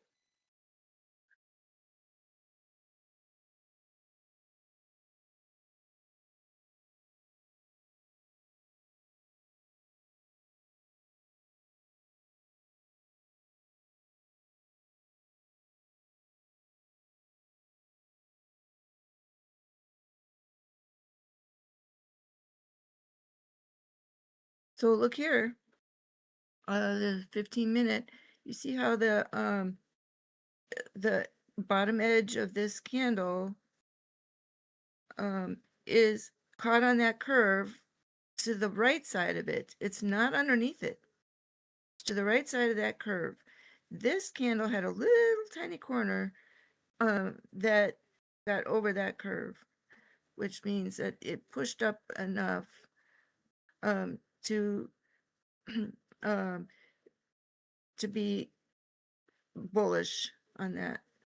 Because now see, it didn't get over that descending line, but it was enough over that curve. Then this next one, see how here's the stair steps, boom, boom, boom, boom, and then we have to close up over it. So this candle, the wick on that can clear through up to here. So we want to see it climb over this point. Oh, I'm on this candle, sorry. I guess that just opened, didn't it? Yeah, the 15-minute. So see how that new candle opened at this level, then that wick went to here. Now we want to see that pierce through the Williams alligator. That's a little green line here. Let me take off the...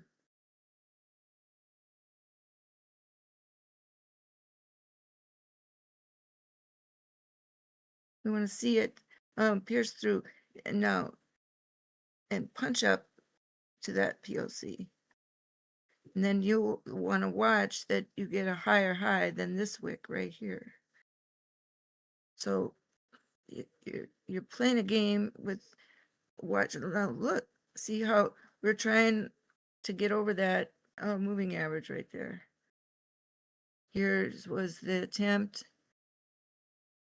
Then the next one did not follow through. This candle went down. Now see if I will show you this. See how, look at that marker went right to here. Got over it, but fell from it, but was still above that POC. Then it went underneath, then up and over again, but not enough to climb to the moving averages yet. Then down, went under the 5 EMA, which is the little yellow line, still under the POC, right? But then use this now, the Williams alligator,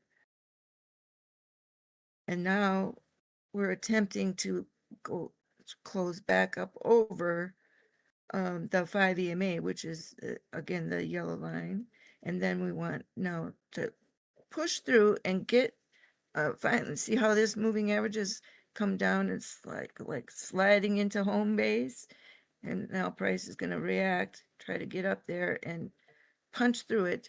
Let's look at the candle now and see. So it's not enough just to close right here.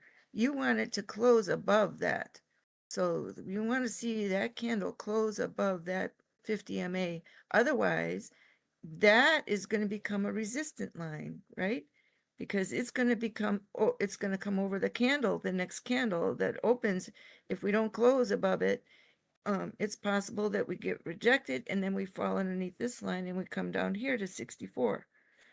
But instead, if you're trading, you want to see that, like, to continue along, I want to make sure that we trade over that and get a bottom candle here and stack these 1, 2, 3. If I shove these together from the right to the left, you see how it makes one big candle? Well, how many 15 minutes make an hour, right? Four. Right. So That red line is the 200 MA, right? correct. No, this orange line is the 50 MA.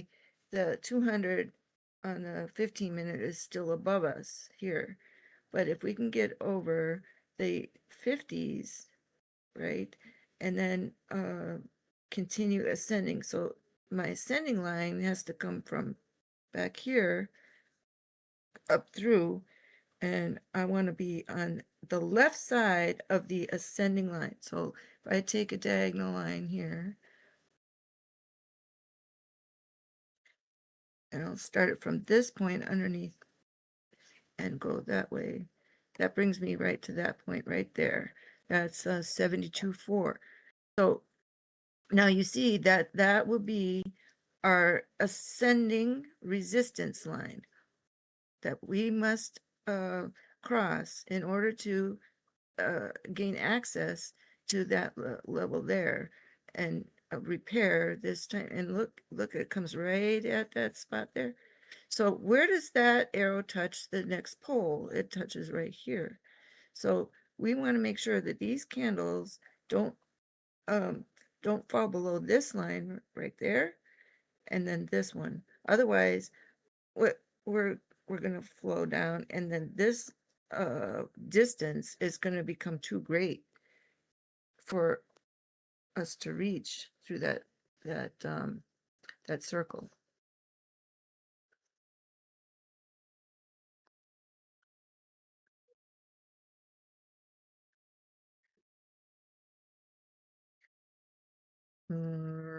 So that makes this our overhead between here and here. We want to get candles over 66,000. And so sometimes I'll say, well, this is the shoot because it, you want to go up here, and we want our candle to make a big candle up here. Now, if you even if you get shorter candles, as long as they go sideways and don't have, don't open up underneath that curve and go this way, we're good. Yeah. Rod them as support and not fall under them and find resistance.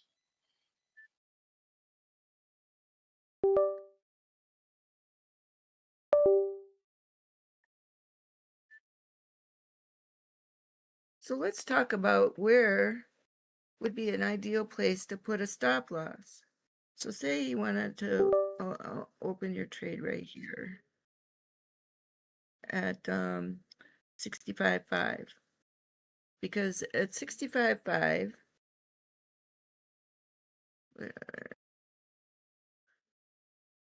at 65.5, you would be over the 50-day moving average, over the 50-day EMA, and building towards coming and closing above the structural ribbon here, but you're still not above this descending angle that takes it from the descend from the back. And so you have to have closure above this line to repair this, okay?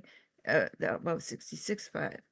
So if you were to open up a trade at say 65.2 to 65.5, where would you most likely want to put your stop loss? Well, it would depend on the leverage, to be honest, and at least below the low point on that flag. But yeah, I'm not sure, even certain I would want to open there because it's a little suspect area Correct. for confirmation. Yep. So that's a point I'm trying to make. See, a lot of people will think, well, shoot, we're almost to that 50, and we get over the 50 and we're golden. No, because you got pressure pushing down this way still, okay? But how far that's going to push? So where would you be invalidated? You'd be invalidated right here. Because at this point, if candles went down this way, you're going to go back down, and you're going to fall underneath 63. But you you want to give enough angle room. resistance? Hmm? Is that the angle resistance, those white lines that you're judging that Yes. at? Yep, right here. Resistance, resistance, resistance. And then this curve is the biggest one. But you see how that curve comes right at the 50? It's and this one goes right up. It makes a perfect spot, right? Look, you go above that, and then you're in this zone safely, or not safely yet, but you're above it. If if the candle does not pass its body above here, you're not safe, because at any time you can go right underneath 64 too. So you might get price action to push up, and your trade is great and you're in profit. Then all of a sudden you get because this area is right on a fishtail of valid or invalid. There's a fine line right there.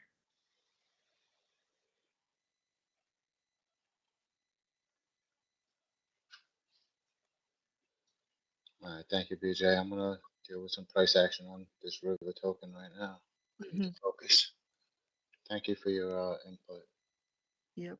It is They all always make sense. important to focus, especially. I gotta exit my hedge over here. All right, be safe. All right, let's look at XRP is making a similar structural move. See that?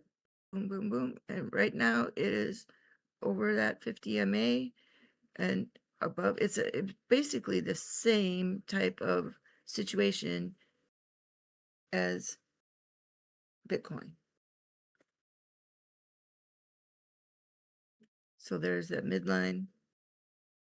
And in order to arrest the descending pattern, XRP has got to trade back above $1.63 and $1.66. And then it will be in this, see this channel from here up. There's the POC up to the top, the grand one. And you see I have 208. So look at this channel from here and here, the little white lines. Okay. That is a change of direction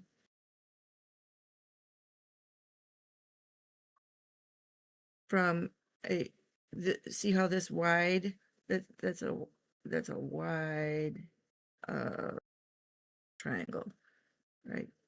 So in order to stop the drift down into this area, price action has got to trade back over this descending price action here. It's got to revert back up to this baseline at $1.91 and better.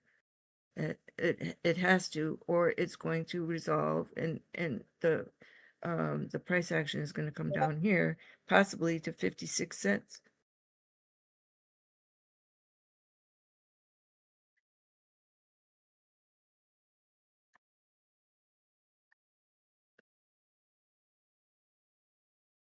I was joking with, well, not, I mean, I don't know, with Pepin, if you're still there, Pepin, when I said you can go to 10,000, it's easy. I'll show you. It's not hard to see, but I'm not saying it is. I'm just going to say that the structure can bring you there. if we lose it. So look here, 9,420. And that's on that curve. So if we're here in this middle and we're not able to, this is the descending angle, then you can follow right here, just like you watched today.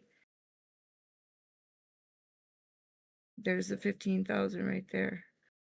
There's 29. So it is in a fragile spot. So it's either at the bottom of the move to correct back up over, or it's on a path that could, I'm not saying it would, but could bring itself underneath 49.52, right? 52.49, and then there's 30,000, and then go on, because it mathematically flows that way down here. There's so it can happen.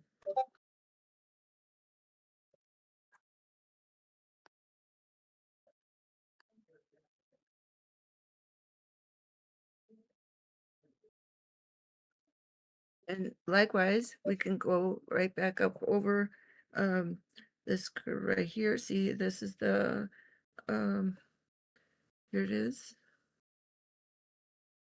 6 hour.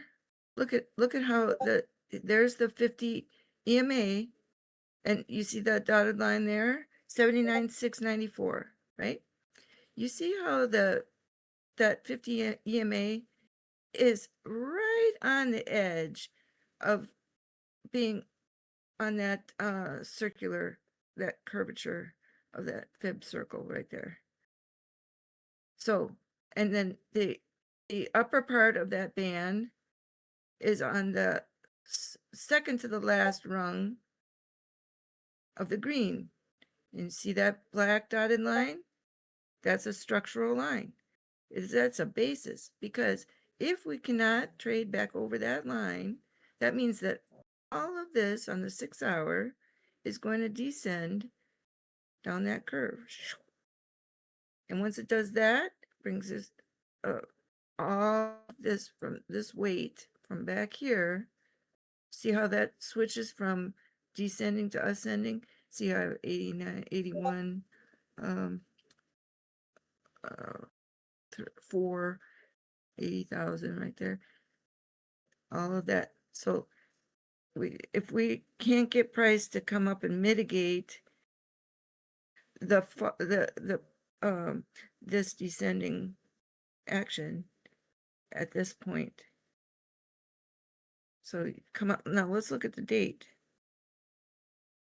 If we go over here, all right, this is where we are in the 6 hour.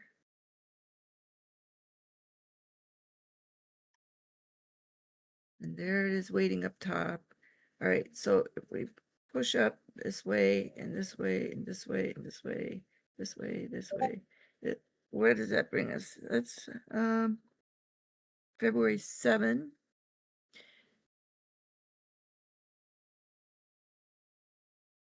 So here's the Williams alligator blue. Here's the Williams alligator red. There. And our middle is here.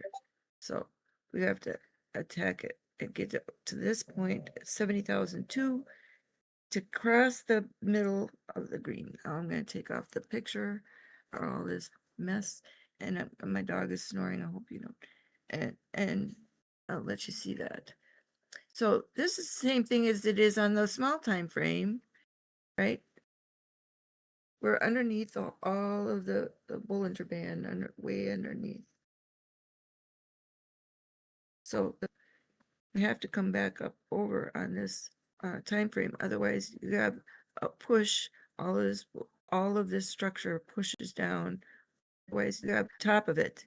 So price would be stuck in here.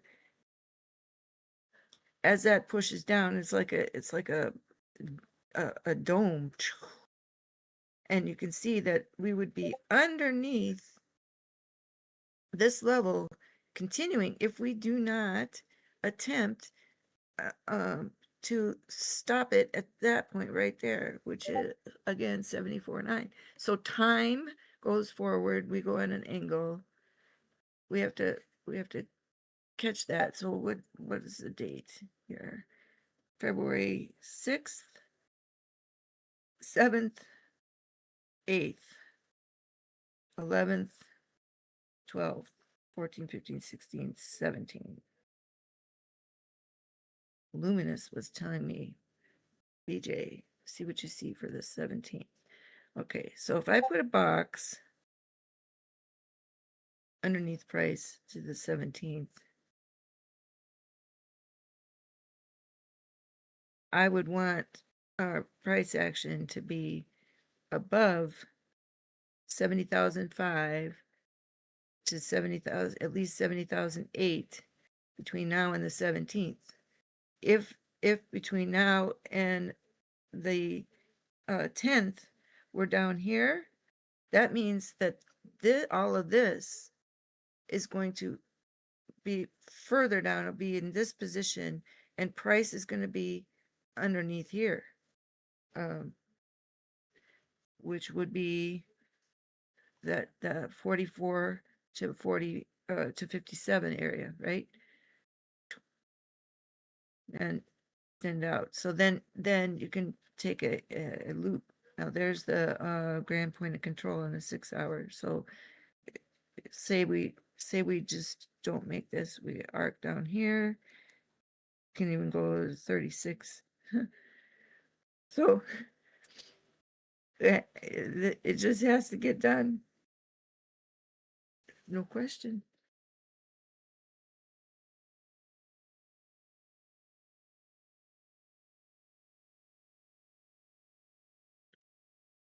$60, 62 to 64 could be our bottom here.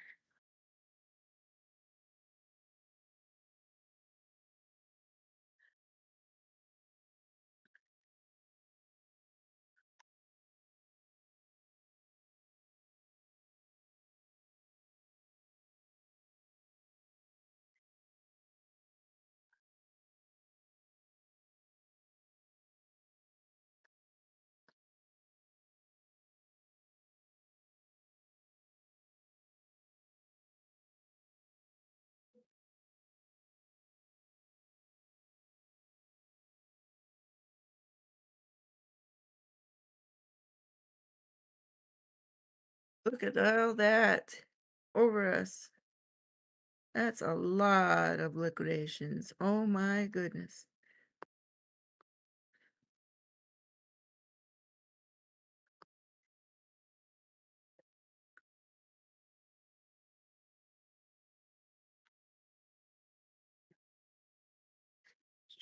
You can just see it. If price can come up over that and just go take it all out. Oh, wow.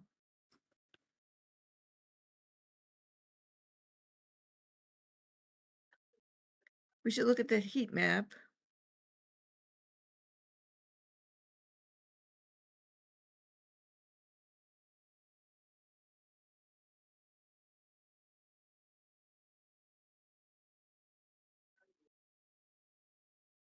There's the 800 3 minute. Okay, 69.1. Okay, so how did we do while we've been talking?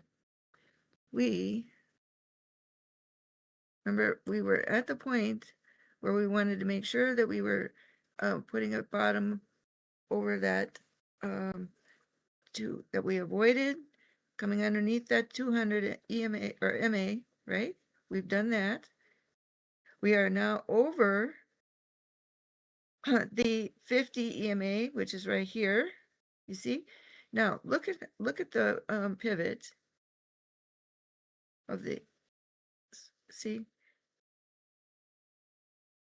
You see that EMA make a little bowl?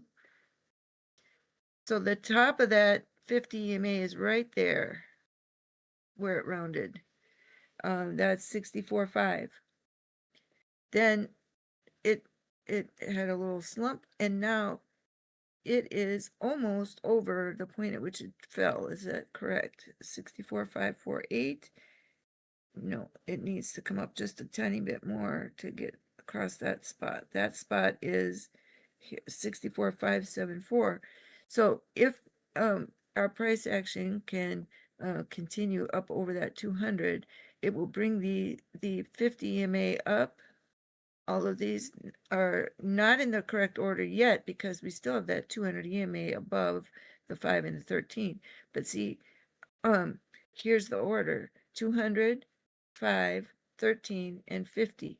So what we need to do is we need to have price action come up over that 200, and then we need the follow through of the moving averages to reorder them.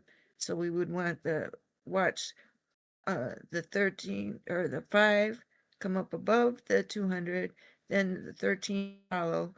You leave that 200 behind so it doesn't curve down. You want price over it, right? And then you want to see the 50 follow up from behind and it overtake that 200. So that's what reordering the MRIs. I'm having an MRI done pretty soon, so I have that on my brain. But you want to see the reordering of this horse race here to get back into structural integrity where they're all flowing in the right direction and one's not curved over the other. So that this makes this nice little U, and now it's coming back.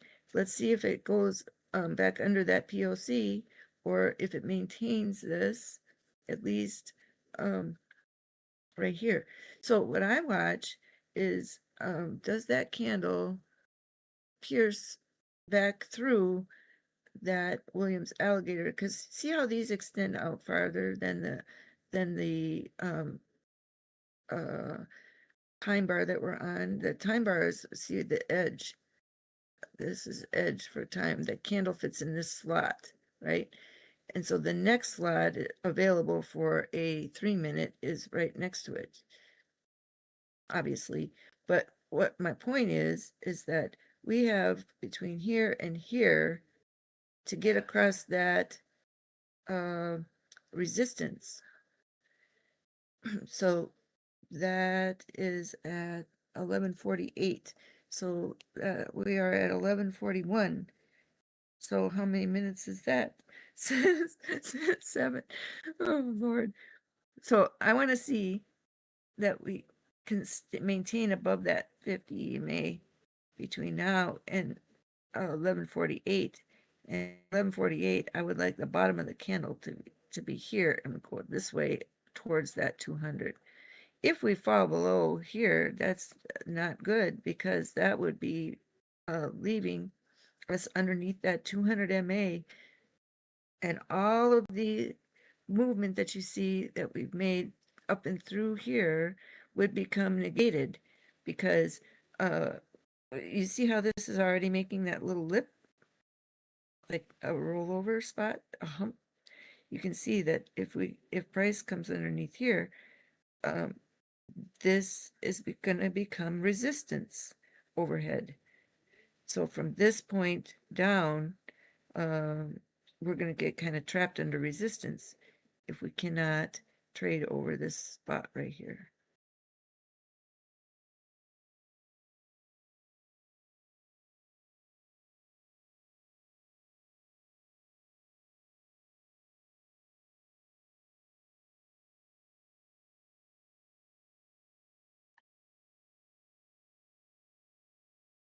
All right, so look at that. We got the little elbow, foot, whatever you want to call it. And now we want to push up through there and come over to that 200. It's just like a little video game. I use my mouse and say, go this way. Anyway, I'm getting tired and sound like an idiot, so I will turn my mic off.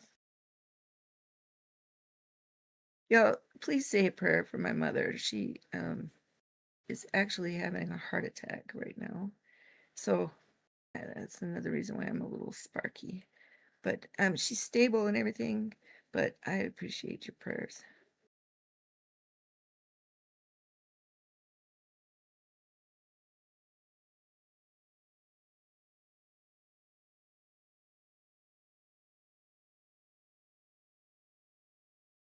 just so you know, she's very far away from, and I have family with her, so I'm just waiting for some more information before I decide if I need to fly up to Minnesota. So I'm not just hanging out here, you know, I didn't want anybody to think that that the reason why I'm not next to her is because of that. Anyway, thank you. I don't think anybody would think that. Well, I'm glad to hear Well, she's stable. That's positive. yeah, me too. You know, you come to these points in your life when, you know, at any moment you can get a call like that, and it's not easy. Well, thank you for sharing that. Sometimes you just need to share these big things that are happening. Yeah, I mean, my insides are kind of twisted. Yeah. Thank you. Thank you, for AI. everything you shared this evening too. And keep us updated on her, as we'll definitely be going to prayer on her behalf and your Thank you. family. Thank you very much.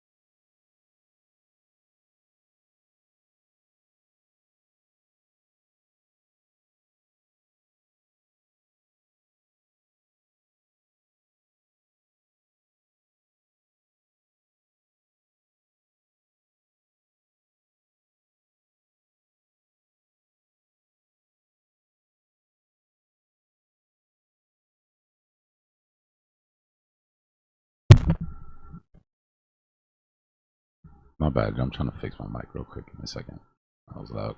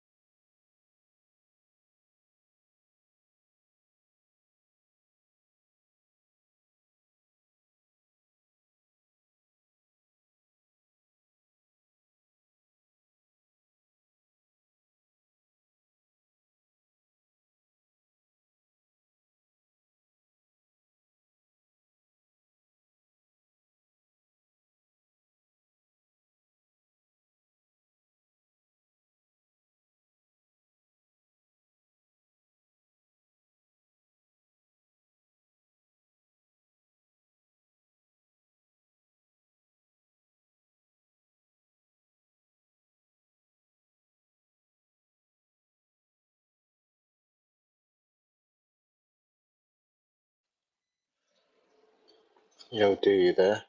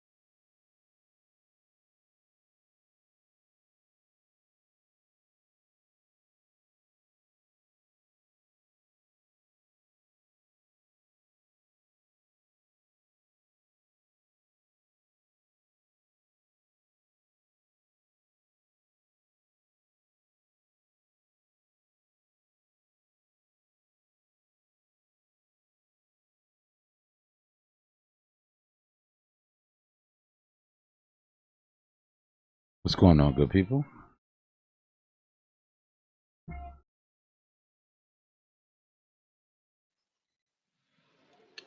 Was you said that coin that you're looking at got listed today on Robinhood? Yeah.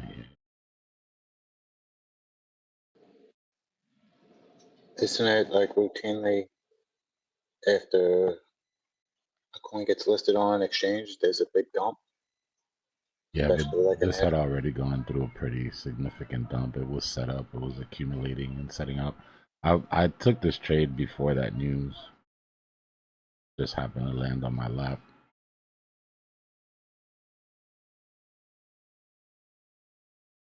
Quick little 2x in the middle of this nastiness isn't bad.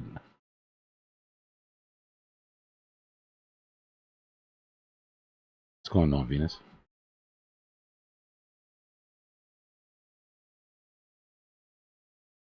I TP'd some and I wanted to put it back in down here, but might have to just play the breakout.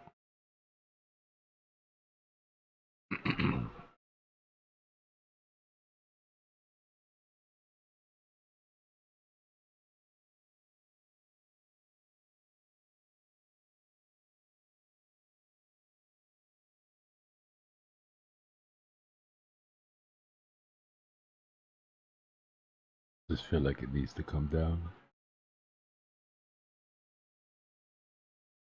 I think it listed on crypto.com too.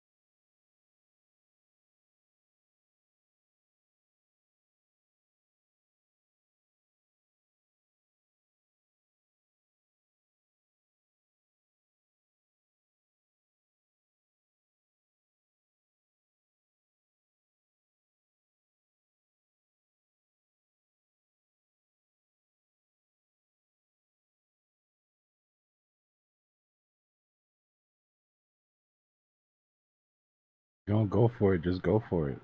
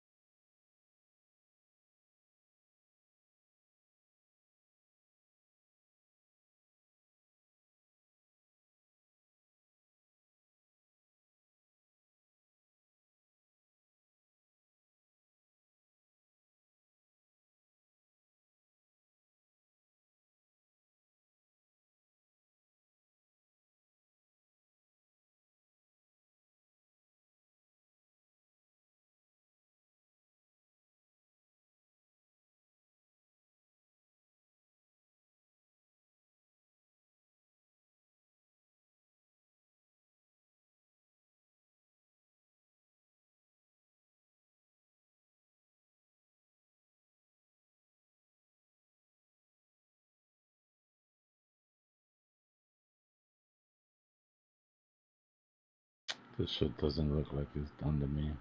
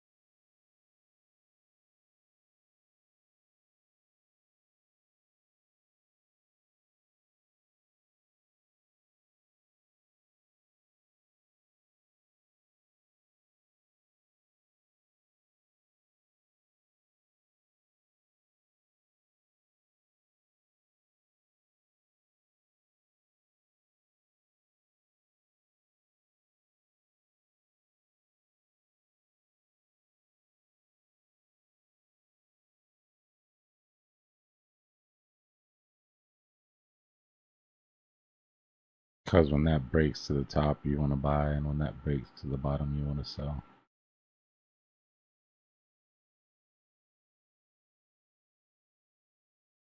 It wasn't intentional though, I'm just quick on my feet.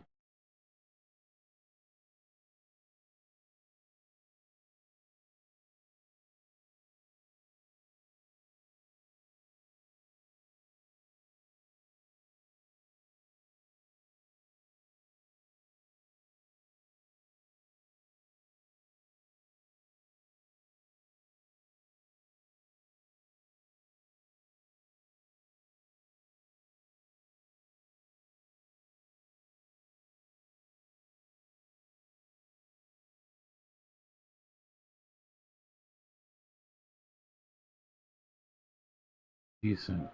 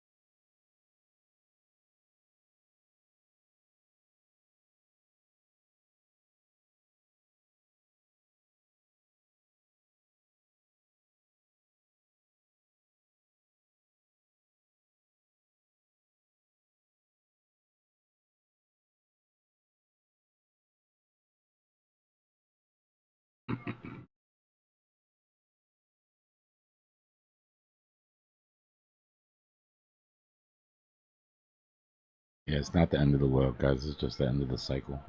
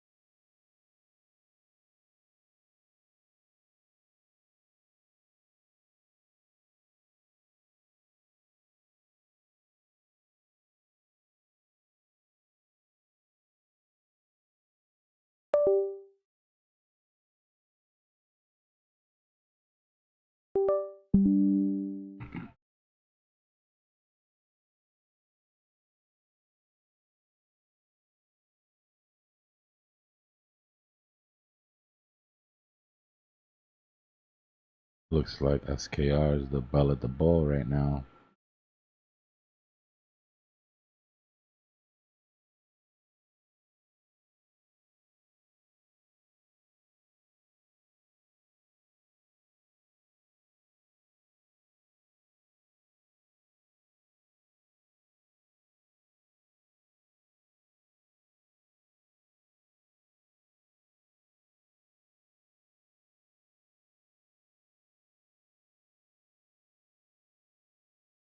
On a day like today, this shit is gonna get some attention.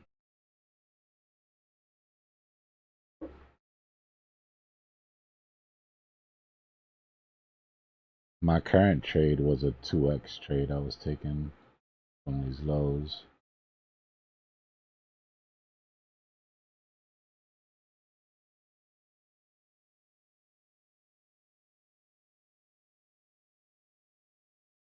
So that trade itself is almost done. And that's because I expect like a W pattern, especially with this sort of move here. Expect a bit of a retrace. But we'll see. Maybe this shit'll go full Labubu on me.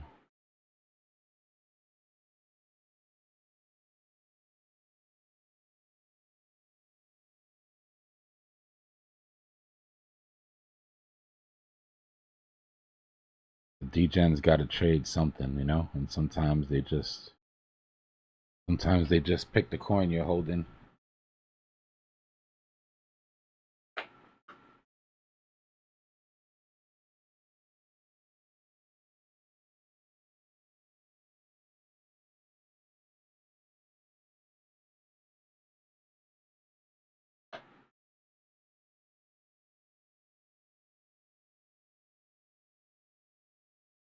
had 2 Uber drivers cancel my delivery. And then I just raged, didn't reorder, and then I reordered some bullshit. I haven't eaten anything. That's why I sound like that. Angry.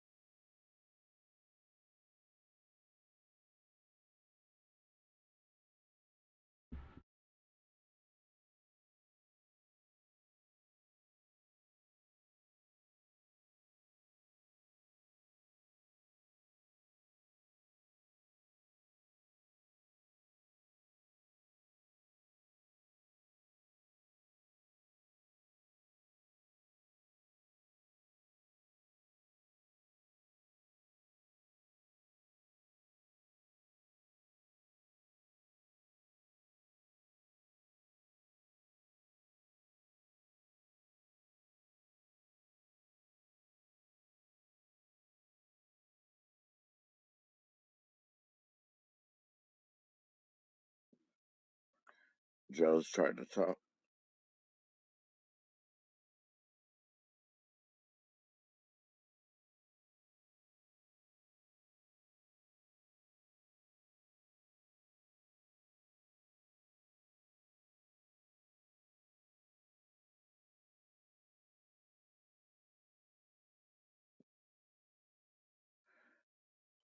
He might have everybody muted.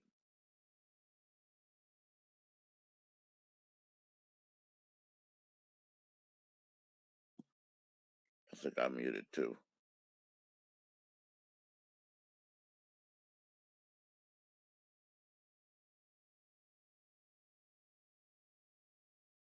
I did get on that trade earlier today, but since then I ain't done nothing.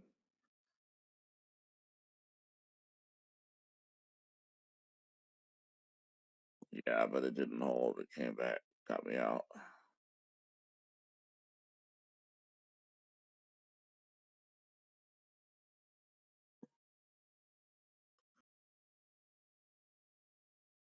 I did get on that, but since then I haven't done nothing.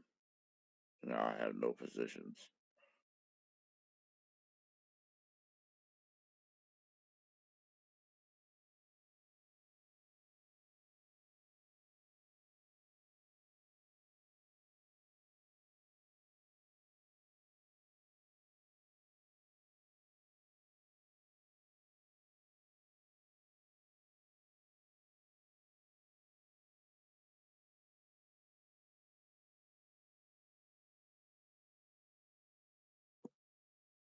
You probably gotta go on YouTube and type something.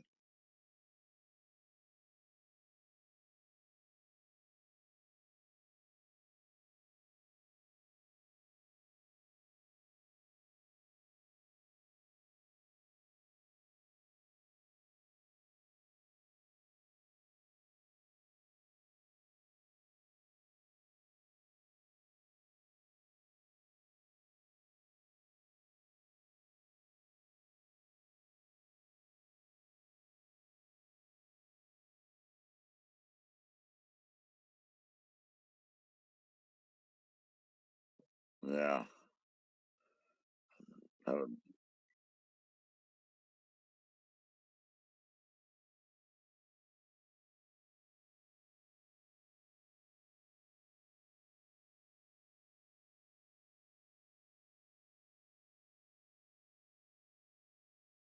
yeah, I don't know much about that thing.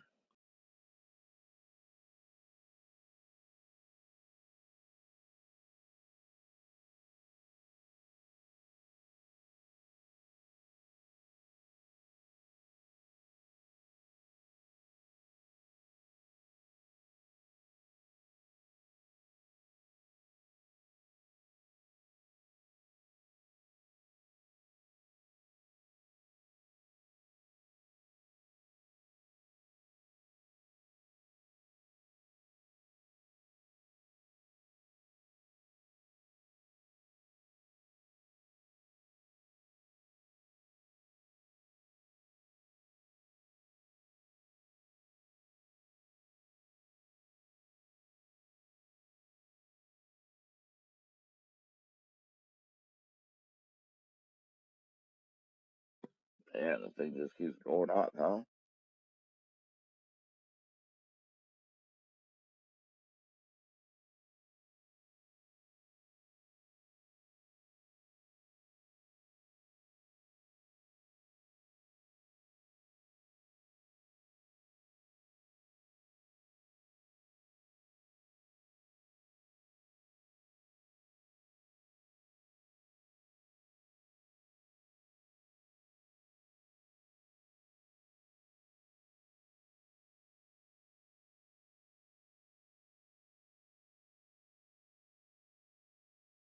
What's the market cap on that thing?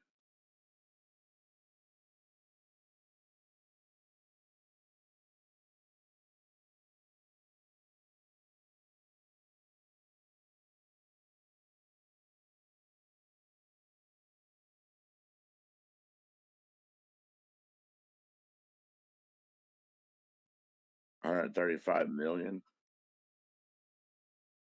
Oh, it's small.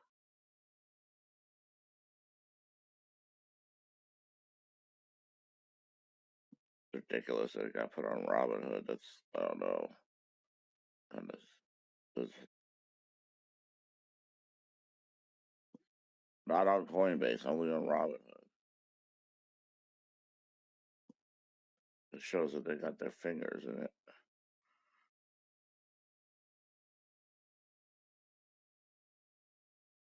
Well, they're in the process of pumping it up, though, so once after that's done, it just dumps after that.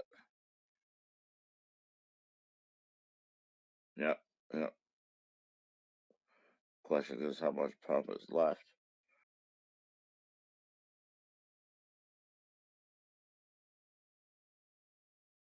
I'm tempted to buy it on spot and ride it up, but I know it's chasing right here.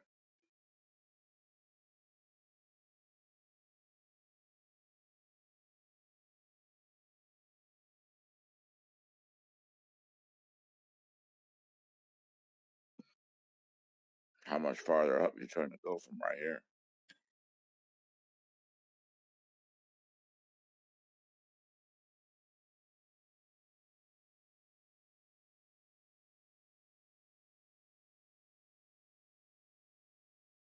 So not much more.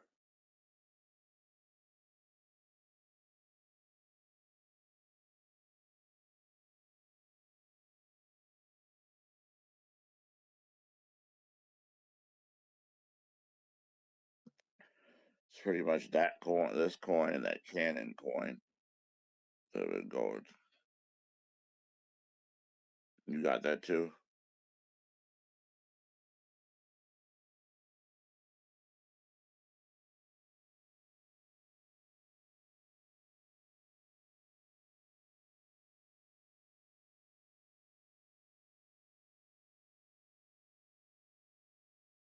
Yeah, I'm in a weird spot here. I don't know what to do.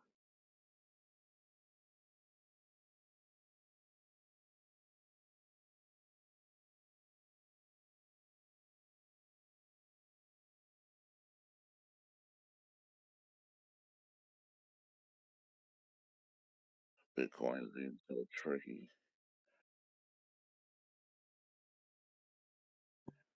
Yeah,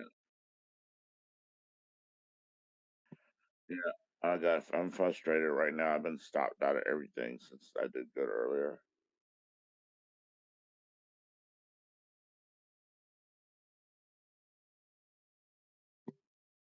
Tried the long, I tried the short. Nothing wanted to work.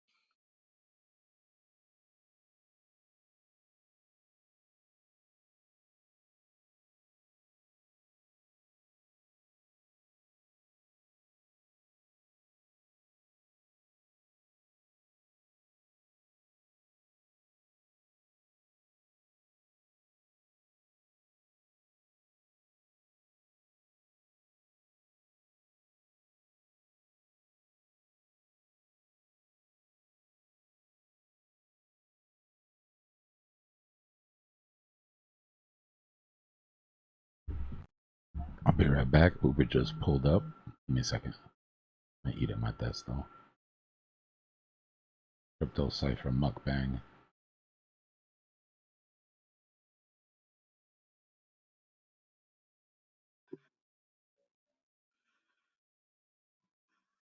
Somebody tell them that we're muted.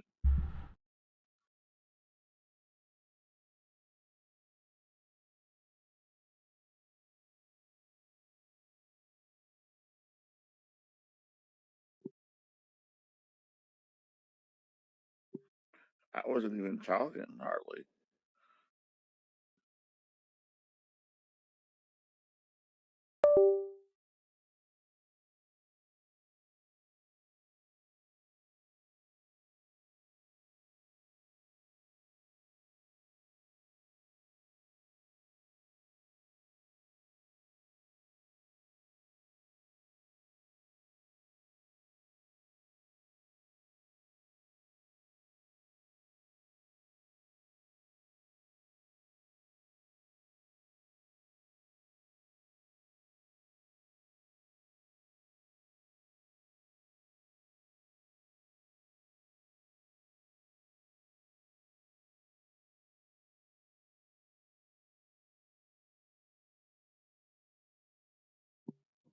All right. Did you ever get your stuff though? Just let me know.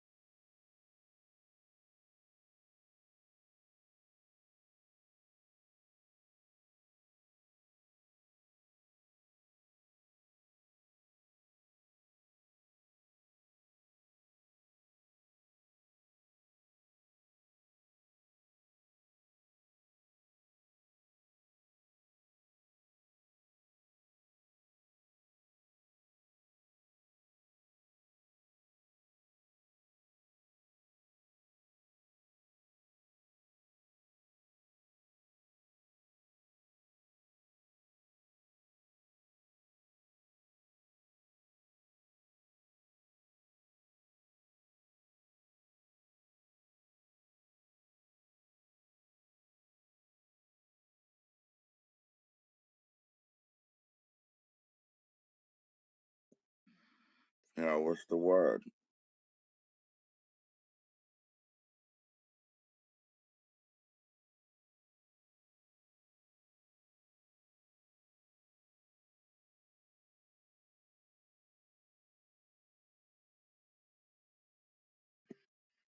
Yo, got me muted.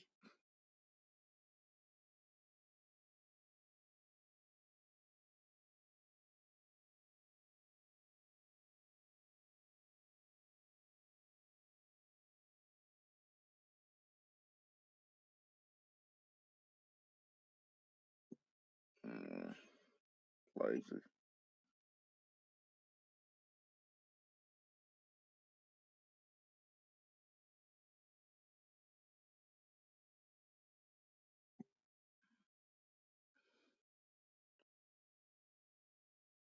Yeah, I'll leave him alone.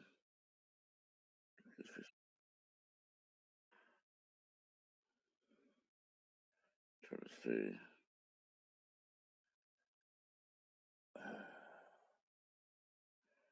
See where we're at. I feel like it's not gonna hold. It's low already, but I missed the bottom.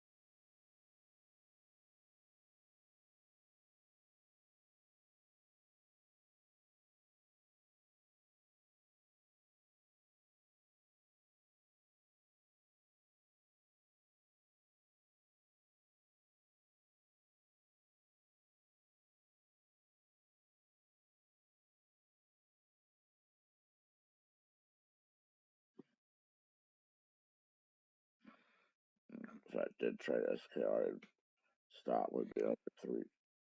Okay.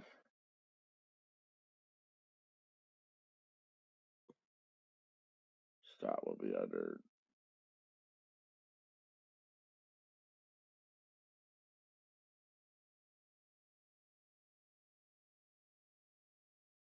Stop would go to 25. It's going up without me.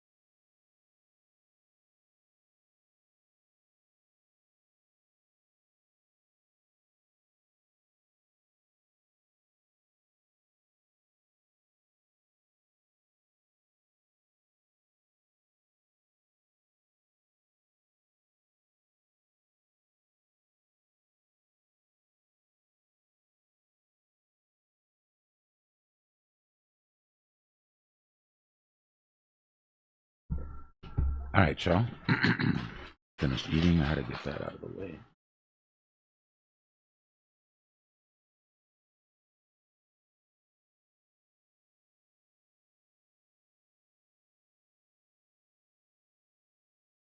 It's looking a little pumpy.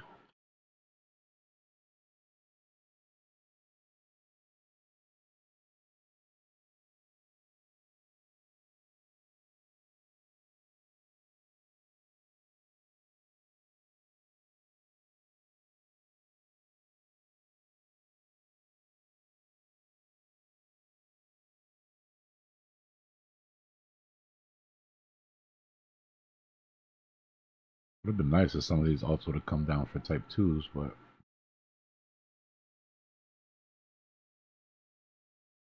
ETH looks alright.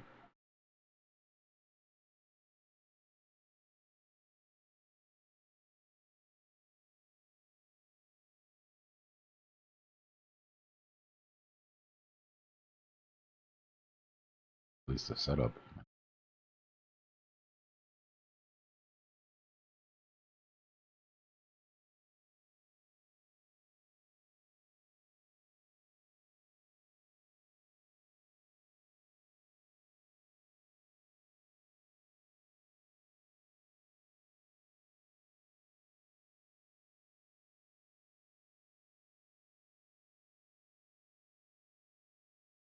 Louis looks like he wants to go. Jasmine looks like he wants to go.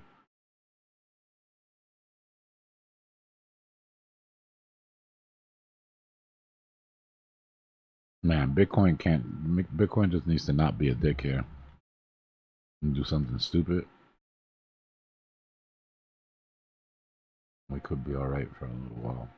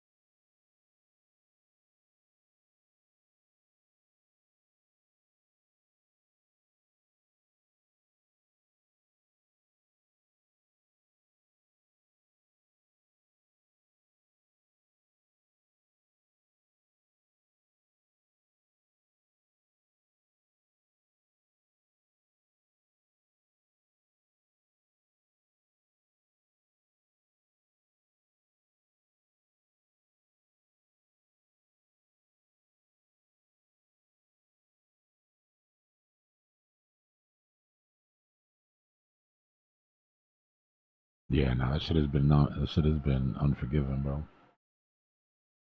Straight up.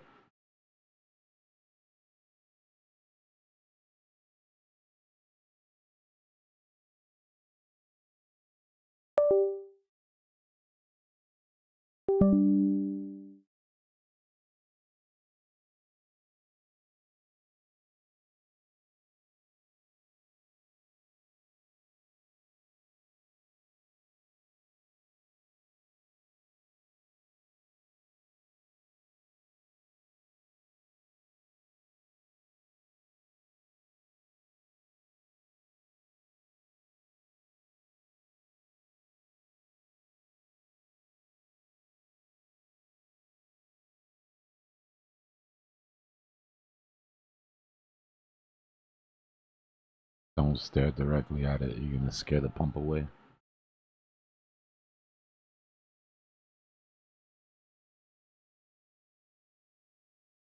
What do we think? We hit my target tonight?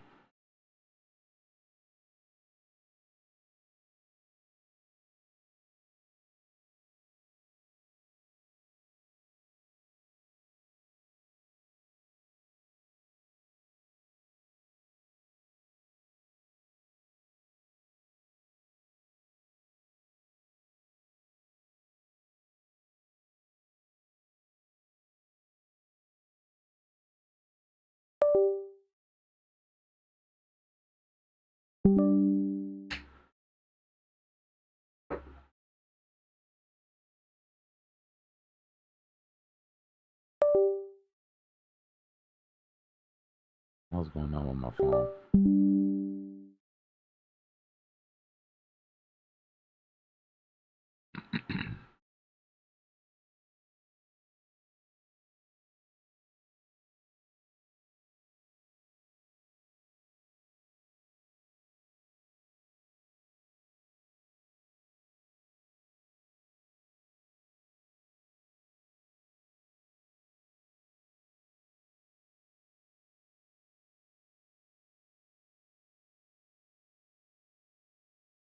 What did I put?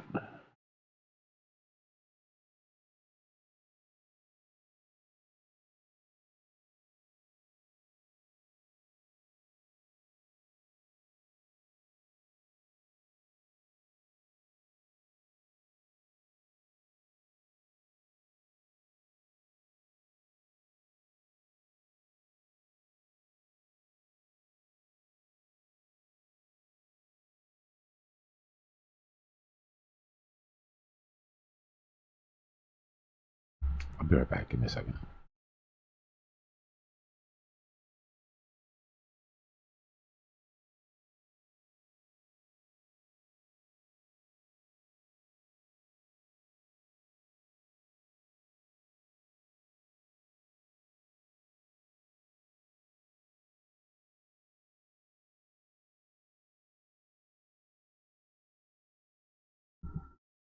Right.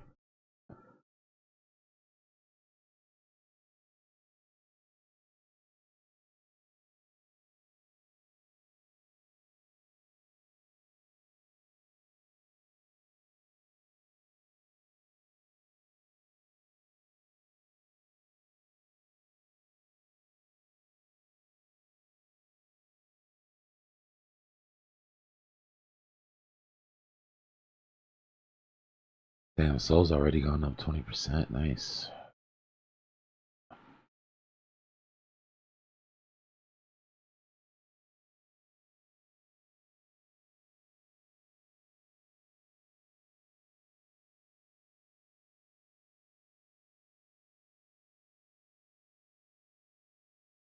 Feel bad for anybody that panic sold that dip.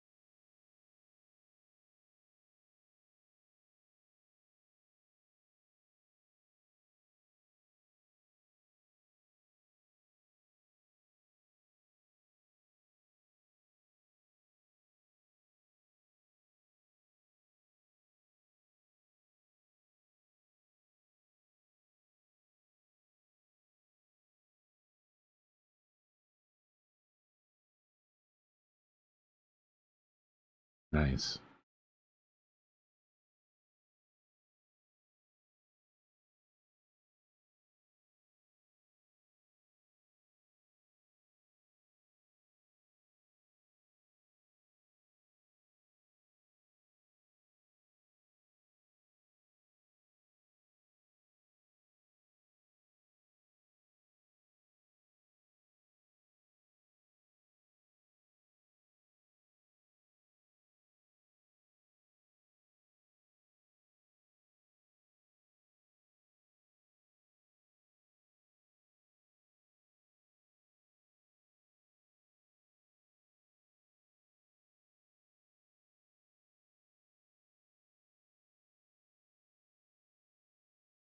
No, that feels good.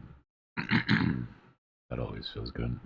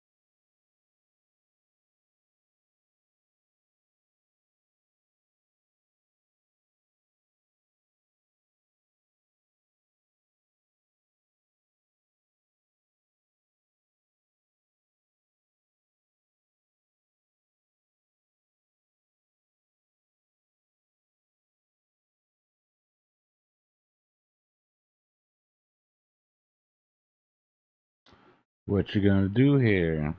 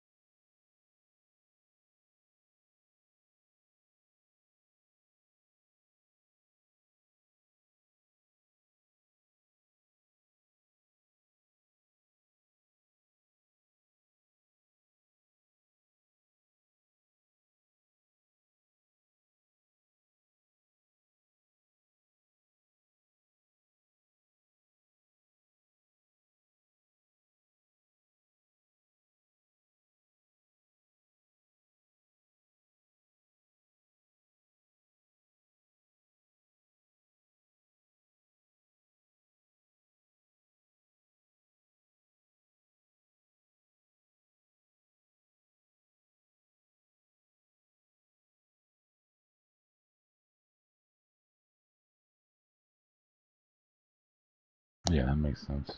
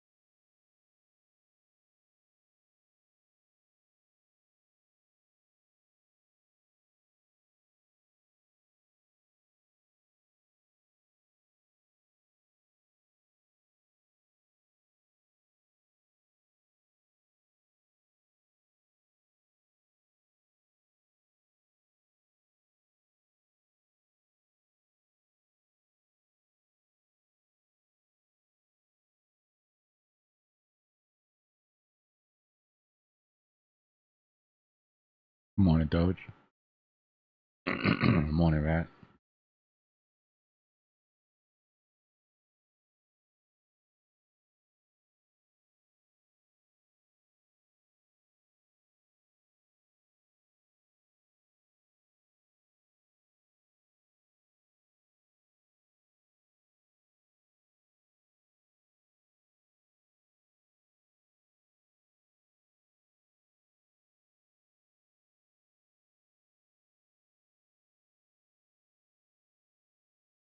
Yep.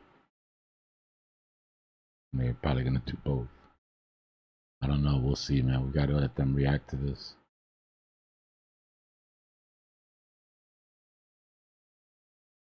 They didn't get an opportunity to buy the dip.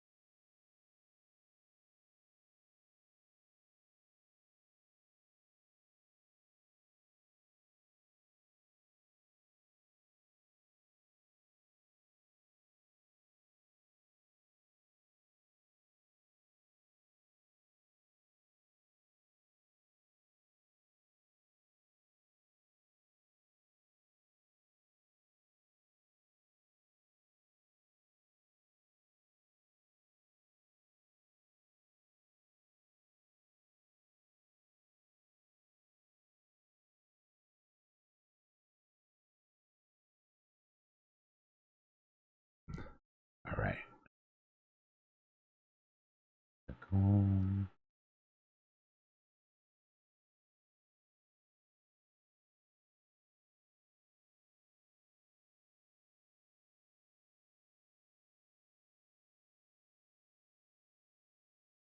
So it's not a bearish flag because we did have that big deviation out of the bottom, but if we break support and we come back underneath 641, we have a bearish channel measured move to 618. As far as SKR goes, we're trying to figure out if we're going to push again. We farmed all this liquidity already on this little hiccup here. See if this baby got any gas left in the tank.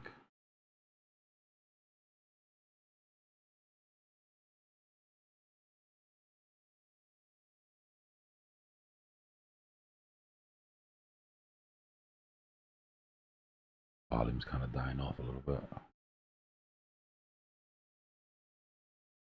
Hey, Dbloc, Joe's talking. He's trying to talk to you. Oh, hold on. Let me see if I got him turned down.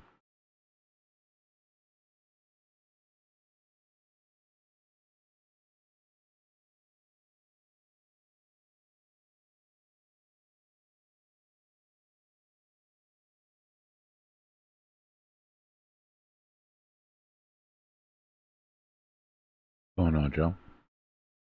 Dbloc, I've been watching. You've been going back and forth, and probably the only other person that's holding it, SKR as well. But I have my orders placed from 27.5, 28.5, 29.5, and 3.05. But what I've been watching is you're pretty much right about where your arrows are coming up. I was just wondering, do you have an order in place yet? No, Or are I'm you just gonna gonna wait for it to manual get up out. there? Wait for it to get up there and do its thing. But Yeah, yeah, my probably last order is at 3.05, and then 2.95, 2.85, 2.75. So, and then I have a little runner for it after. So I'm My saying initial 90%. trade was just a trade up to this higher low.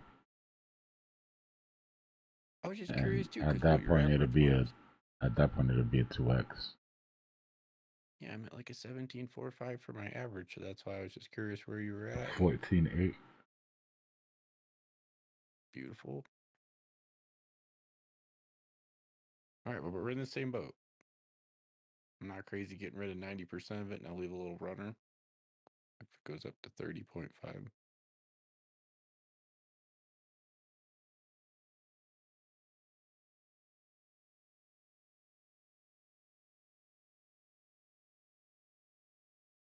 Are you gonna get rid of most of it if we sweep these liquidations? Yeah, I'm not holding on to Pretty it. much all of it. I don't really feel like holding this thing. I'm just Nah, like, I'm sweet, not I got falling a in love little. with anything right now. Me neither. So it's like my only thing I've made anything on.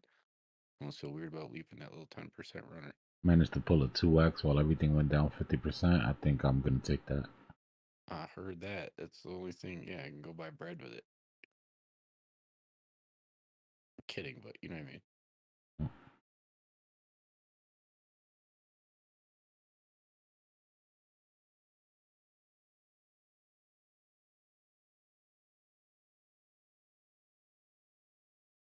This was, I'll just sell it and sit on the sidelines and wait for Bitcoin lower points and months to come. So that's what I'm gonna be trying to do. Across the board, it's just stack on the side.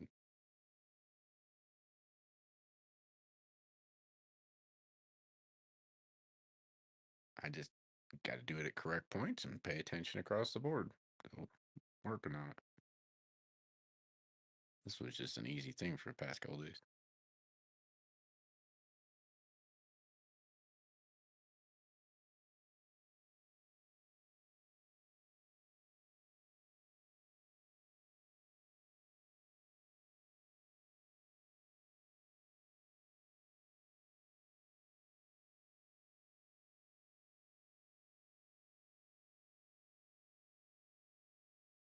We fell back underneath that 50.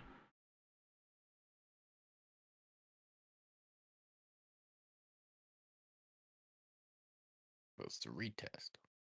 What vectors behind?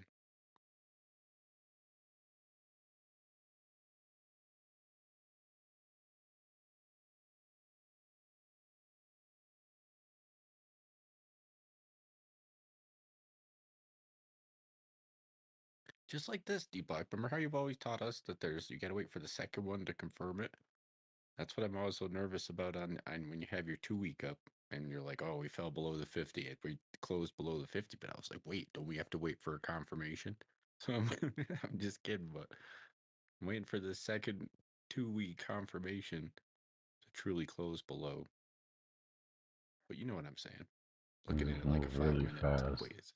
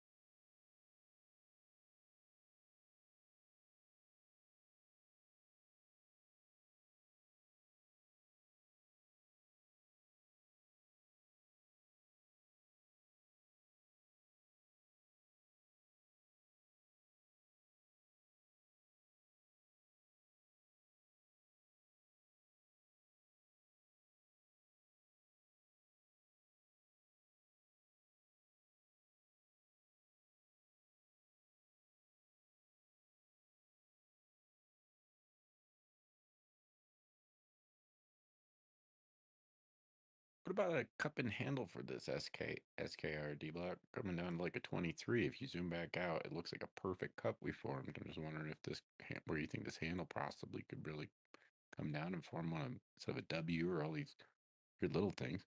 Looks like a nice ass cup for him. Yeah, I don't know. It depends if people are gonna sell off here or not. That's what I'm wondering. Handle the 23.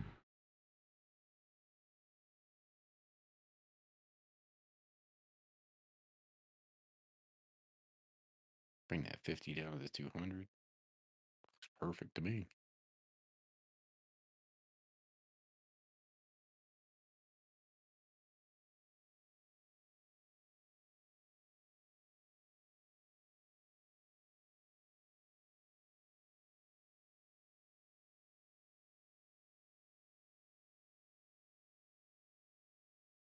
And the only reason I said it is because when you zoomed out, there was a big gap there. There was kind of this, you know how you have your purple and your blue ones on the right there?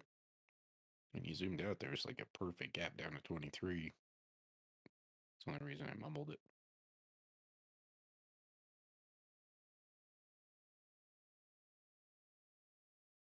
Damn, what's up with Jason Casper?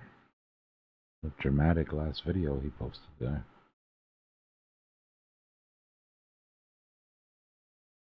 Talk about I'm done, a talk from the heart, I lost it all.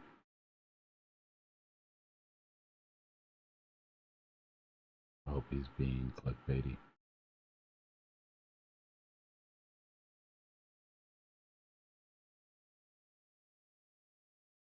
Anybody lose their entire portfolio? Not nice.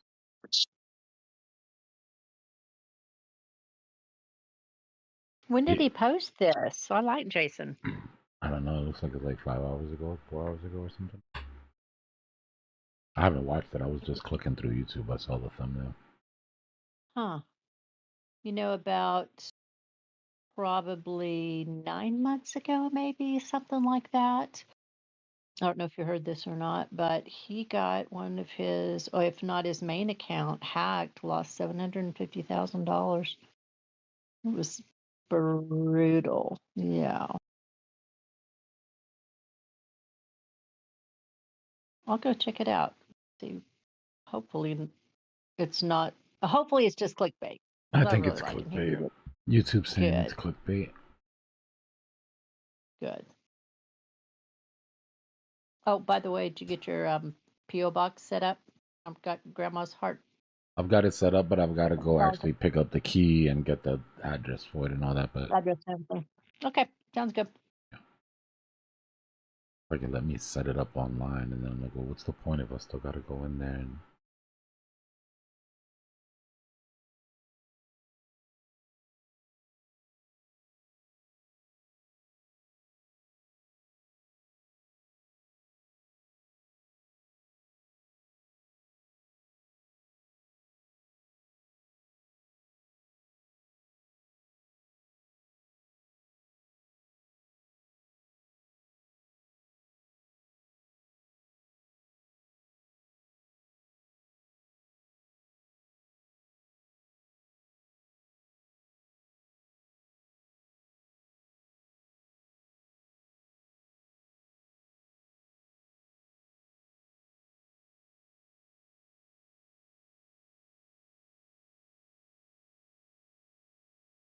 Selling off a bit here. Okay, all right.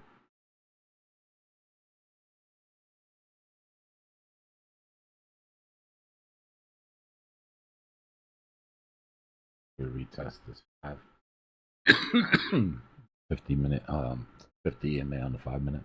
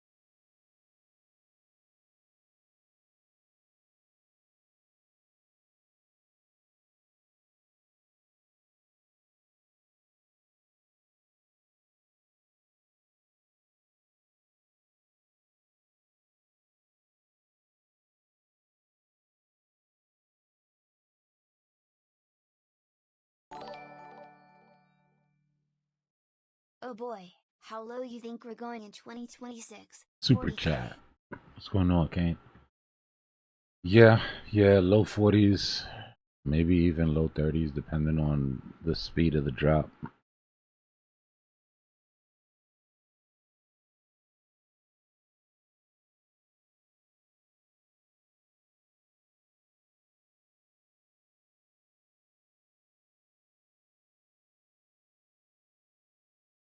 Honestly, the lower the better.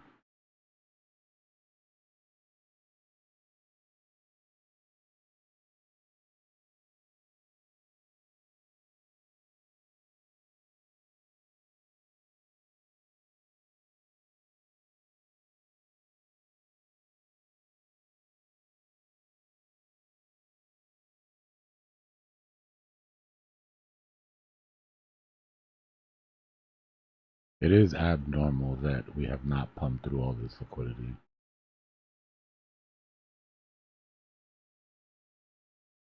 Being all the way up to 82.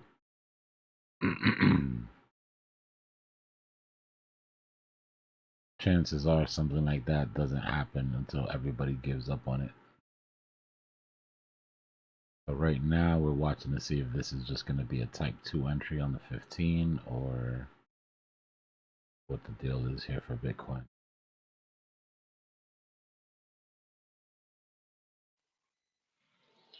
You think maybe their theory is the longer they leave it and let it build, the higher they can go, the cheaper. I don't think they're in a rush.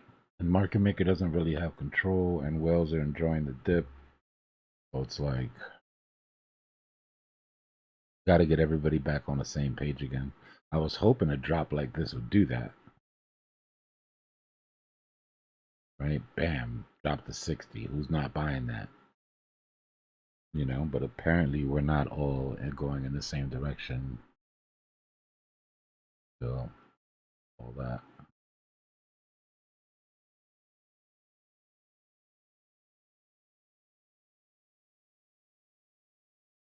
I also just feel like there's like a you know, we're like a fear and greed index, and that's all. I just feel like a lot of people that have got out of the market earlier are shorting it or getting pretty greedy. But the overall fear and greed is down at like 10, 11 right now. But there's nobody to buy the dips. I just feel like a lot of people that are shorting this thing are getting greedy too, because it's like, I've been right this whole time. Like around 5 months. No, I get it, but like I said, there's like nobody to buy the dips. Like it's dipping and nobody's buying it. I mean, yeah, we had like 20% bounces on some of the alts, but like People that have taken profit and capitulated to it being a bear market already, they aren't sitting around waiting to buy the dip. No, like I said, a lot of money's left the market. We're like way down at low twos, 2 trillion. You know, like that's a lot of money's left the market. Straight up, it's not just sitting over in USDT. You know, it's not just sitting in Tether. It's left. Like we're closer to all-time low market cap from last year to where we were at all-time highs this last cycle. So our money's come out of the market since all-time highs than our last lows.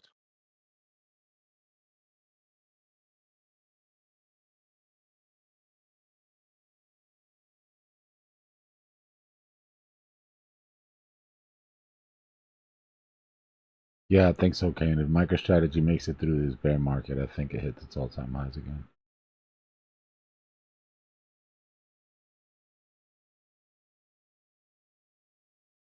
Good call short in that sucker too. There was a little bit of luck involved with how dramatic it got once the short opened, but I'll take it. I mean, it was clear as day. I mean, they were standing in the spotlight, what they've been doing with their stock, selling it off, buying Bitcoin, doing their thing, and you just were like, I can do this the right way, and you just planned it and did it correctly.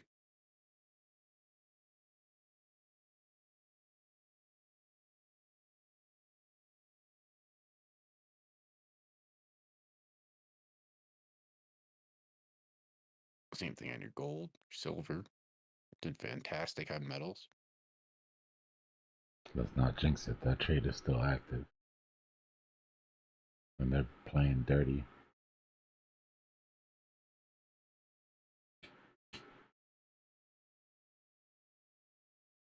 Yeah, but the other thing too is, don't you own your silver? And just like trade silver on a digital way. You own that sucker. Whole different platform.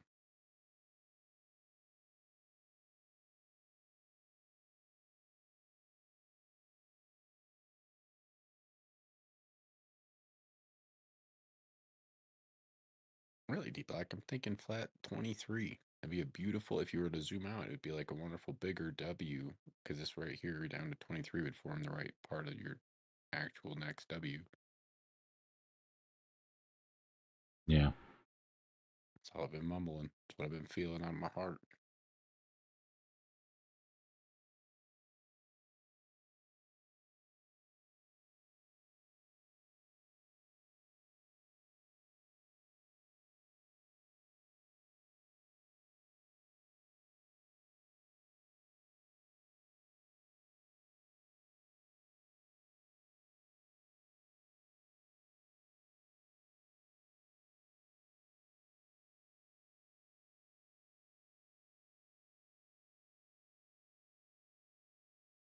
Yeah, and your W invalidation is exactly right. It's a 23. Let's go.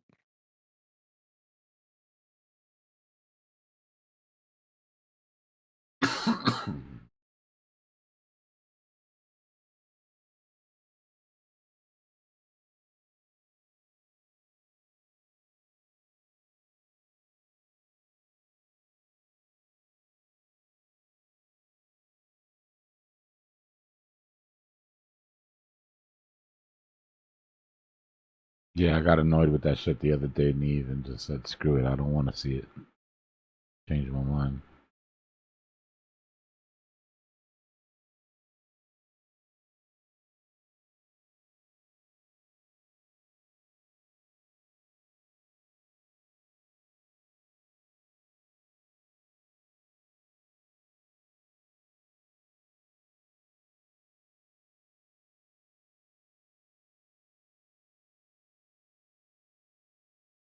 Dbloc, once you get those sweatshirts approved and you kind of like the ones that design it, that are on it, I guarantee you sell a couple hundred of those things the first week. You'd be pretty surprised. We'll see, man. I hope they came limited out good. numbers. I don't want to put out some bullshit, so You gotta test them first. if That's the the right way to samples do it. aren't good, then we'll have to just redo them with a different distributor. Or even if you don't like the back, that like the one that has CC on it. I like the one with just like a small front thing on the front there, not a huge thing on the back. So They had an option to only have front or back too, but I like the front and back on the second one. I'm just stoked. I'm serious. I bet you'll do really well with them.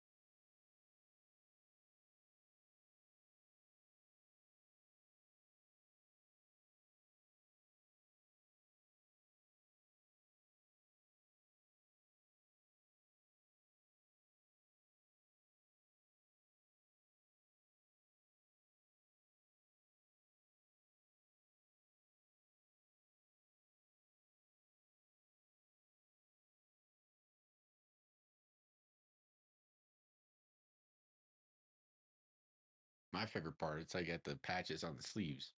That was a cool little aspect of it.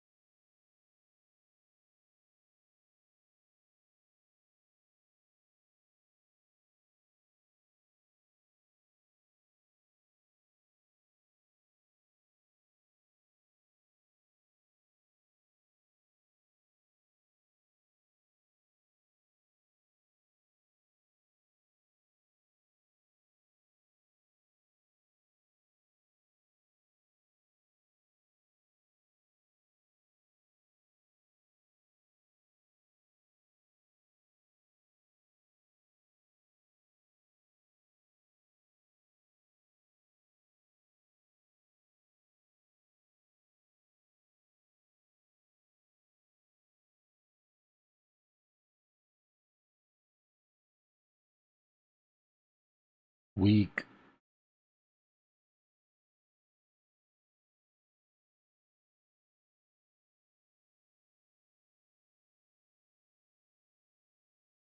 I know I should be looking at this pattern and thinking type 2 entries, but that's not where my brain is going with it. Maybe it's just a PTSD, but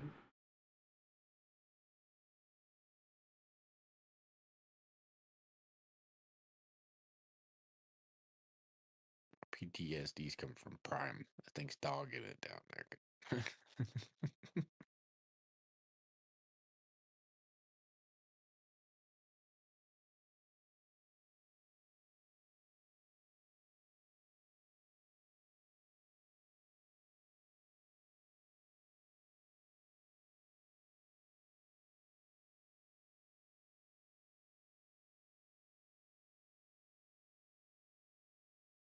yeah, no.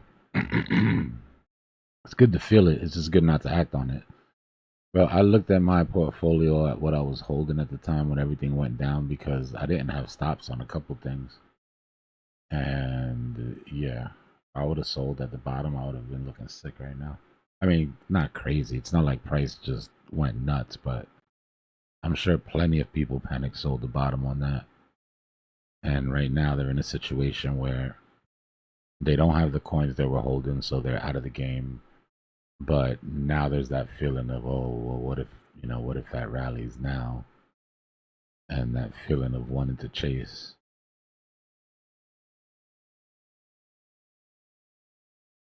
That's what I think market makers thinking of because all the liquidations above us, everybody jumped out in panic mode. I'm just telling you, I think market maker has huge incentive and billions of dollars above it. Tons of people are going to jump back in, not knowing what's going to go on or what they're feeling or whatever news they're going to release. And you know what I'm trying to say? There's no way it's just going to keep just destructively falling down from here. It just doesn't make any sense to me. Go for it. If we're going to have a black swan or a rainbow swan event, release it. But I just feel like it's just a fear incentive. Just fell so quickly, so hard.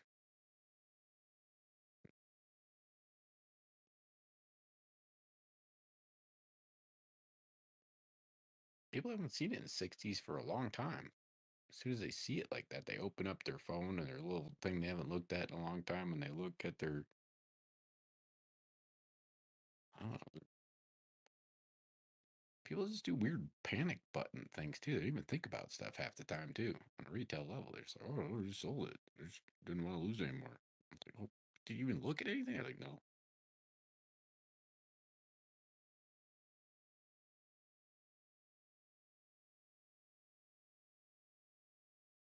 What retail holders though? Retail panic sell.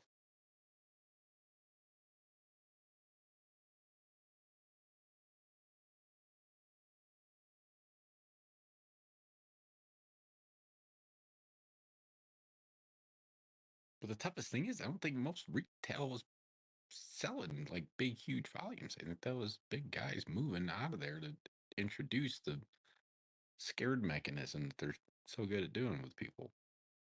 So I don't think there's a lot of retail left. I think like most of the retail is in institutional investments.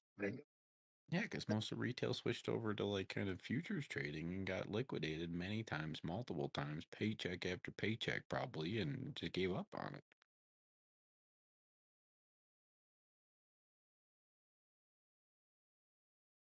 Like somebody posted earlier that there was $2 trillion since October 2025 liquidated in futures. $2 trillion. Somebody posted that earlier. I was like, "Are you serious?" More than that. 1010 was about 2.5, and that's just what was recorded. When they record the liquidations on exchange, they only record, excuse me, the way the mechanism goes to record it, the numbers that we get, it's one liquidation per second that gets recorded. You know how many liquidations there were per second during that drop? It's way more than they've admitted to. But yeah, as far as market cap goes, we saw a wipe. Do you And think I we was set on records? spot.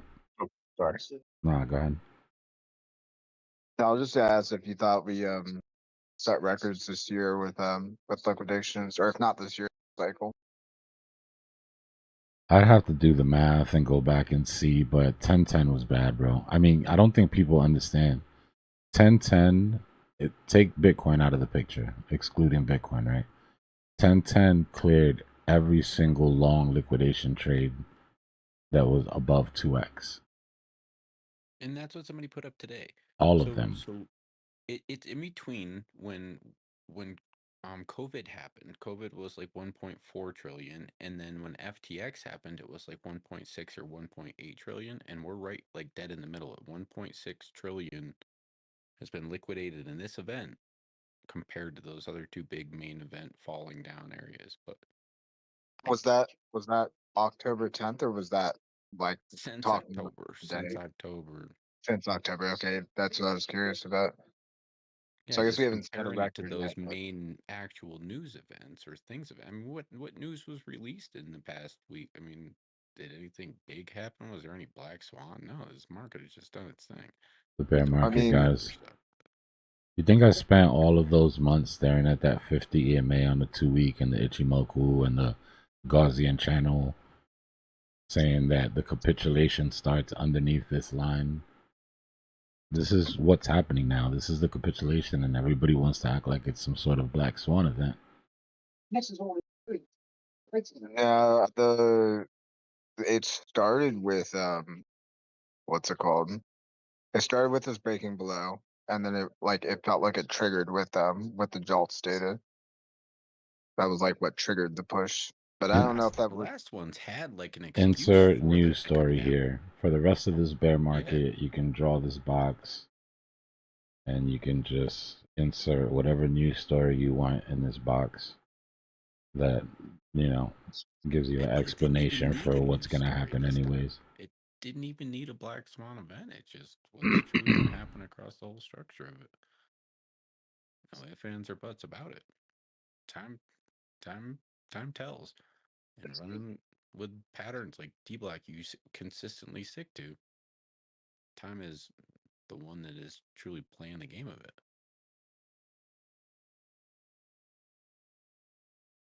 We lost the macro traders. Told you the only thing that was holding our floor up were macro traders that weren't easily moved to sell because their their triggers hadn't been hit yet. Of course, 130s, 140s, 150. You get it. Nobody's triggers touched at all. They're just sitting there in anticipation levels. Well, you called it. You knew. All right, you're glazing now, Joe. Appreciate it, but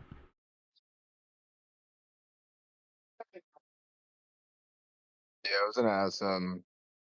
So would you say like the last trader or the last macro trader still holding like their last straw might have been that Jolt stated? It was just like the confirmation on the confirmation. the last straw was the 2 week. Us Yeah. failing to close above on the 2 week. This was never going to end any differently. The only chance we had was that that macro support would hold and you'd have some sort of consolidation at that level. Remember I told you when we looked at total, I said screw everything else, just look at total. And if total closes under 2.31 trillion, then it's a wrap. I had it real big on the screen here somewhere. Right here. Capitulation starts here. When I woke up this morning, the first thing I saw when I looked at the screen on YouTube was the alert at the bottom that said capitulation starts here. Capitulation starts here.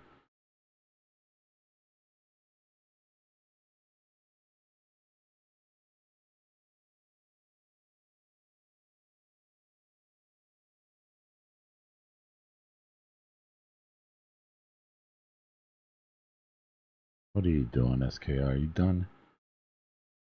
You donezo?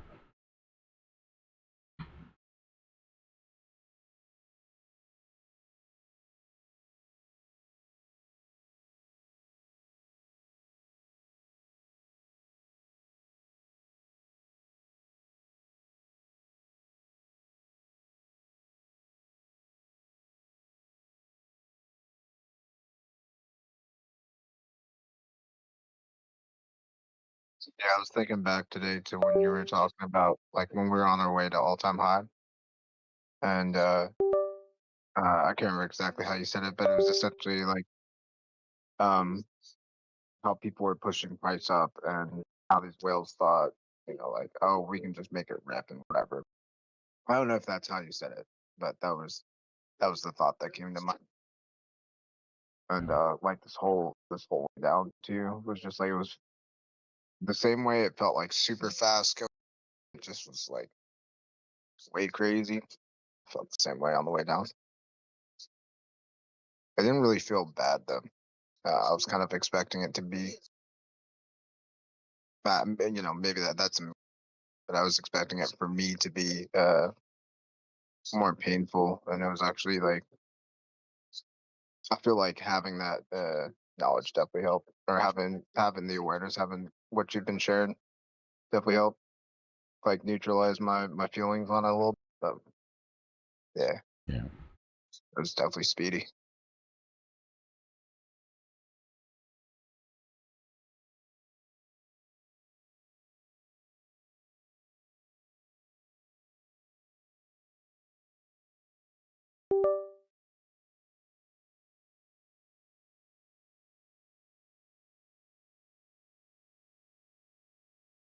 For what, Bitcoin? It depends on if this is a deviation or if we get accepted back in the range. We had our range right here. We had a deviation out of the bottom, came up, deviation out of the top. If we fall back into this range, I expect to come back at least to the bottom of the range.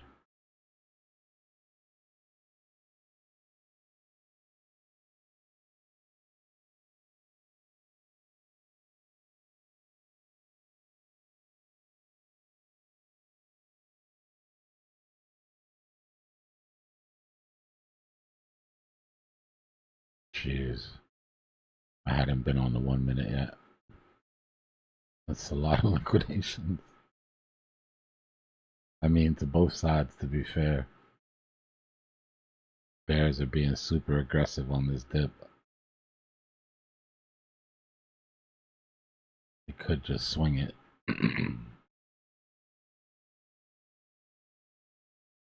Yeah, the 1 hour looks good. I mean, it's gonna take a while to see if we lose that, but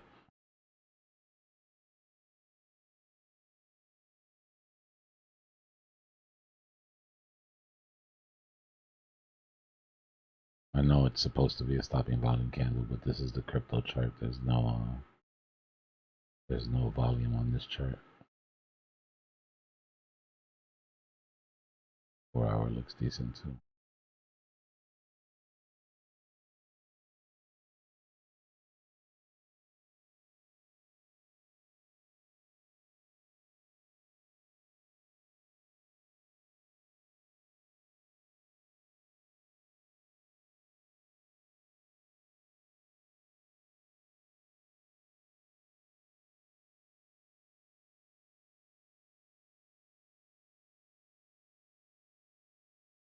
Let me go grab a drink. Give me a second.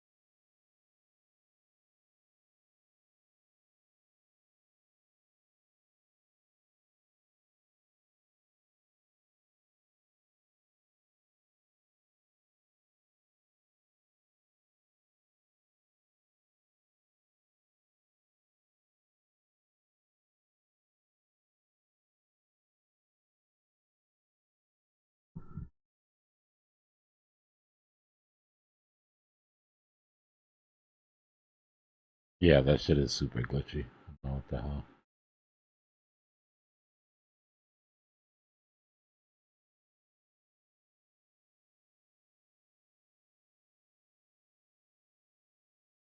What's that? 7 minutes ago on the block. Mara Holdings moves 87 million in BTC as crypto. Ooh.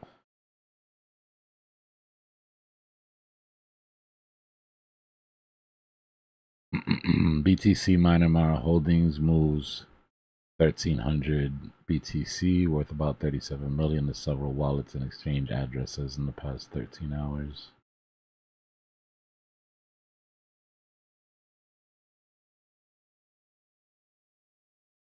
It's getting sketchy for the miners where underneath Bitcoin's underneath cost to produce or cost to mine. This is when miners start to turn off their machines and sell off. Miner capitulation is one of the catalysts of their market.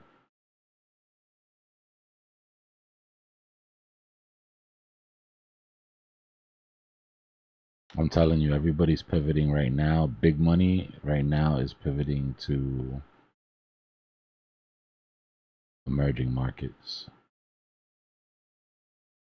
expecting the dollar to go down, We're still waiting for some of these to get into good investable ranges.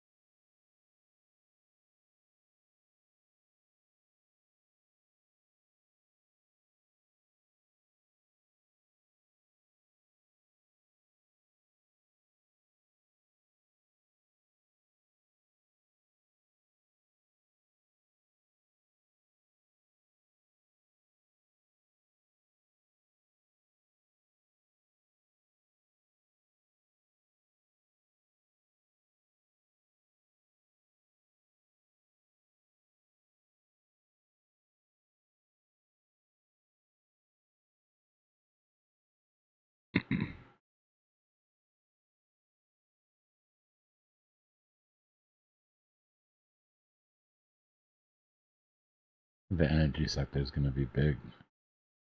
Timing is going to be everything when it comes to that, though.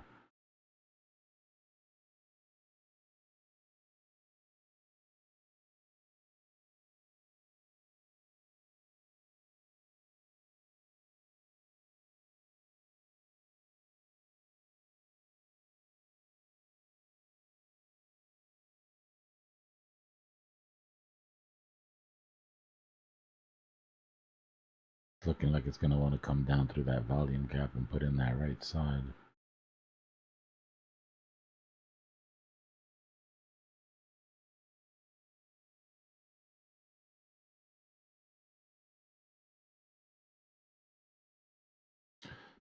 Yeah, they're losing. They're literally losing right now. They make money by just shutting the machines off.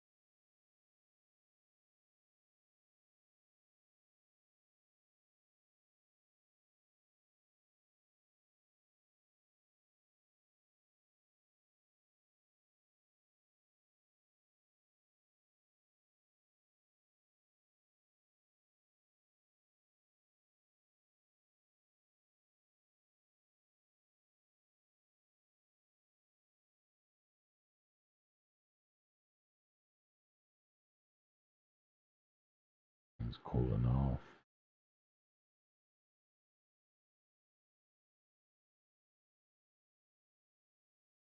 Money flows. So good here. VWAP is coming up. About to get our momentum clip.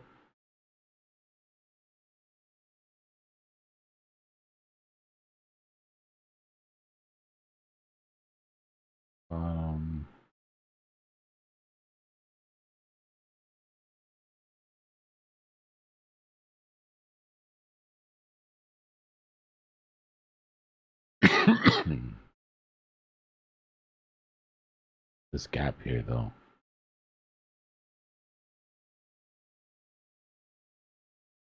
Gap here bothers me.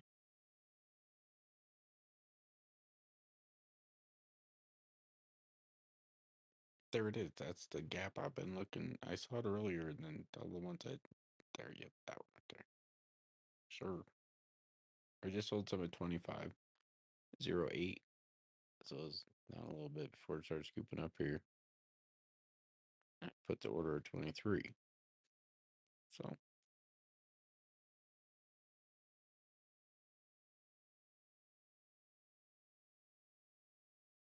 that was just for that weird little 10%er. I just felt it was going to fall down, but the rest of those orders are still sitting up there to sell down.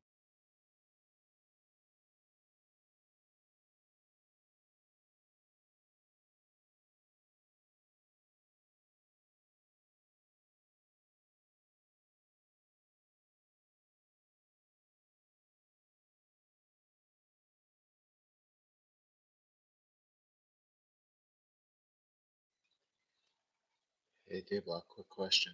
Yeah. I'm looking at a 5-minute time frame, 4-hour fixed range volume profile pulled, and I deviated, or whatever, the coin deviated out for one 5-minute candle out of the bottom. Is that enough to consider it whatever deviation, which would, send me to the top of the channel? No, I mean you gotta when you deviate, you gotta come back in the channel in order to No, it move back. did. It went. Oh, you said, It but went. just one 5-minute candle. Yeah. I mean, it's the Yeah, total of 3 candles, but one closed completely outside. a retest would be nicer, but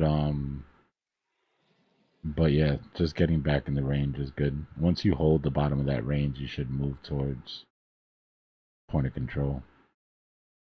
And if you pop out of value area high and come back in, then you should move back towards point of control. Yeah, no, I'm looking at it, and it deviated on the low from earlier today for that one candle I was talking about. Then it went to the point of control, and now it's like halfway up from the point of control to the value area high. There you go. It's retesting a W breakout, but I'm just worried about it running away back down if we get some downward pressure. So I whatever stop myself out in profit, but tempted to get back in. And again, I was just wondering if that was a good reason, being that small deviation. I mean, you want to try to catch the extremes, right? You want to catch it as close to that value area low or the value area high as possible, depending on if you're short, or longing. But you're reading it, right? If I'm My understanding you right, you're reading it right. the breakout of this W is a 46% move up, and if that whatever, if we don't fall out on Bitcoin, we probably continue up for like another, well, not another, but a total of like 170% on the total move of a larger whatever parallel channel movement. As long as Bitcoin don't crack the bed. So like I want to be in this, but yeah, again, trying to be safe. Yeah. Yeah, right now that's the best idea, to be as safe as you possibly can.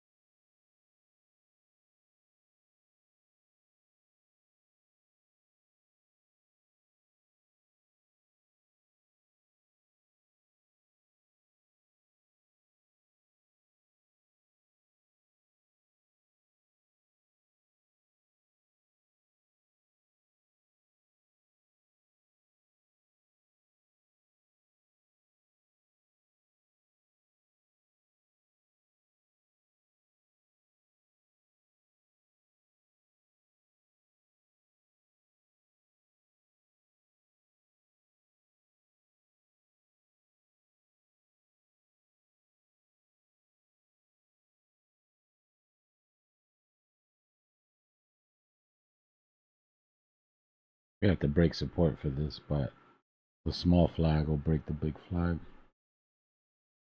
Unless we sweep licks here.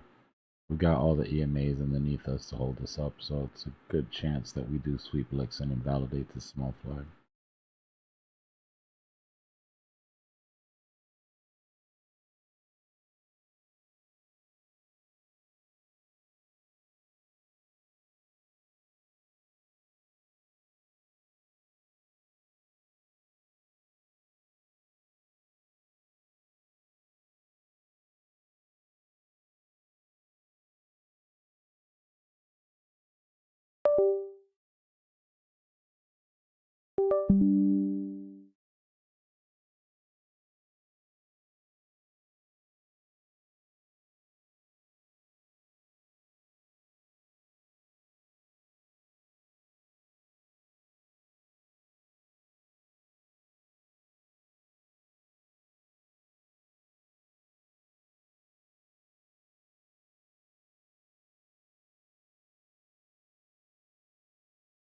Measured move of the W takes us to the halfway point of the bearish channel.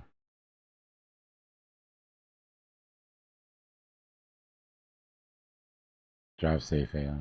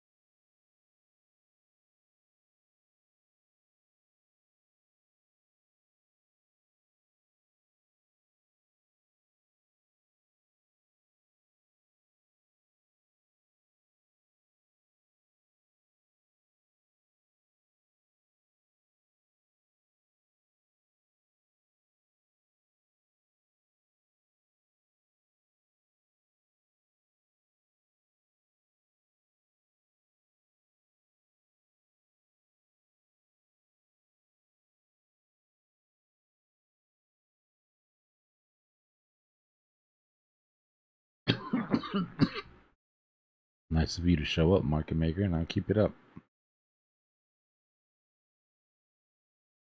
Getting boring on SKR.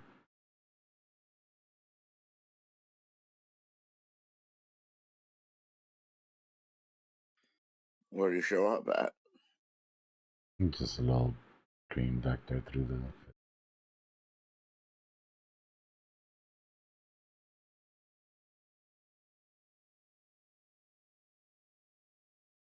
Nothing special.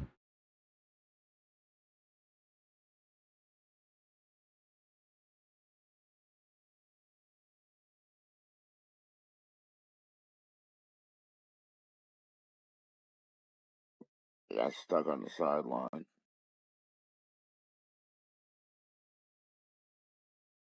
Might not be a horrible place to be.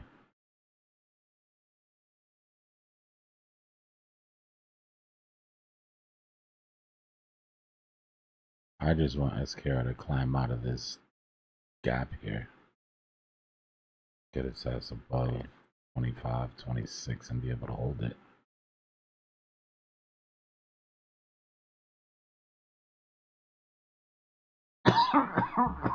Excuse me.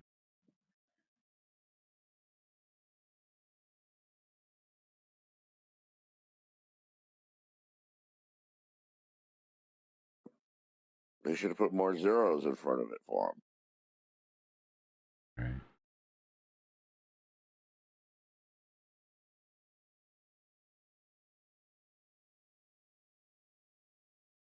Fear and greed is at who?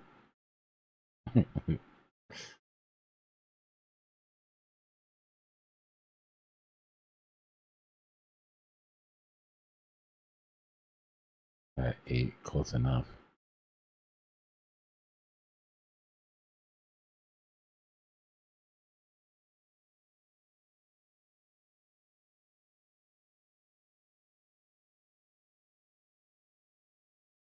So we are back underneath that 50 EMA that's been haunting us for a week. At least we're not bouncing up against it, but it's not dissimilar price action. Y'all are gonna hate me if I do this again, but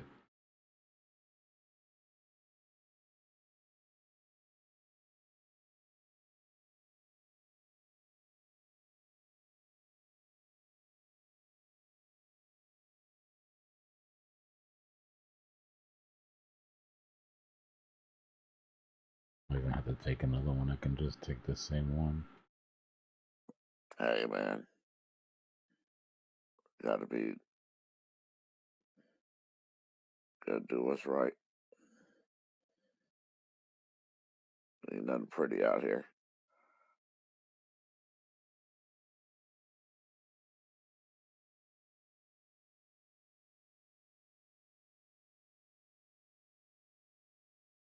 Don't try to be this way.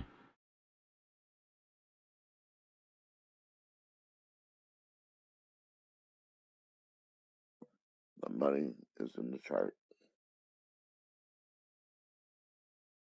And again, if I'm wrong, somebody please tell me.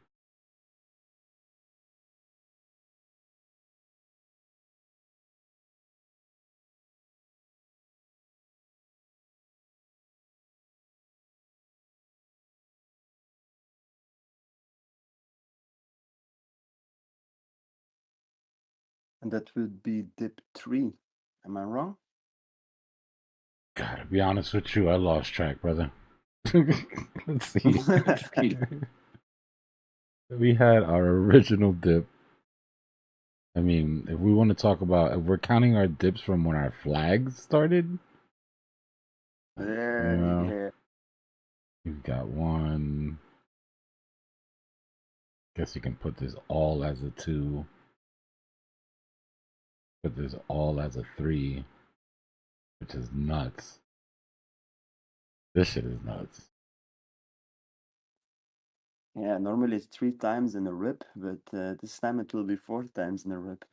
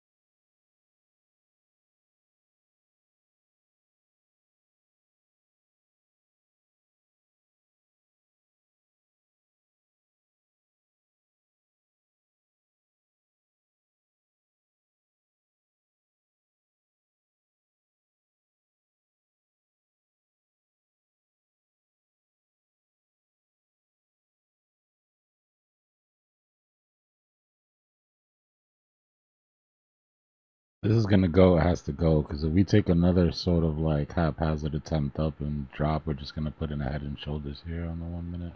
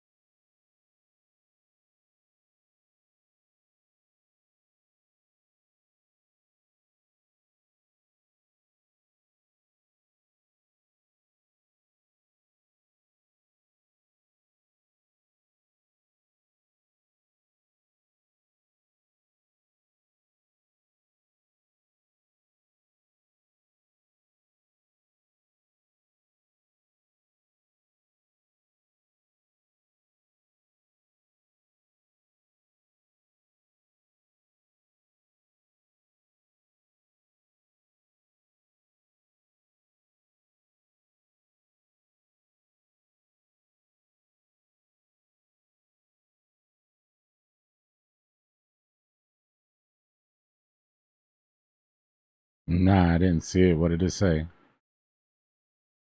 I haven't seen anything from Dog with Hat. I'm surprised their team is still communicating with anybody.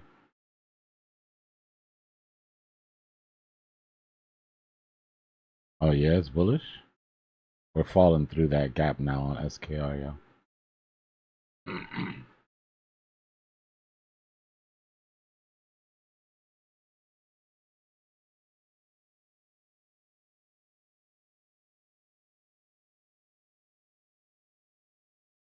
Oh, my bad. I forgot to click send. Hey, somebody was asking me for my Cash App and DMs. I just sent you the DM. I forgot to answer. Appreciate you. Thank you for your support. And yeah, I should add it. You're the second person that's told me that I should add the Cash App next to the YouTube and the Discord at the bottom.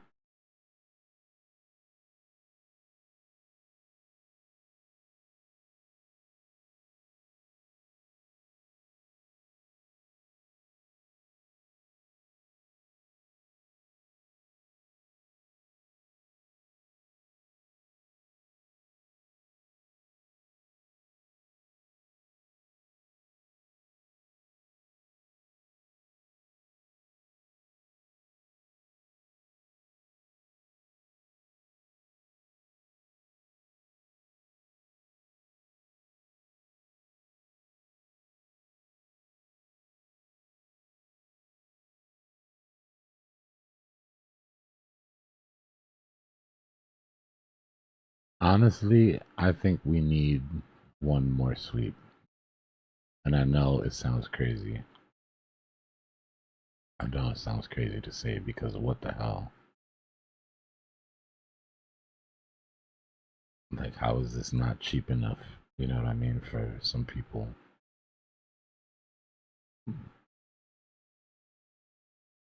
But told you what I didn't like about the reaction was how slow it was. Right? If market makers or whales felt like they shook out enough people, they would have reacted at the bottoms a little more intently.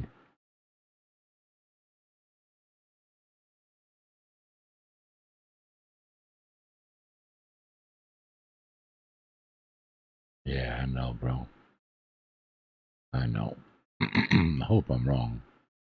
I know everybody could use a little bit of relief here.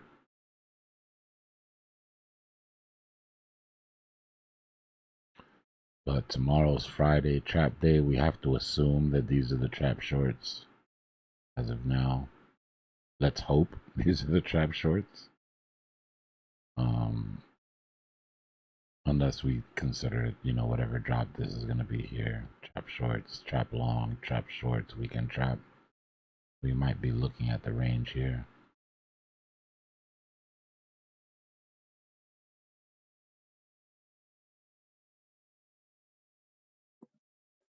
What was the measure move from the fractal? There is none. It's a really sloppy. I was just showing that it's the same sort of rolling over. You know, like we drop, we recover, we roll over in a really slow W. That's also a bear flag. The W would be right there. Same shit we've been doing. Drop W pattern that turns into a bear flag that ends up rolling over.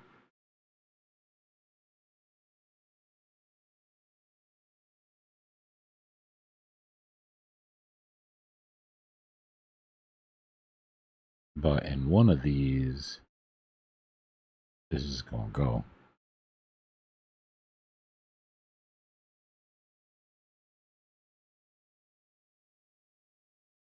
That's KR. You're not looking good, buddy.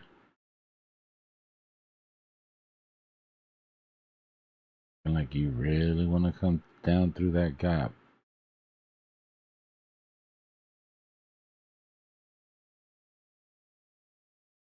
Indeed, tell one. Indeed.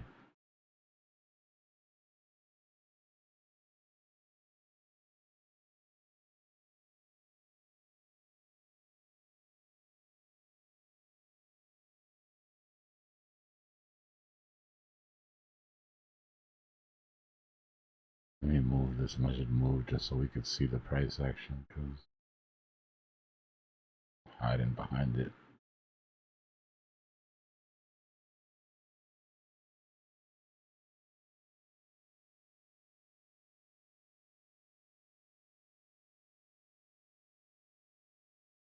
Flag break, retest. Threatening to take out the lows. If we hit this demand, we'll sweep these liquidations, break the larger channel. Like that. They caught it though, right? You saw that demand came back, popped back in. They're trying to hold it here. Now it's a game of big bank take little bank. Is this demand wall big enough to absorb the sell pressure?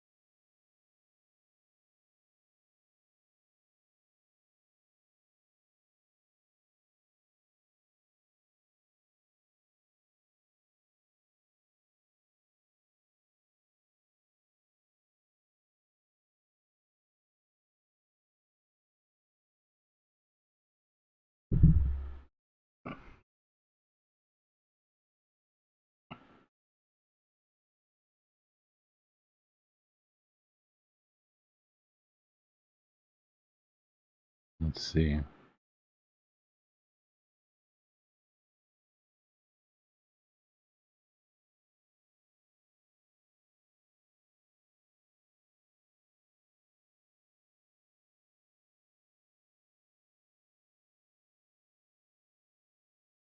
Let's see if the bears put up as big a fight at the supply as the bulls did on the demand.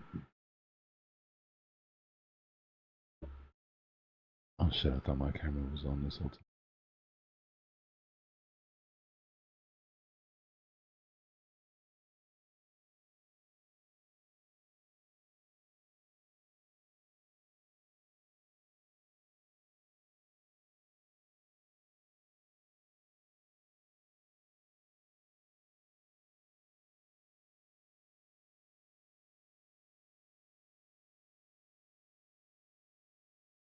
Most people are, well, I was gonna say most people are good, but probably not true.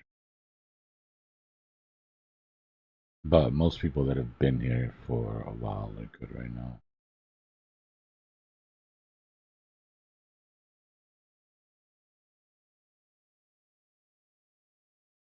What's going on, Yoel?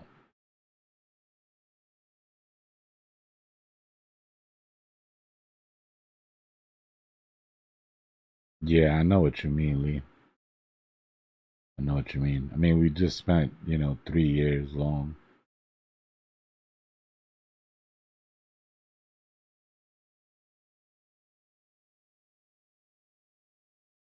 And we're literally sitting at in the 60s, like.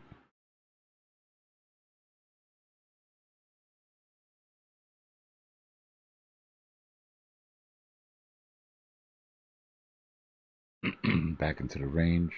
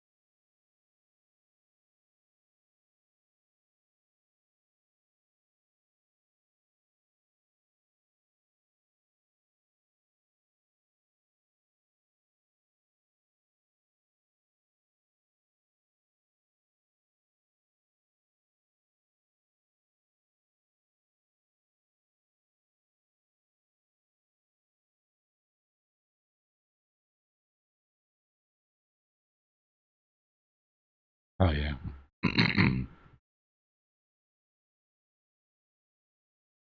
Yeah, I'm ready for it to retrace now so I can get like a type 2 entry if we're gonna get a W pattern here. Or a cup and handle, whatever. Either one works for me.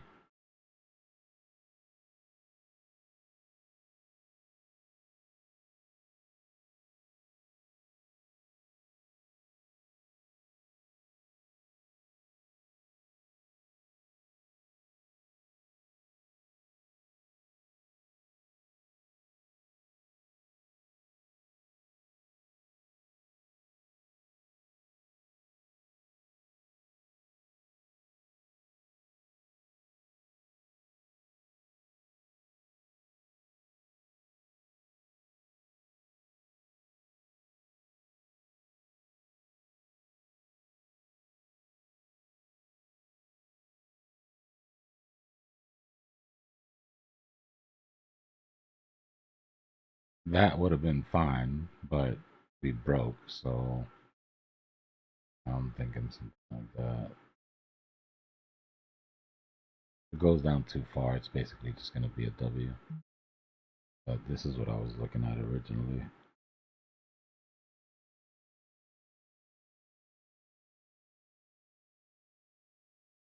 But I'm gonna be patient on this one.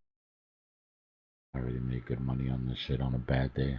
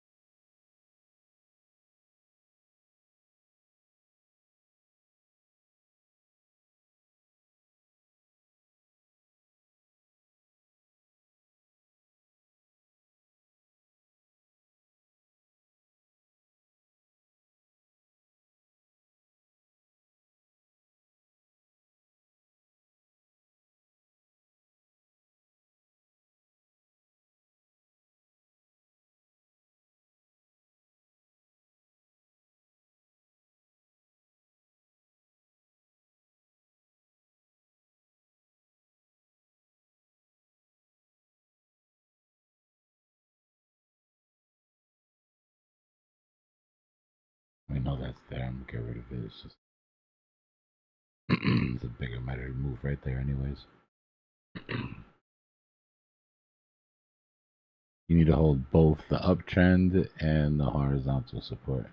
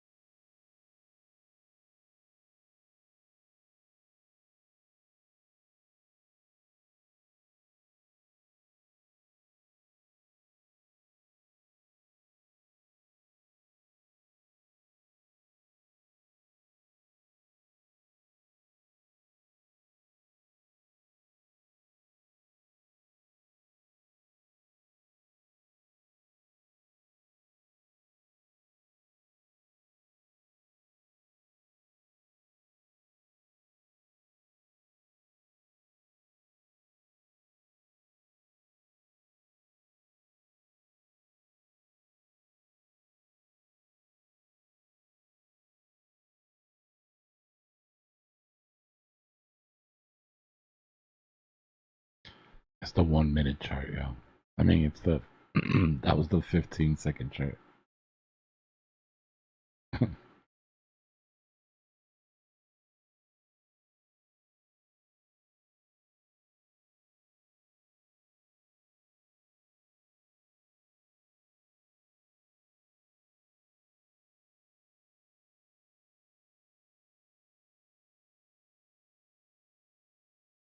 we feeling? Stressed out. But today was a stressful ass day. Whether you were in the way of that shit or not.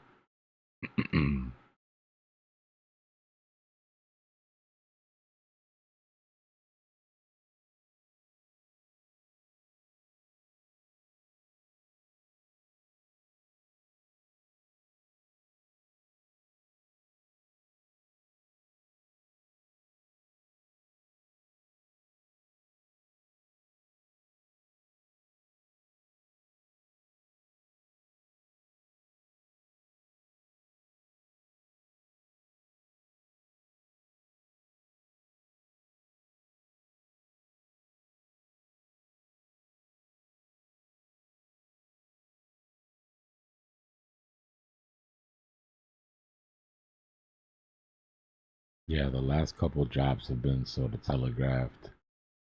But when shit moves fast like this, people's emotions get all worked up.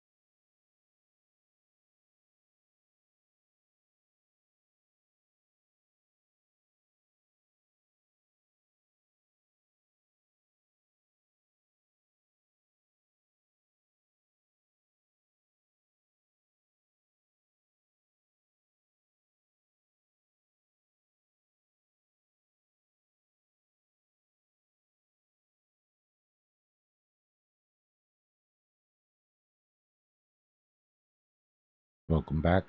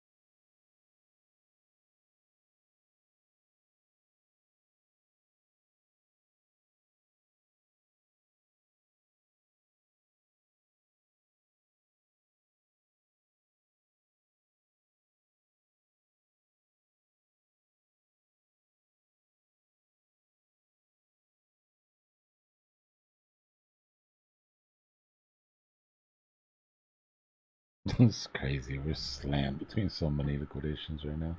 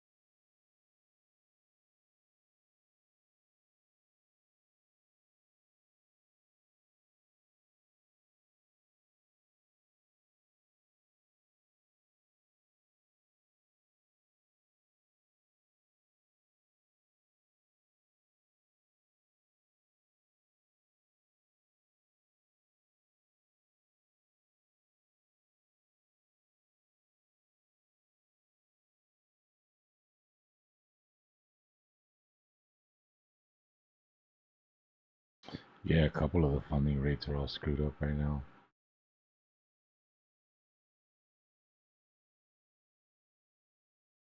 Like they're trying to bribe us not to leave.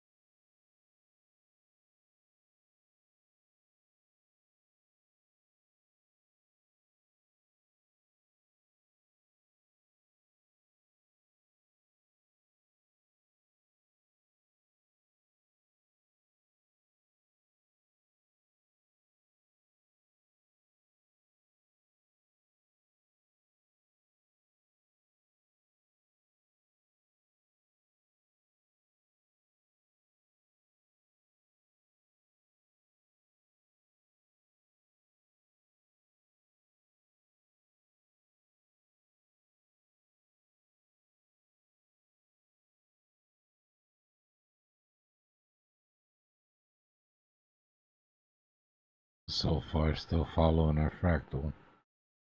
Capitulation fractal.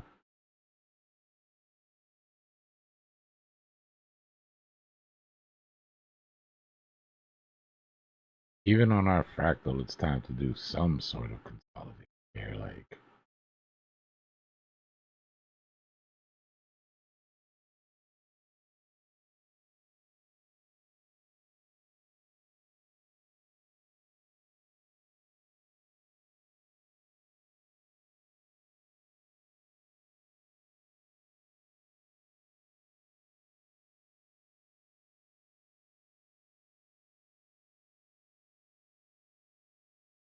You know, something like what we were thinking here, maybe?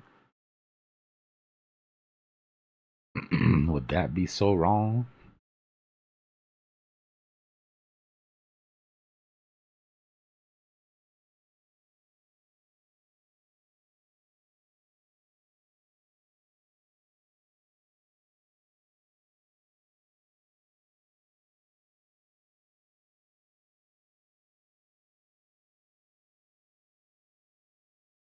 They already screwed up my squiggle.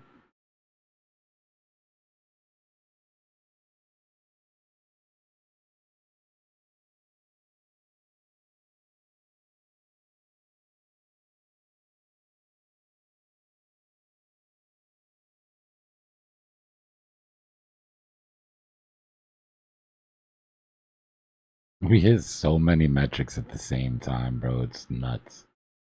Like, I know it sucks because if you didn't get out of the way, you didn't get out of the way. But I was so ridiculously annoying over the last couple months. I'll say. I'm just kidding. Seriously though, like about this 200 EMA, like look at our reaction after breaking the 200 EMA.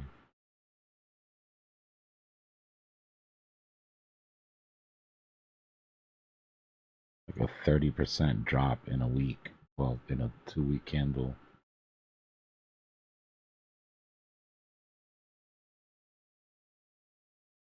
Not just that, but the Gaussian.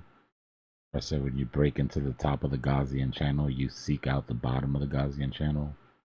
We're already there. We just broke. Like this shit just happened and we're already through it.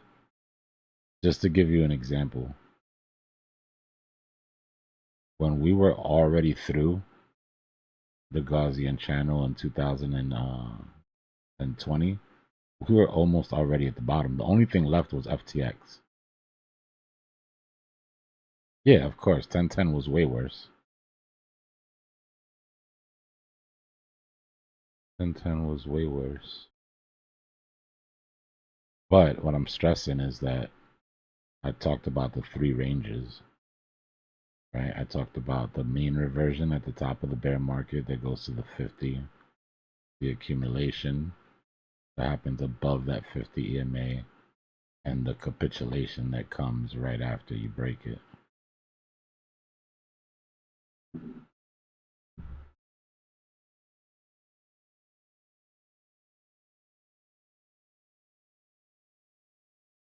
Bitcoin only dropped like 9% during 1010.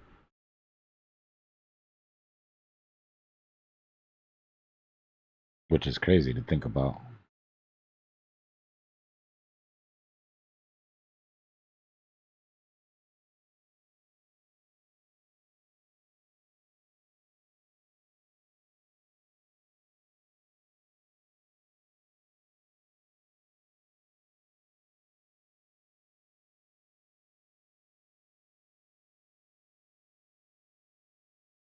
What are you up to, Tana?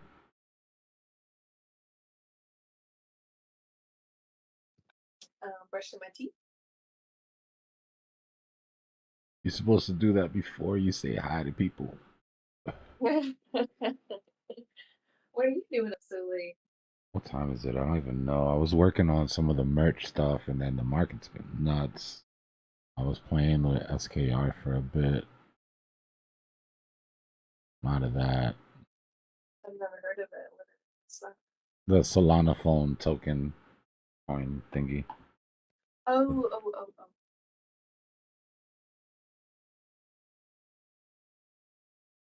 Is that an airdrop for you guys? Yeah. They got listed on Robinhood and crypto.com. Did like a 60-70% today, 70-60%, something like that. Wow. On a day like today when everything went to shit. So yeah, I've been babysitting that trade all day. I had to cut off the headphones, put on some music, lock in. Look, it went.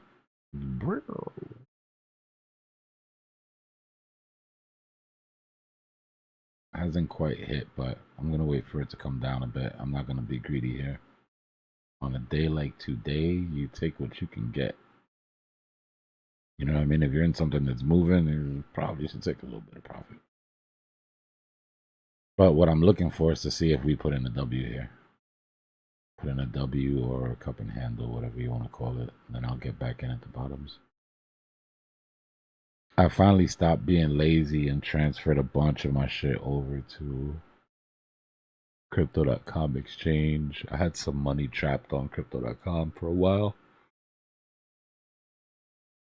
Oh shit. So I did a lot of that legwork.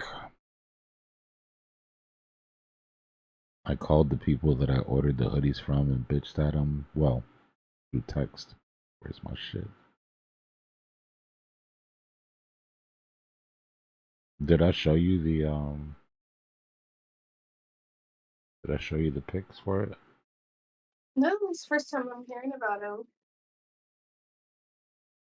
That's not true.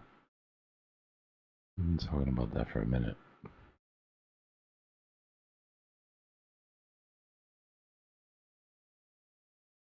That it needs to happen eventually, Yoel, but the sell pressure is crazy. There's nobody to buy the dips.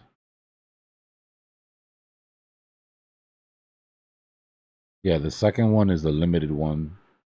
And the one with the crypto Cypher logo, that's just gonna be like the base hoodie. Right? Like think of it like a Supreme box logo hoodie. There'll be as many of those as people want. I like both of them, but you gotta have a little swag to rock the crypto Cypher one. Are there pictures somewhere? Yes. Now I was going to describe it. Okay, close your eyes. Imagine this. I got you. Hold on. It's great now with AI. You can. So these are, and this is on the hoodie itself. The reason I've got two of them, they're both on different. I think I already know which blank I want to use. They're both on different blanks, but so there's this one.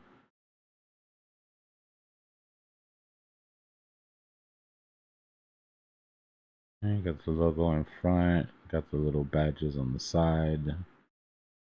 That says Crypto Cypher 2025 bear market or bull market.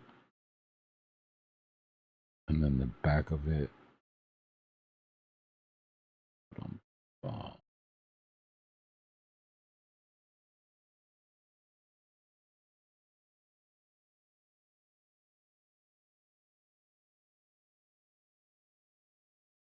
It's got the big logo on the back and the puff print.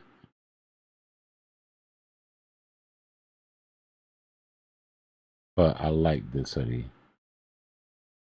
It's 100% cotton fleece, distressed, like 350 grams. It's thick, but still like breathable. It's that one, and then there's the limited one.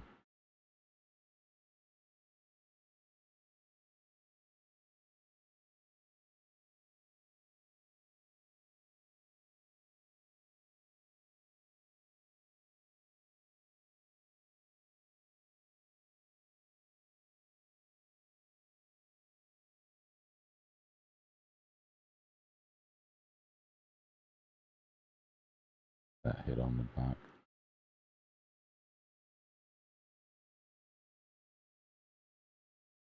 It sees it.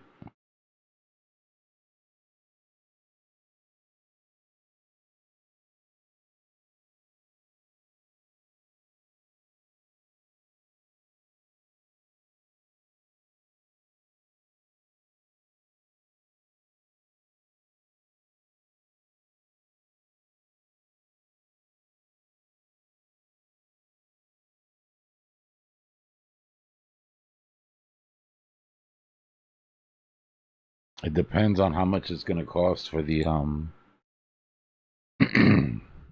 much it's gonna cost for the blank. I've got to get them in person to see how they feel. I don't want to put out like no bullshit, but it's not gonna be like a $200 hoodie or.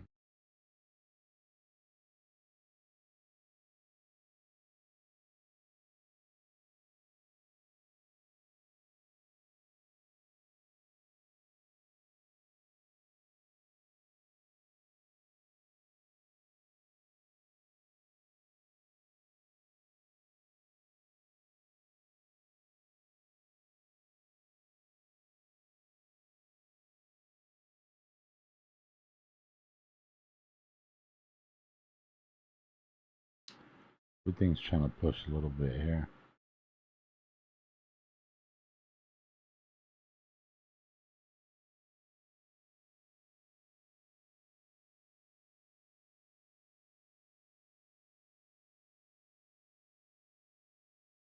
I was thinking about the 400 one, but I don't know. It's people that live. I gotta be too thick for everybody. I was trying to find like a good middle ground. But yeah, once I get through this first launch, we can see what's up.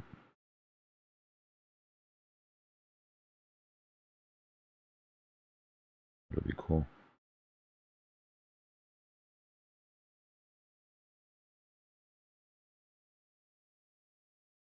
Slides, a fitted, or a snapback, be cool.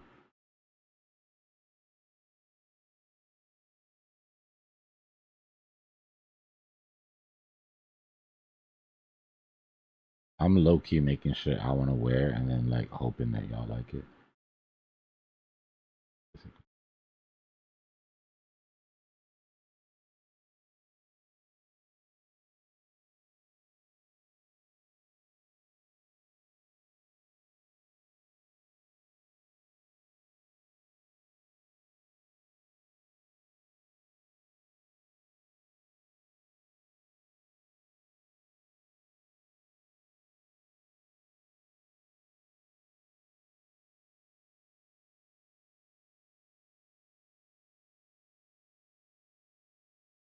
I'm surprised with the speed. I'm more surprised with the speed of the second part of this drop than I am with only hitting 126.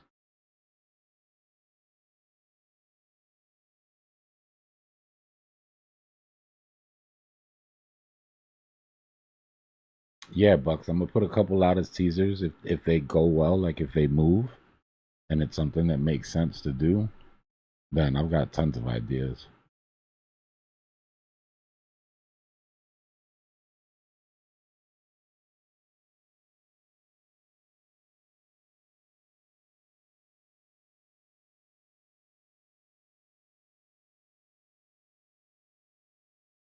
Yeah, the ETFs, a lot of this silver shit, bro, people got out of the way. People got out of the way really quick for that silver drop. A lot of people had to cover. A lot of people were scared they were gonna get margin called. That shit sucked out everything real quick. And then that little mini, both of them, both the government shutdowns, but the last little mini one also hit us hard. Bad timing.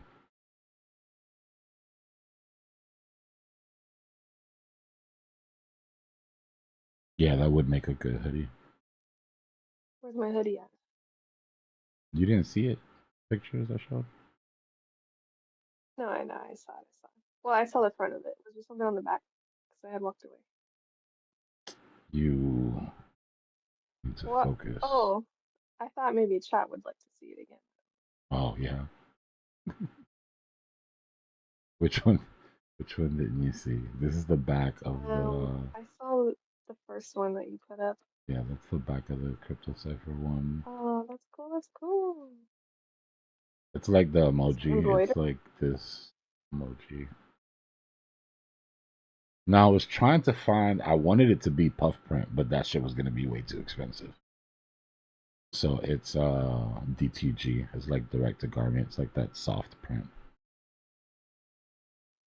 It like won't crack over time. Yeah, yeah, exactly. And it's on a vintage. It's like a vintage blank. Acid wash, distressed. Cool. It's gonna be like. I wanted to have like the my favorite hoodie feel, like if it's your hoodie you've had for a long time. Those Yeah, are I the would get best. like big old size. Yeah, they're oversized. And then this is the limited one. There's only going to be 100 of this one. And then we're going to do them every sort of season.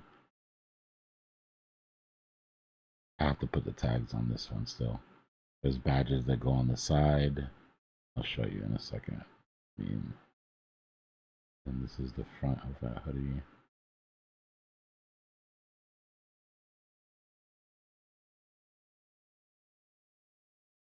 Front and back. And then the tags inside are going to be like souvenir, like commemorative ones. Look.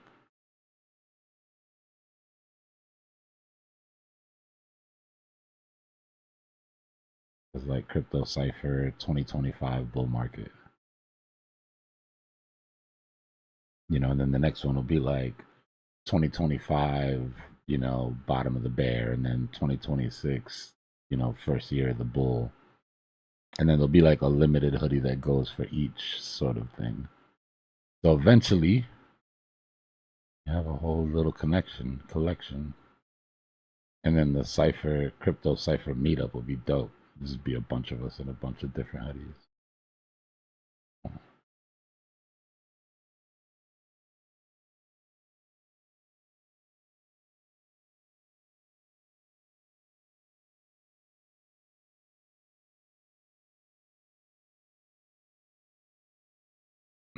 Yeah, soon sample. I'm waiting. Oh well, no pun Those are intended. really I'm cool. I'm waiting for the samples to make sure that they're right.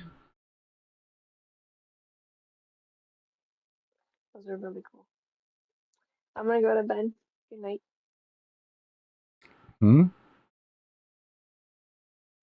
What'd you say? I said good night. Oh, good night.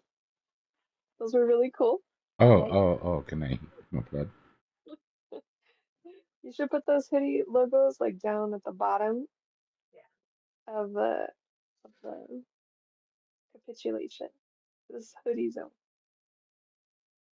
Or the opposite. On the bottom of the who? Like how you use 50 cent for the top? Oh, yeah. You put like a hoodie zone. Put a Good little. night. I'll make a little commercial and run it every once in a while.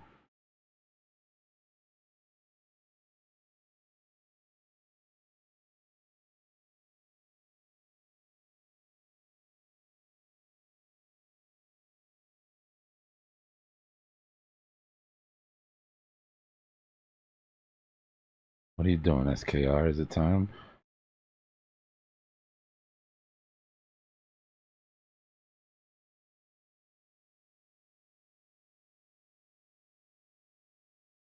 You're just gonna reject off of resistance.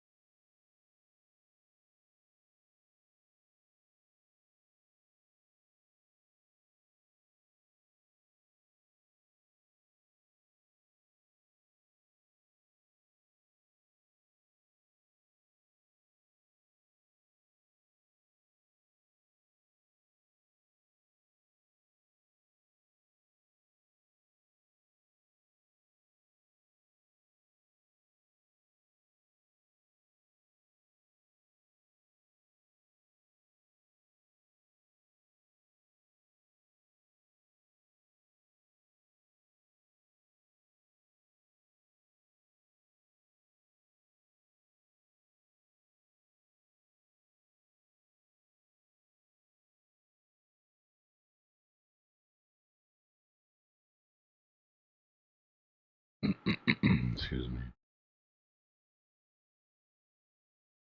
No, my stops moved up into profits. I go to sleep tonight. I'm not taking any chances with these people.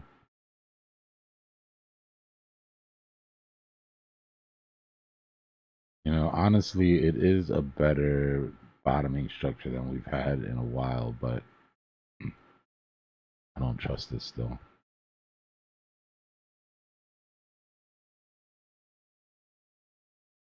But, I mean, it is set up as an invalidated. Measured move takes us through those liquidations.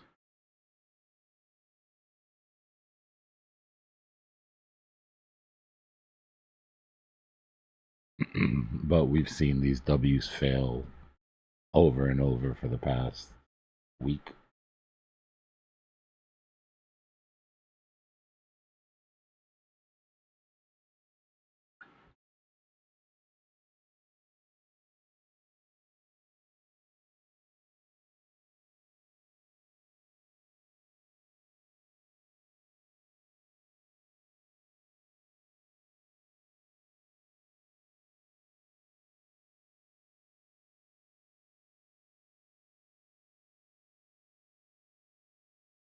Yeah, there's a good chance that these are our trap shorts for the week.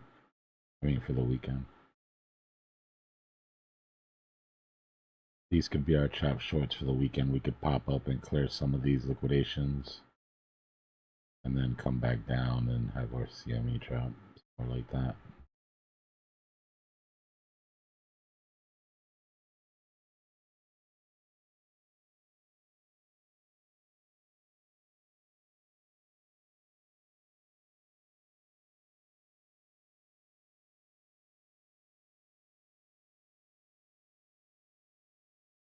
You said strategies bouncing.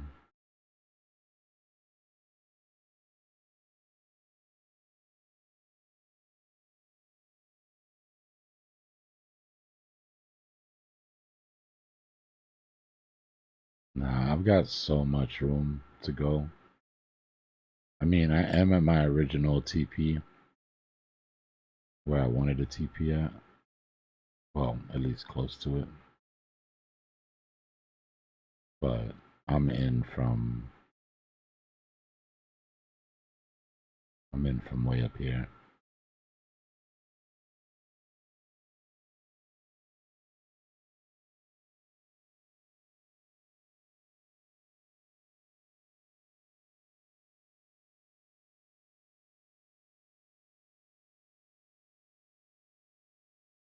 But that is a decent place for some sort of relief. If this snaps, my shit's gonna print. But out of that 29% that I needed, I only need 10 more.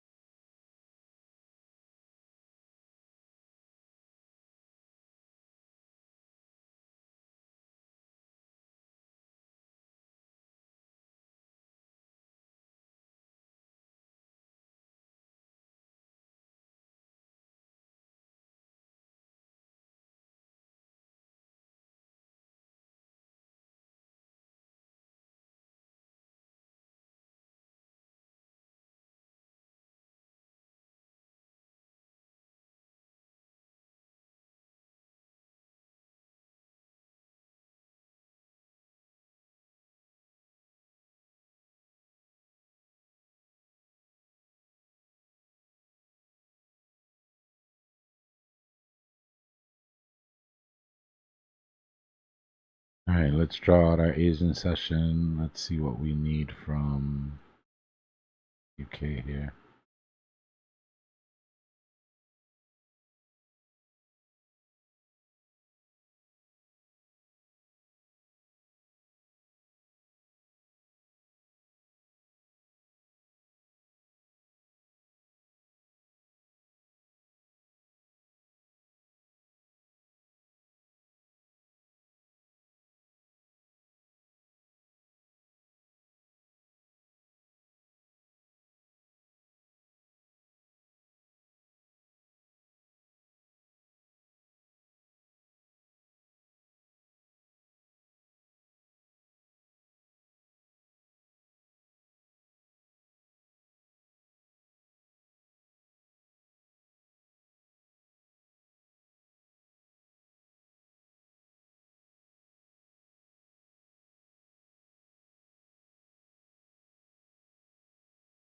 Right?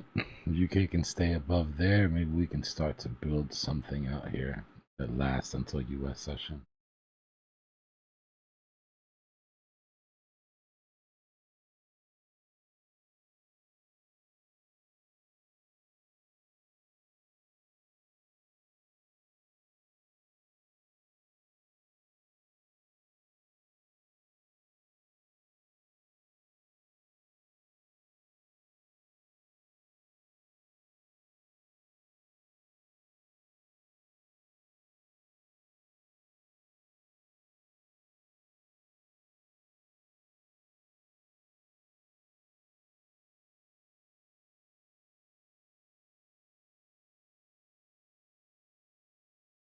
Yeah.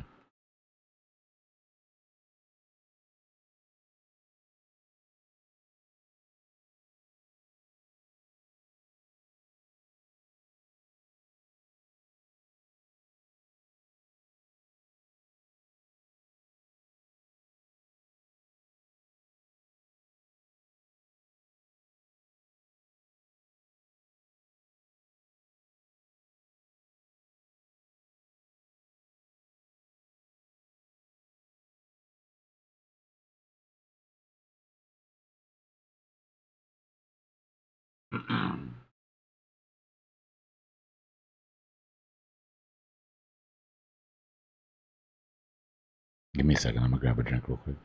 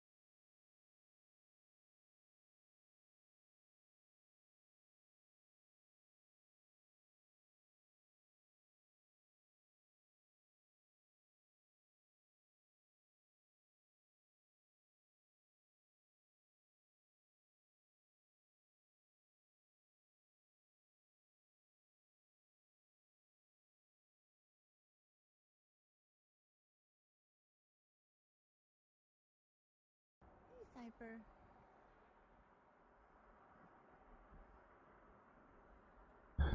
There he is. Go get you some food. Somebody's been feeding that turkey.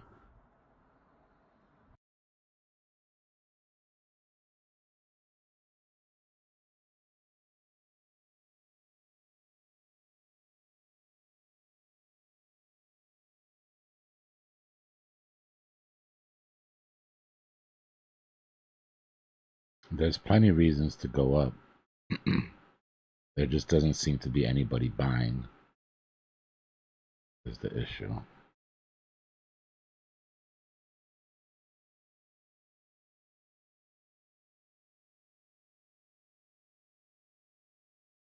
But I mean, go to the 15-minute, roll out. Look at that shit.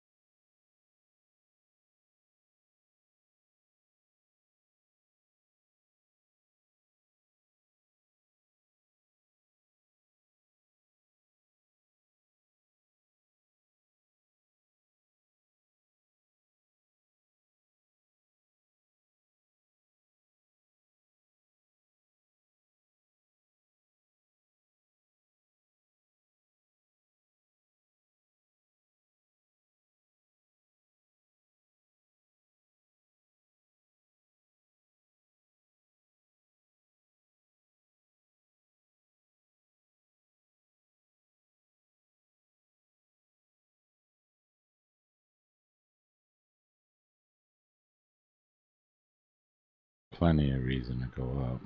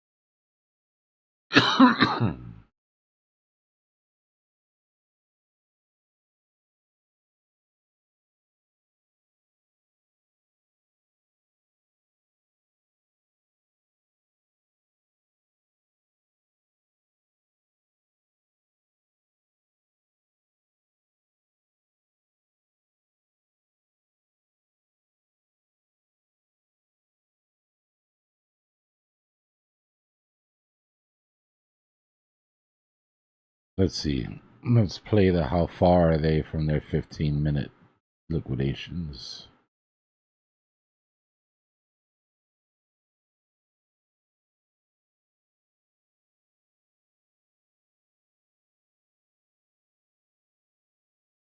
Let's just get rid of the top ones and keep it to where it's nice and take a third pause. 34%.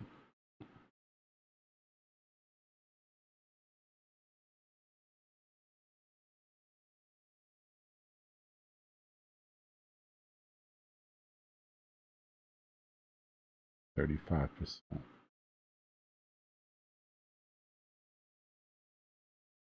Link.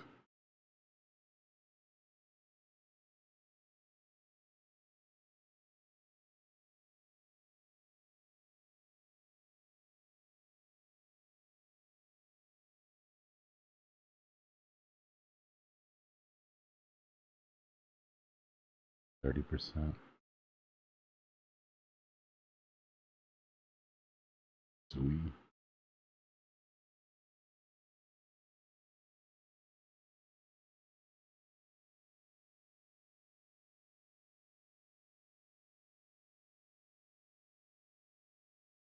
%, 41%. Now these aren't all necessarily good signs, right? It's just showing how bad they've been beaten and how much liquidity there is to take back if market maker can. I was about to get disrespectful, but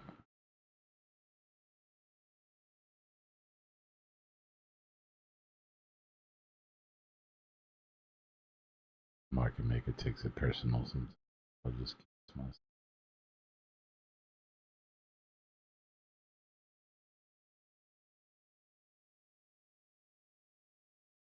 Yeah, I was about to say, if he could take his head out of his ass and do his job.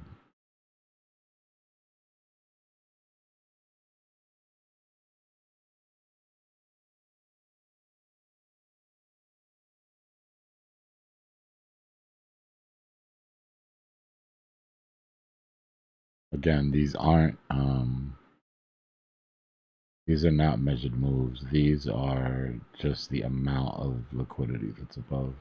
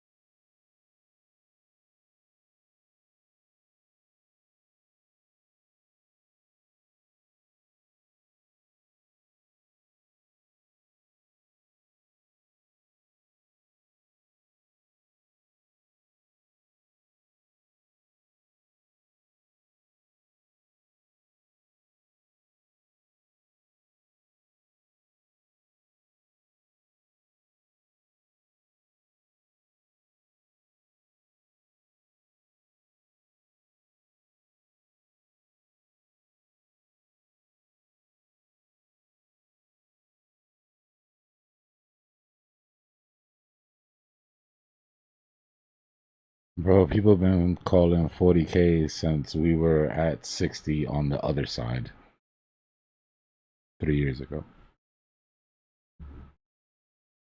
People say a lot of shit.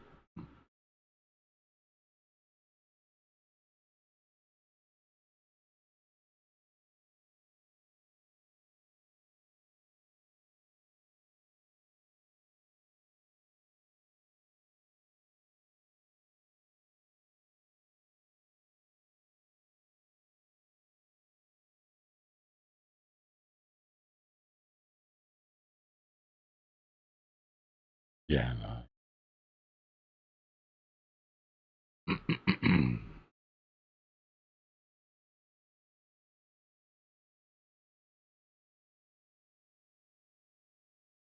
Just emotions, bro. Imagine being in a short that you thought would only last for a bit and then you find yourself down at 60 now somehow. You'd be so geeked out.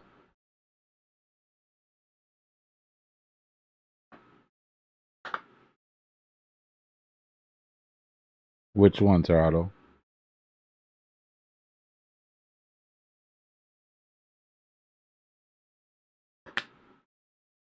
The SKR trade?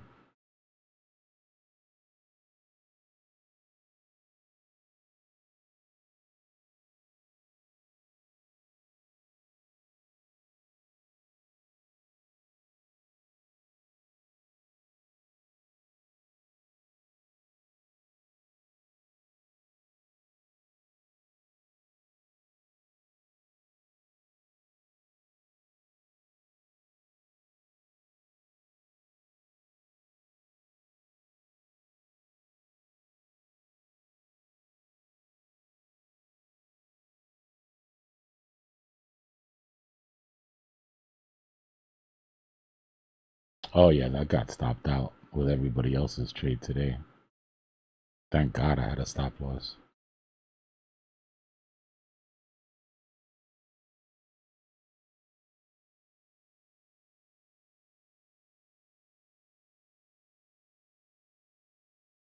But we're back in it. My stops are in profit. I'm not playing tonight. I put them way up in the profit, so I mean, not like there's that much profit to have, but I put it way up underneath this invalidation.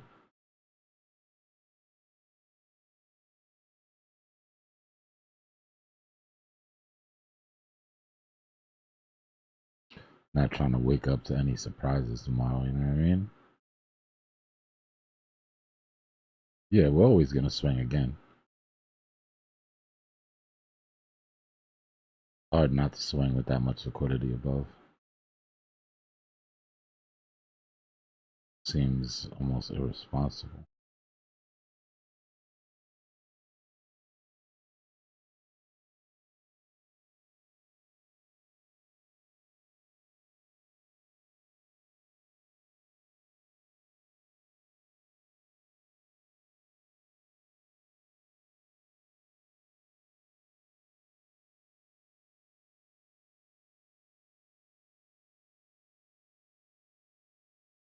What's going on, Misanthropic? How you doing?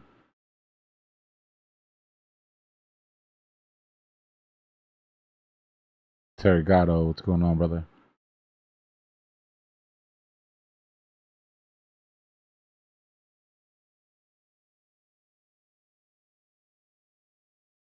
H, good morning. What, did y'all all come together? You guys were out partying last night or something? You all showed up at the same time? I'm good, brother. Better than I deserve.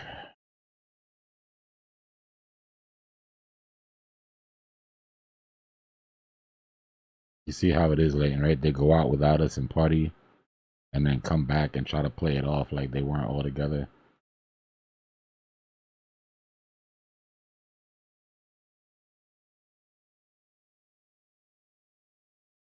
Yeah, I think we can. I mean, my number is closer to 44, but I'll be honest with you, with the speed that we're dropping at, if something doesn't give, and by something given, I mean if we don't get into some sort of sustained relief rally that lasts for a couple months, we're gonna break those lows.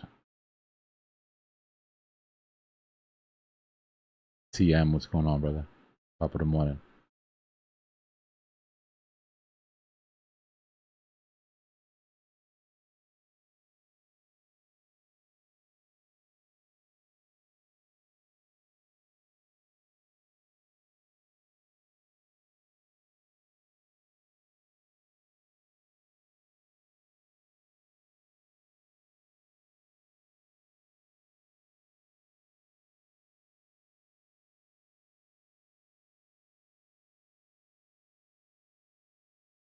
Yeah, I was thinking about the same thing. My stop loss is already up in the profit. I'm keeping it super tight tonight. I'm not playing any games with them. I'll be honest with you, I have no idea what to expect from U.S. session tomorrow. If we don't get a relief in the tech sector, we're just going to roll over again.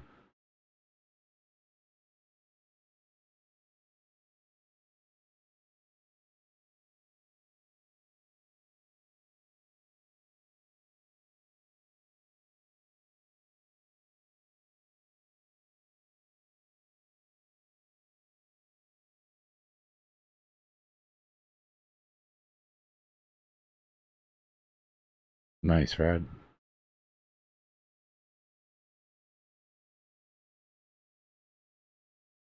Getting your stripes in.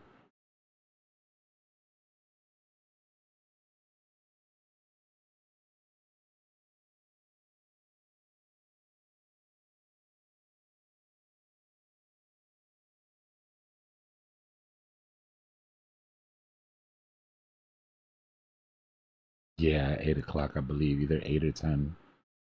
Non-farm payroll. We need those numbers to be bad, unfortunately.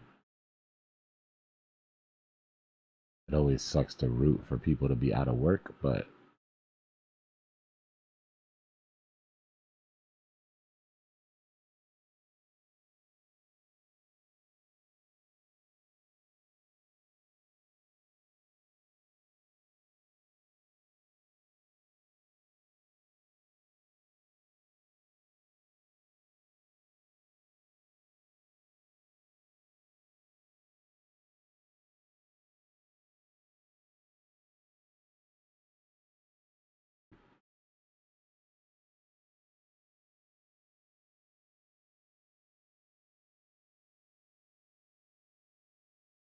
bruh, at this point, we need $10,000 stimulus checks that you can only spend on crypto.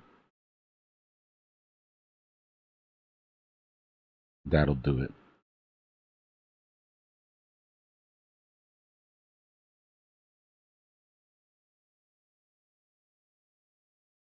My fear is even a regular stimulus check is just going to end up in gold and silver and NVIDIA. I don't know if the problem we're having with crypto right now is people don't have money to buy. I think the problem we're having is we haven't given them any reason to buy this year at all.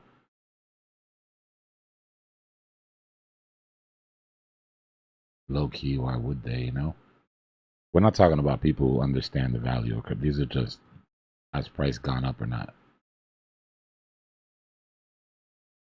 Should I FOMO into this is basically what they asked themselves. This shit is not FOMO inducing. Unless you're degenerate like us.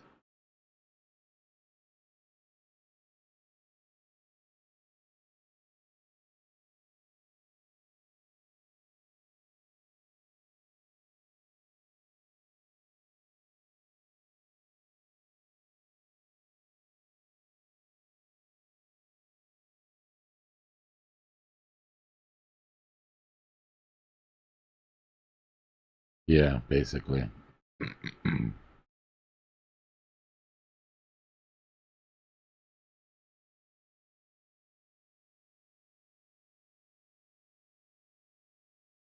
U.S. futures fall. Dow Jones news wires. Now they care about us, right? U.S. futures fall. Bitcoin stays low as risk-off sentiment continues. U.S. futures pointed another day of losses of stocks. Scale of artificial intelligence is spreading. This is the Oracle problem that I told you guys about the other day when I broke it down. Right, Oracle is going to be the needle that pops the tech bubble, in my opinion. Amazon followed Alphabet in announcing capital spending plans well above Wall Street expectations. That's not good either.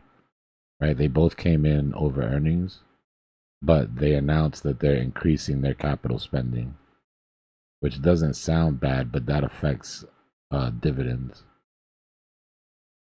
Right? So that means you get less dividends for holding, and shareholders are like, screw you and your business. Where's my money? Commitments that spook markets and weighed on tech and software stocks in East Asia, blah, blah, blah. The sell-off spilled into Bitcoin, which steadied close to 65K after recording the worst trading day since June 2022. Market sentiment was further dampened by a spike in U.S. jobless claims. U.S. Treasury yields fell to 3-week lows over concern of over labor market weakness. Oil prices fell, blah, blah, blah, death and destruction.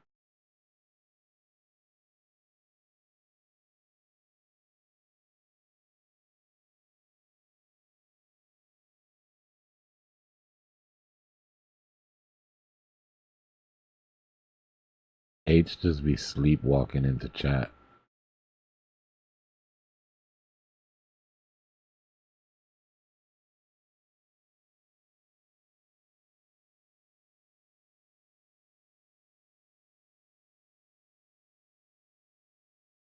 Wow, they're coming hard and heavy with the FUD today, huh? Previous market bottom suggests Bitcoin's price headed to 38K. I don't completely disagree with that. But you see how they're starting the news cycle today, right? These are all coming in live.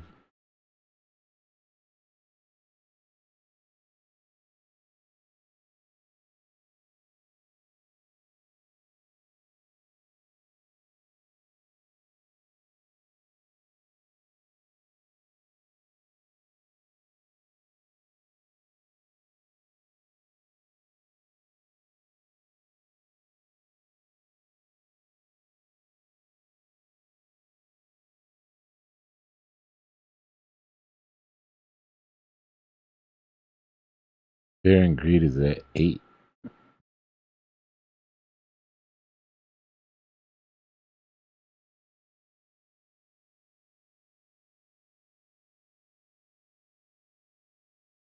We weren't this scared in crypto when we thought a pandemic was going to kill 1 out of every 4 people. It didn't get down to 8, bro.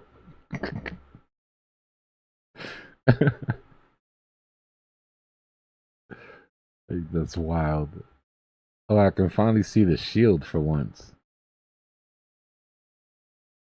Oh, now everybody's got the shield. Why didn't I notice that till right now?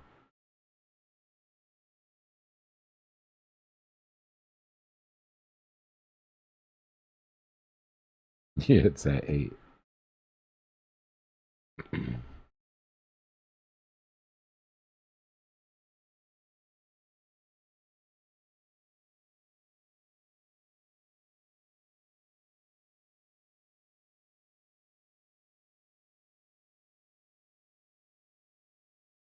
Dominance is dropping pretty nicely.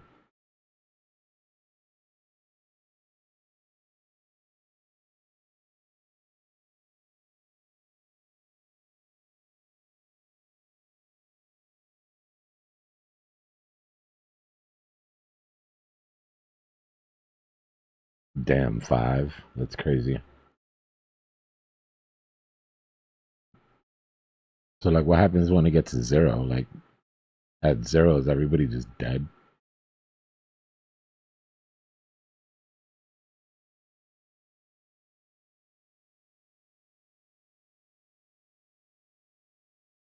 You must have got a YouTube rollout, like a YouTube update rollout early or something, H. I thought you were going back to bed.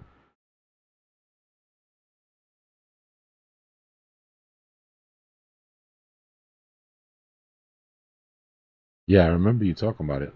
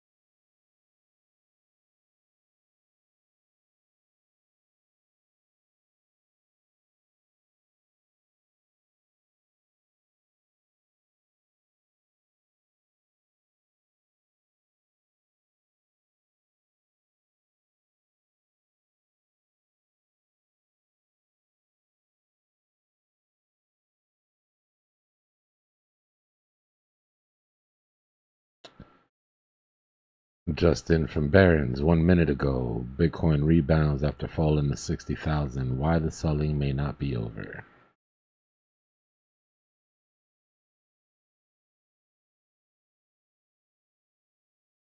Only reason I'm pulling this stuff up is so that you guys realize that this is what people are waking up to.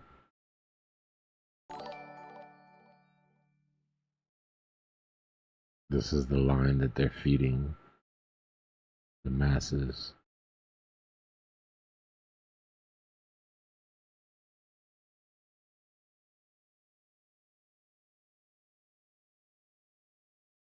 JP Morgan came out 2 days ago after they closed their silver short and said Bitcoin's looking really bullish here.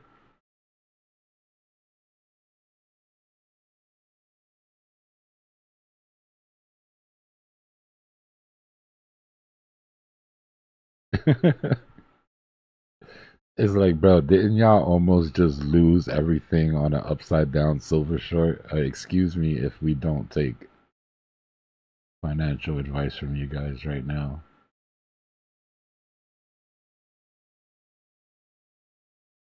Literally had to manipulate the world's second biggest asset to keep from imploding, and now you want to tell me what to do with my money.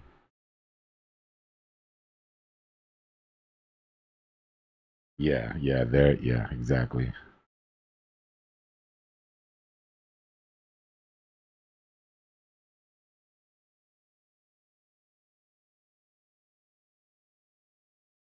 Okay, here we go. We finally got a good one. It's from the same exact 2 minutes ago. Bitcoin price rebounds after falling to 60. Why the selling may not be over. And then 1 minute ago, Bitcoin price rises after biggest rout since 2022. Damn, at least YouTube guys give you 24 hours before they flip the script on you. They just covered their bases, a bullish story and a bearish story, 2 minutes apart from each other. Little something for everybody.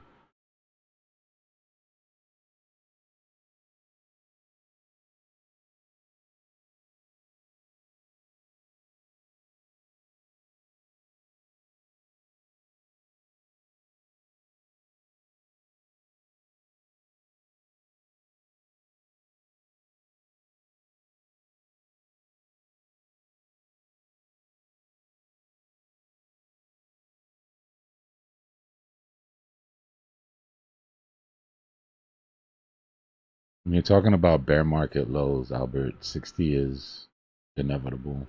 So's 50, so's probably 40. It's all about timing.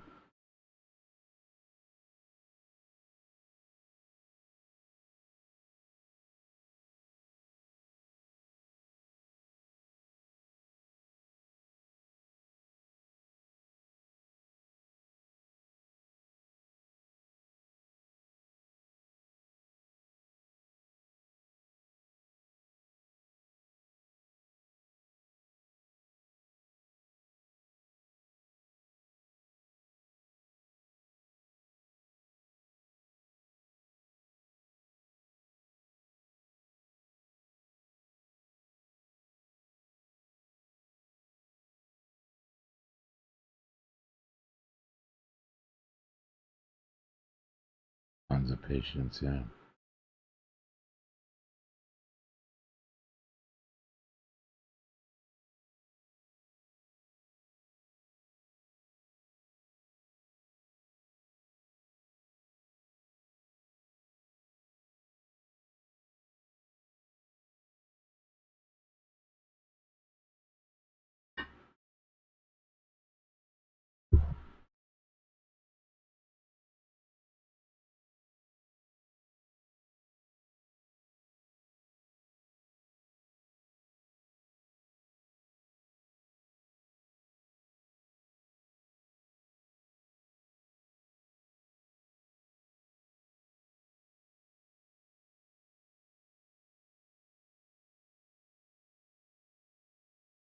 Another one 1 minute ago. Crypto lost 2.2 trillion since October as Bitcoin erases post-election rally.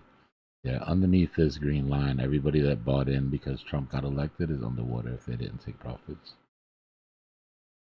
Mind you, this is the first time in any bull market. You guys have had a lot of firsts. This is your first bull market. You've had a lot of firsts. Even from people that have been here for like 3 or 4 bull markets. This is the first bull market that price ever goes underneath the level at which the president was elected.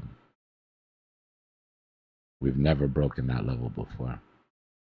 But we knew early on that that was going to break. Because for this to hold, we would have had to pump to like 200K, 250K. But yeah, it's the first time ever. Not to mention, typically, we don't go underneath. Well, I'll show you.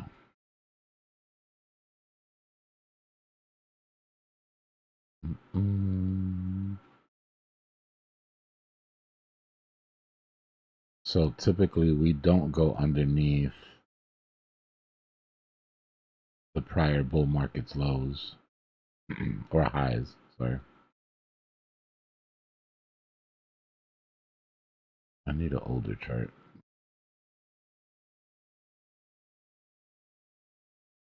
Here, we use this one.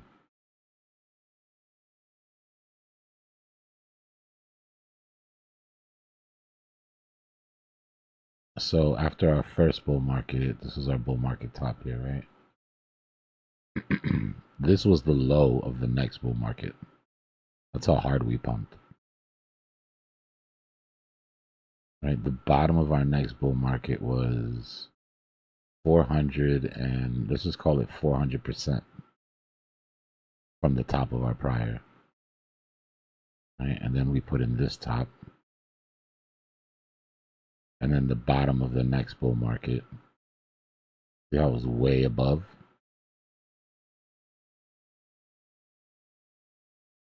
But it was only 160% instead of 417. Right, so this is due to the diminished returns that we get to the top side. Then we had this bull market top. And for the first time ever, because of FTX, we came down underneath it. Right, so now it's inverse. So this bull market, we dropped 20% underneath the last bull market high. This chart isn't working anymore. That's why we're still at 108. Don't freak out. They stopped servicing this chart. I know. Enjoy it before I change it to the other chart. But this was our high. 68.7. And it's all the way up here. So just today, with over, 7 months left to go in the bull market still, we dropped 13% underneath the old bull market high. I don't even want to imagine what that's going to be at the bottom of the bear. Unless something really changes.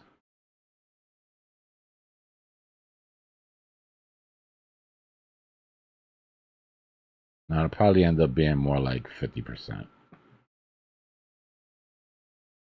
I was just to eyeball it.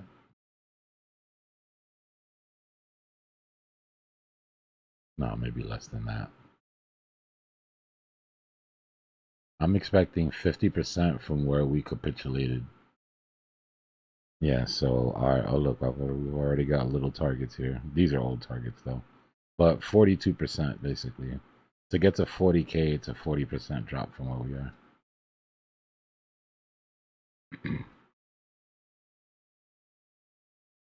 But my argument was that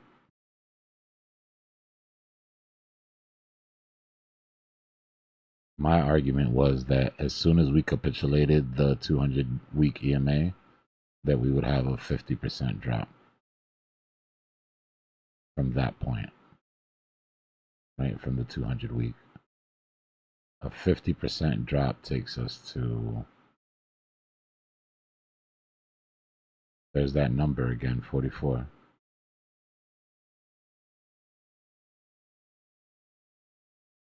$42.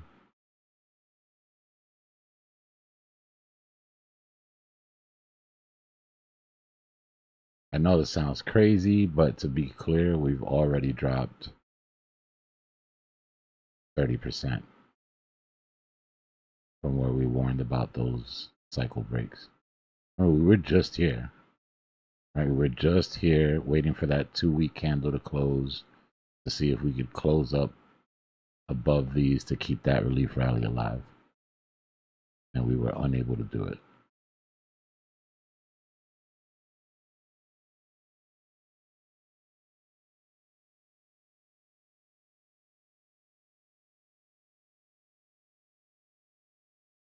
From the relief rally base case, bear case that we hit, from the top that we hit at the relief rally, we're already down 38%.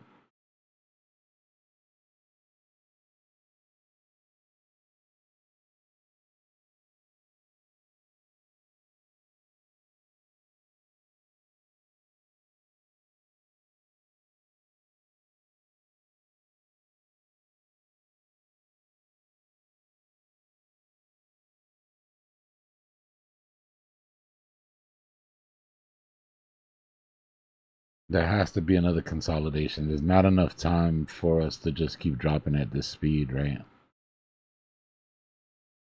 I would love to, at this point, have already had a huge consolidation above us and just kick my feet up on the desk and wait for this shit to just keep dropping. But we're not going to go in a straight line. You know, I'm willing to be wrong in 4K and say out loud that we will have a multi-month consolidation at some point. Doesn't mean it pumps. Could literally just be sideways grinding range, right? But it'll happen eventually. The problem is it doesn't have to happen here, right? We could drop another level to 55 and then have a relief rally from 55 to 70 and then, you know, fall back down to 40.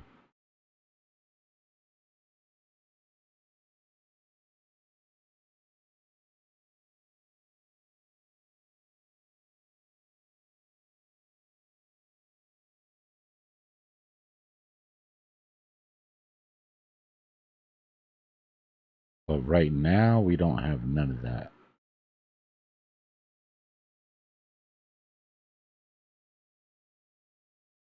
Right now, on the daily, this is what we have.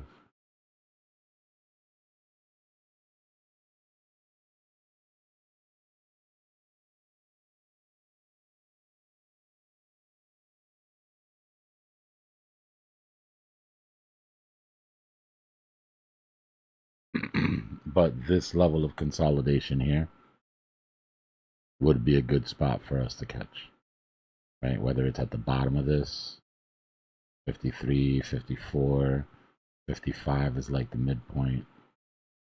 If we pull a VPVR and see where the, let's pull a range up here and see what this looks like.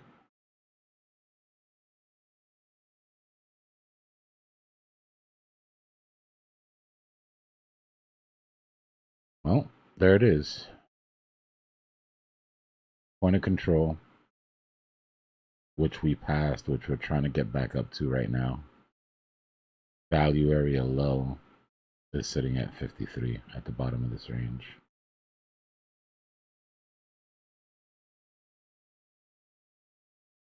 Value area high is all but out of reach, in my opinion, right now.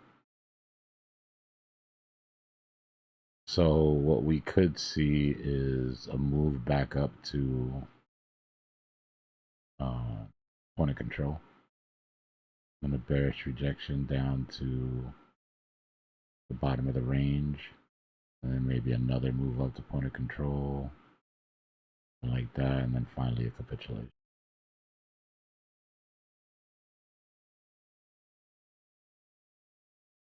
But remember when I told you about ranges and impulses? All right, we take this out. Let's identify our ranges here.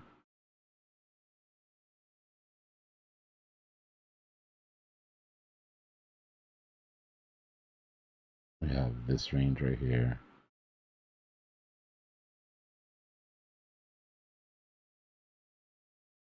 We have this range right here.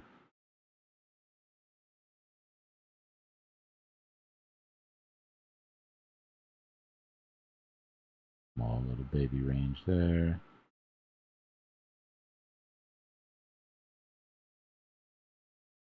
Tiny range there.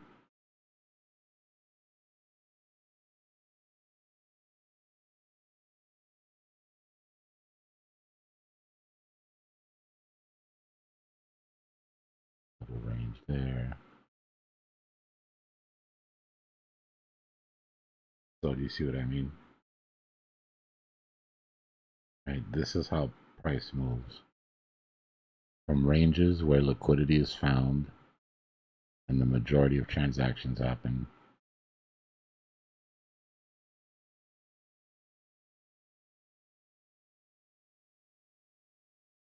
to then impulses that lead to other ranges.